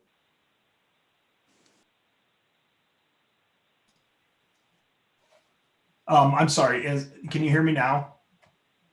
Yes. So you were asking about numbers as it relates to sales prices or quantity of homes? The 3-story townhomes, how does that change if we remove the rooftops? So taking the rooftop off ends up being a 39-foot tall unit versus a 37 to 44. As far as price-wise go, we would have to lower the price of those approximately $200,000 if we remove the rooftop, because it's no longer a lifestyle luxury product. It then becomes a lower price product. Does that answer the question? Yeah, and obviously that's where our foot goes into the ground when we're multiplying 200,000 by 113 units. It is more significant money than we can give up in any other possible way. So we're more than happy to work with everything, but from the beginning, we can't provide the open space amenities. The development costs have gone up 60% over the time period. We can't provide all of these things without those rooftops because of the sales value to balance the project. Can I add one more thing on the 3-story housing? Hi, this is Susan Wade. I've been here the whole time, just not on camera. Josie, could you pull up slide CS13? Mayor, point of order. This is Councilmember Schaaf. Point of order, Mayor. Can I be recognized? Yeah, Councilmember Schaaf, yes, for your point of order. Thank you, Mayor. So taking a look at our council rules and procedures, this applicant comment following Councilmember comments is out of procedure. At the end of council comments, it should the presiding officer will declare the public hearing closed and the matter will be voted on by council members. This extra applicant's presentation is outside of the rules and procedures for our public hearing. You know, Nancy, do you want to address that? Thanks. Yes, Mayor. Councilmember Schaaf is reciting the rules accurately. The opportunity for the applicant to respond to questions comes before the council members debate on the matter. Well, I mean, when council members debate, they can't ask questions. They can ask questions, and then it's up to, it's sort of an odd ruling, right? Because the chance to respond is listed in the rules specifically as before the debate starts, but there's nothing that limits council members from asking questions, and you as the presiding person over the meeting to decide who to reach out to answer those questions, if anyone. Okay, so could we, I mean, at this point in time, since it's a public hearing and it's a quasi-judicial process, could council tonight allow additional comments from the applicant if we chose to do that? I think yes, you can, but more so it's that council is deciding to let the applicant answer some of its questions. There's been some questions answered. There's been some questions answered by staff, and there's some questions that council can defer to the applicant if it chooses. So it's not really the applicant's part of the public hearing. I agree with Councilmember Schaaf. That is closed. That part's done. So this is just answering the council members' questions to help in their debate. Yeah. So you know, I get if.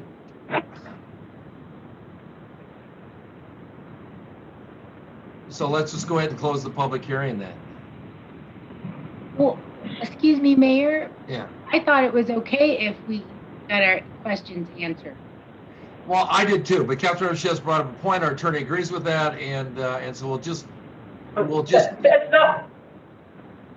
We're talking about two different things, Mayor. I do believe the time for public hearing is closed. We've had all the components of the public hearing. We've had the presentation by staff, the presentation by the applicant, public comment, and a chance for response by the applicant. Now we're in the debate portion, different type of proceeding for council. And so what council can do at this point is ask questions.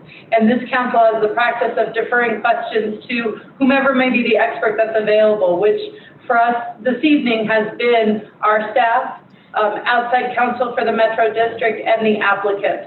So it's definitely up to council if it wishes to seek out responses from the applicant. It doesn't need to at this point, but you can.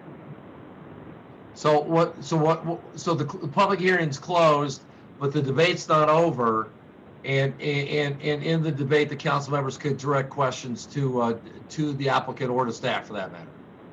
Yes. That's consistent with this council's practice during meetings about its Q&A. Okay, then I will, and we don't necessarily have to have a motion in front of us to debate. No, I don't think we need a motion to open the debate. I'll double check on that. The debate just can happen. The motion happens. I'll check on that part, on when the proper time to introduce the motion is. Okay, I'll hear this on the trail tomorrow too.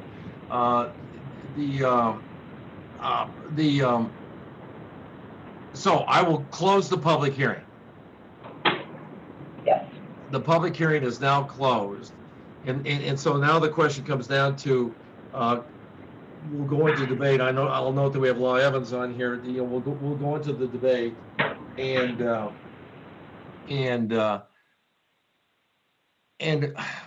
so we're back to council members, I take it, and they can direct questions to staff or to the applicants. So, Councilmember Law Evans. Thank you, Mr. Mayor. Well, given that, as Councilmember Schaaf has pointed out, one divergence from our rules and procedures, it's now 11:13 by my clock, and we said that our rules and procedures have a hard stop at 11. No new business after 10:30, hard stop at 11. So no disrespect to anybody here, but I'd like to call the question. Well, there's 5 questions. Okay, well, all right. So I'd like to call the first question, which I don't even know what that is. I'd have to go get to it. I don't have it up anymore. But I guess in my opinion, we're not going to solve everything that needs to be solved on this tonight. So either we continue it or we call the question. And my preference is at this point to call the question. Or the first question, please. Nancy, you wanted to make a comment?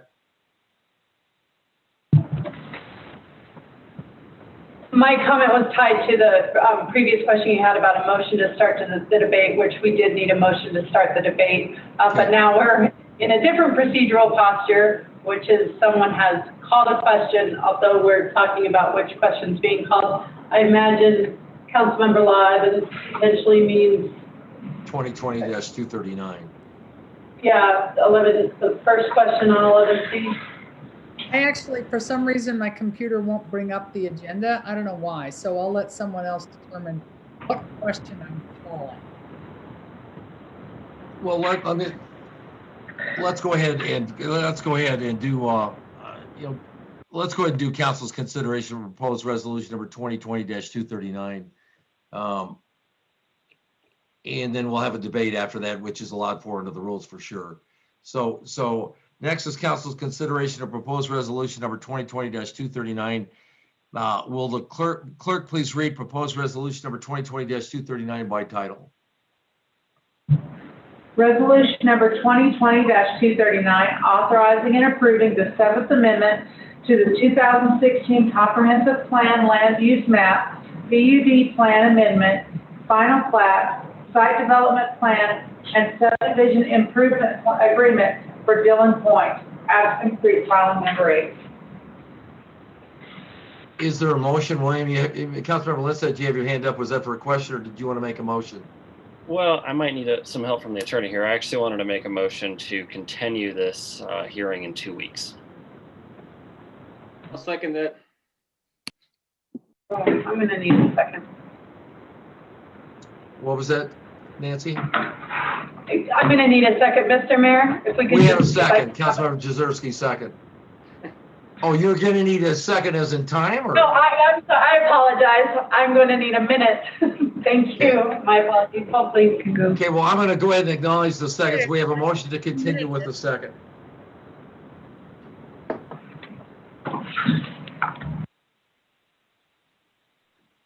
She's going to go get her Robert's Rules of Order. I want to note, Mayor, I had my hand up before the item was brought up by the clerk. Yeah.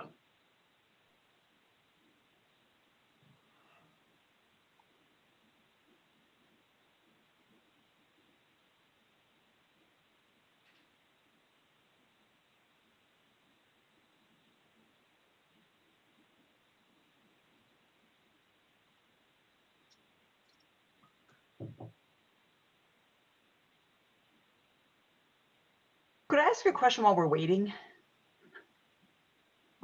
Nancy will have to answer that. And she's busy. Ready?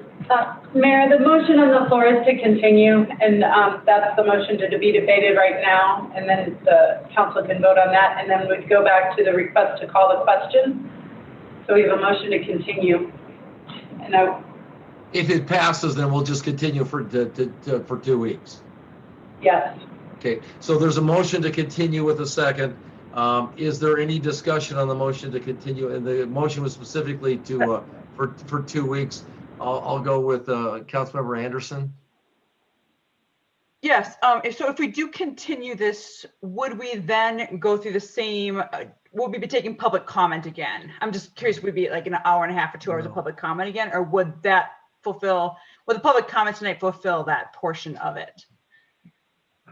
I don't want the people to feel like they have to call in and restate what they've already stated tonight. No, we've had the public hearing, so we've met that requirement, but there would be nothing to restrict somebody from calling in during regular public comment.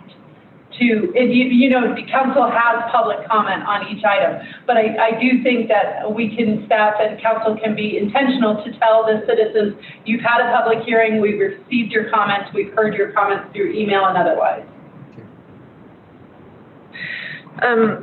So Mayor, one additional caveat. So if we continue, we need a date certain. If we go to the 9th, that only gives staff 1 week in order to work with the developer, because we have to have the memo prepared and out the subsequent week. Are you going to recommend another time then, Ms. Hoffman, or just say that we can't do that one?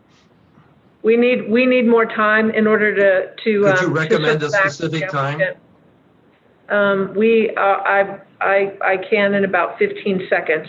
Okay, you have 15 seconds. What date is? 23rd. It's the next regular meeting's on the 23rd. 23rd. The 23rd?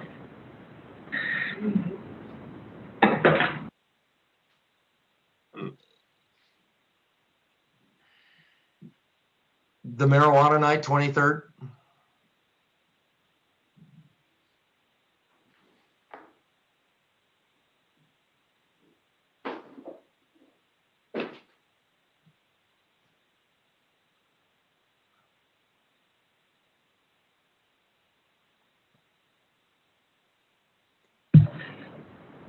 Mayor, we need more than 15 seconds here. We need about 2 minutes in order to figure this out. Please bear with us. With everybody's permission, why don't we go ahead and take a 5-minute break and come back in 5 minutes. And so we'll come back at 11:25, and then Ms. Hoffman will have a date that she can have the continuance to, and then we'll debate whether we're going to have the continuance or not. So 5 minutes.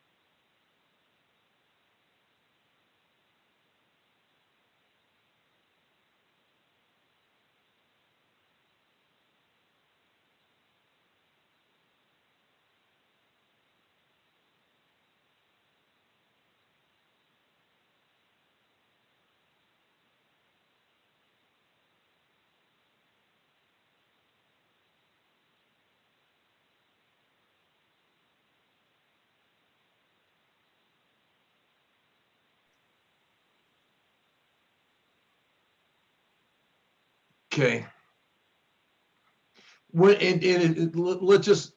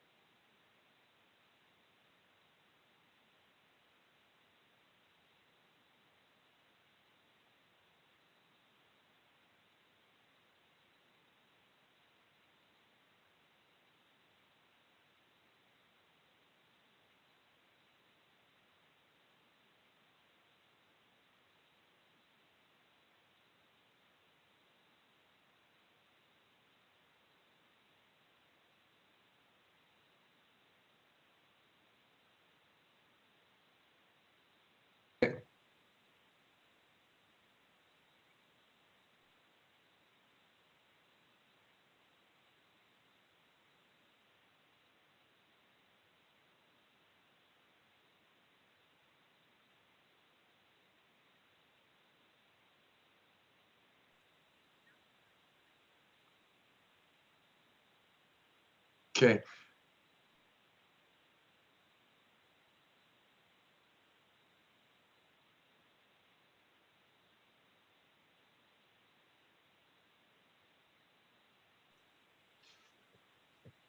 Okay, let's go back. The date, what, in talking to the city manager on the phone, the date, they want clarification on what the purpose of the continuance would be, because there's issues, there's a lot of issues on what we can't open up anything else. And so there's real concern about opening up any other issues. So they want to know exactly why we're continuing. And so, and then if we continued, it would have to be a special meeting on Thursday, the 11th, is what I heard from the city manager. Jennifer, you want to add to that? Yeah, Mayor, just to clarify. So if there weren't going to be requested modifications made, if it's just clarification on what is already on the table, all of the information that has been presented, if it's clarifying that, then we don't have to go through the process again. We can add it to a council meeting and then bring it to a vote.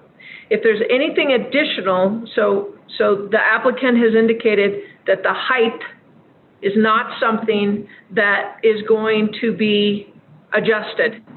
So then the further conversations from staff with the applicant would be HOAs, the metro districts, again, from a clarification piece to council members that have the outstanding questions aside from the height. And if we have to. So if height was the issue for council, it would be better to go ahead and vote tonight. Well, I think the applicant has indicated that the height is not something that they can modify based on their penciling the numbers with Wonderland. Okay. So if there's additional room on the other items, we can certainly have additional conversations to provide clarity or education on any of those other issues. Okay, we're debating right now the continuance motion of the commission, which has a second. Councilmember Law Evans, did you have a comment on that? Well, thank you, Mr. Mayor. I appreciate Manager Hoffman's brief discussion of the options. That was going to be my question, is that I feel like we should make sure that the public knows what we're talking about doing, why, and what they should expect as we go forward with this. And it was Councilmember Lindstedt that made the motion to continue. I guess, Mr. Mayor, if you would permit, I would like to ask Councilmember Lindstedt directly just what Manager Hoffman said. What is the purpose of this?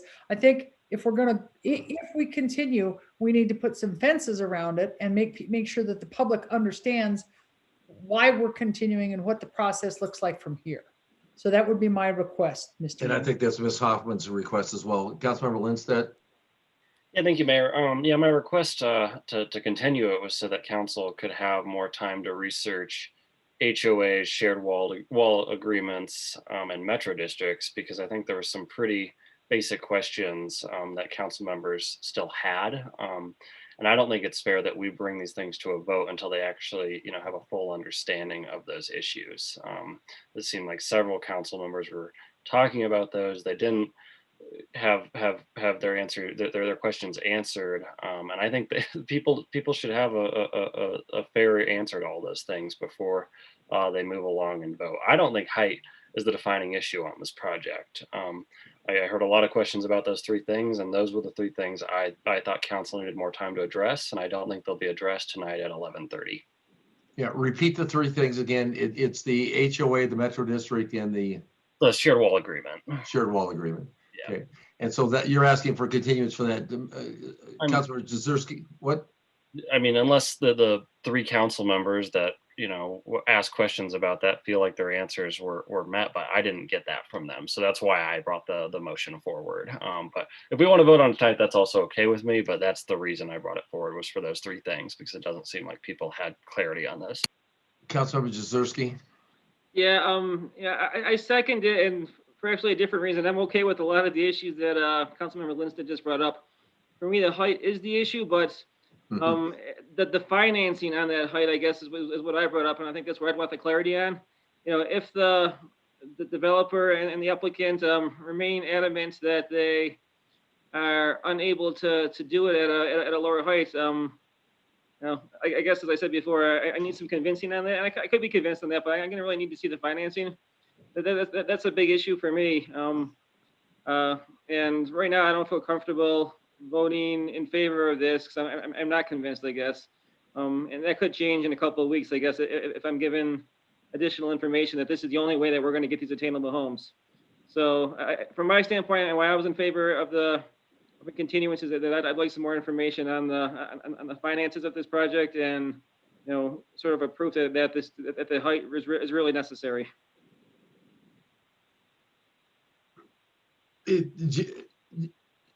Jennifer, is that okay if we continue and then learn more information about the financing on the heights?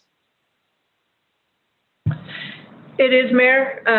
So just so we're all on the same page as we're moving forward. So gathering and having additional discussion on the HOA versus metro districts, what the tiered approach looks like for the metro districts, additional information on the shared walls, rules and restrictions and capabilities of shared walls, and then a thorough overview on the justification for the financing that would in fact justify the height. Okay. Did I cover that? Any other discussion on the motion to continue, and to continue is to February 11th, which is a Thursday. Okay. Councilmember Lamb. I heard a number of people who said that the height was the main issue for them.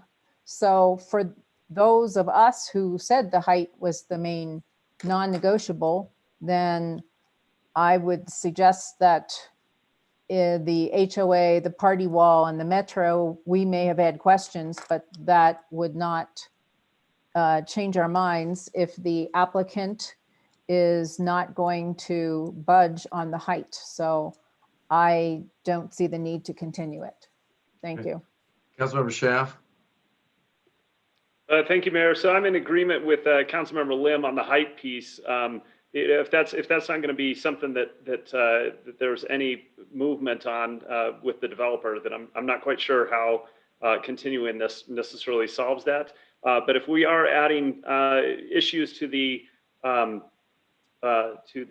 continuation conversation, I think the commercial is another area that needs some specificity. One of those, a lot of the community is adamantly against the commercial, and I would like to understand whether or not the applicant would be willing to forego that commercial space in this development. Thanks. Okay, so we have a motion to continue.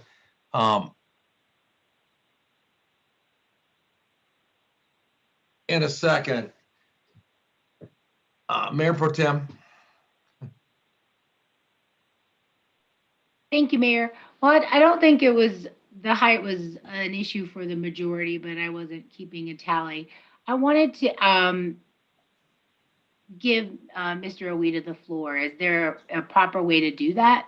No, I at this point in time, I think we need to vote on the continuance, and it's Nancy? 11:30. It's 11:37 at night, and I think we're at our limit. I wanted to ask Nancy. So the mayor is correct, Mayor Pro Tem, that whether to allow questions on a motion that's on the floor that's being debated by the body is up to the presiding. Okay. So, Thank you.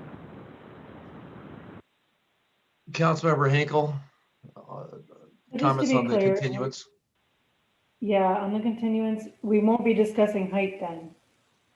Is that I clear? think we did. Yeah, no, I mean, the height's not, I mean, if what I'm hearing is that if, that the height's not negotiable, so I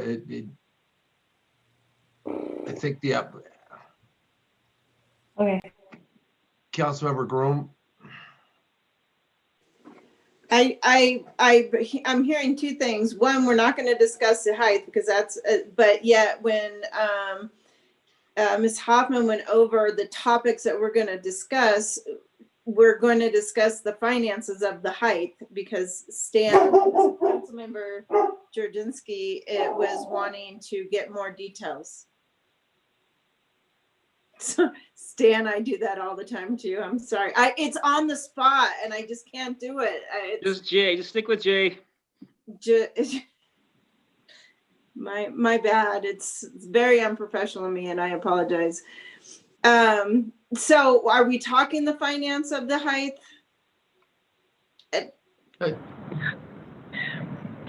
Councilmember Groom, if I may, our staff's understanding is not whether the height can be reduced or not. The applicant has indicated the height cannot be reduced. The question is validating the reason that the height cannot be reduced to a level of satisfaction that would justify why it can't be reduced. Thank you. That's all I wanted clarity on. You bet. Okay, so there's a motion to continue to the 11th to discuss HOA, metro districts, height restrictions, and shared wall agreements. I'll go ahead and ask the clerk to call the roll.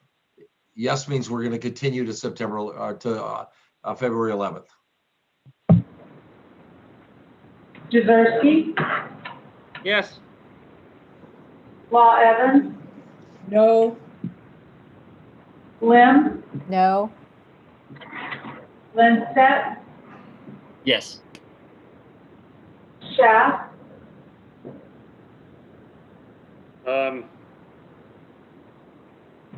Yes.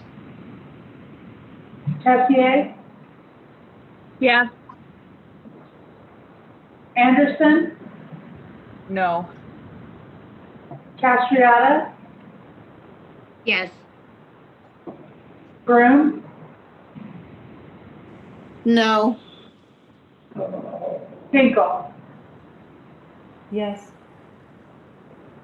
Okay, my count is that the motion to continue is passes 6-4. Is that correct, Samantha? That is correct. Okay, so the public gets confused, we get confused. So where we're at right now, we've now continued this public hearing to February 11th at 6 p.m.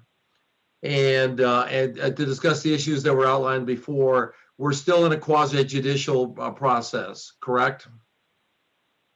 Nancy's corrected herself, so we're not allowed to discuss it with the public or with the developer.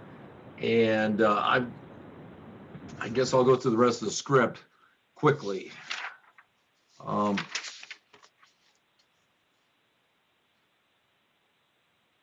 So the city and the county attorney's report is next. Mr. Mayor, just to Well, I'll use my report as a chance to talk about this. Yes, you're correct that that's a continuation of quasi-judicial, so all the rules apply. At that next hearing, we will have utilizing council rules, we'll let you know what the process is, because it does arguably reopen the hearing because we're adding new information and the applicant gets a chance to respond. So we'll have that information for council so they know what to expect and what the procedures are going to be. Other than that, unless there are any questions about the previous agenda item, I don't really have anything for the attorney report except to say the city and county attorney's office is really excited to move forward with our new presiding judge, and we're looking forward to that partnership. That's it. Oh, that's right. We approved the new judge tonight. So the city and county manager report is next. Ms. Hoffman? I'm going to give everybody a break tonight and say no report from me. Okay. There is no legislative update. There is no business before the Broomfield Urban Renewal Authority or the Arista Local Improvement District Board of Directors.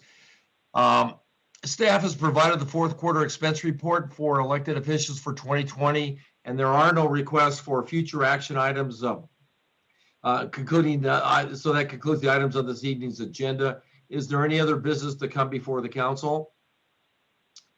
There being no further business, the council meeting is adjourned.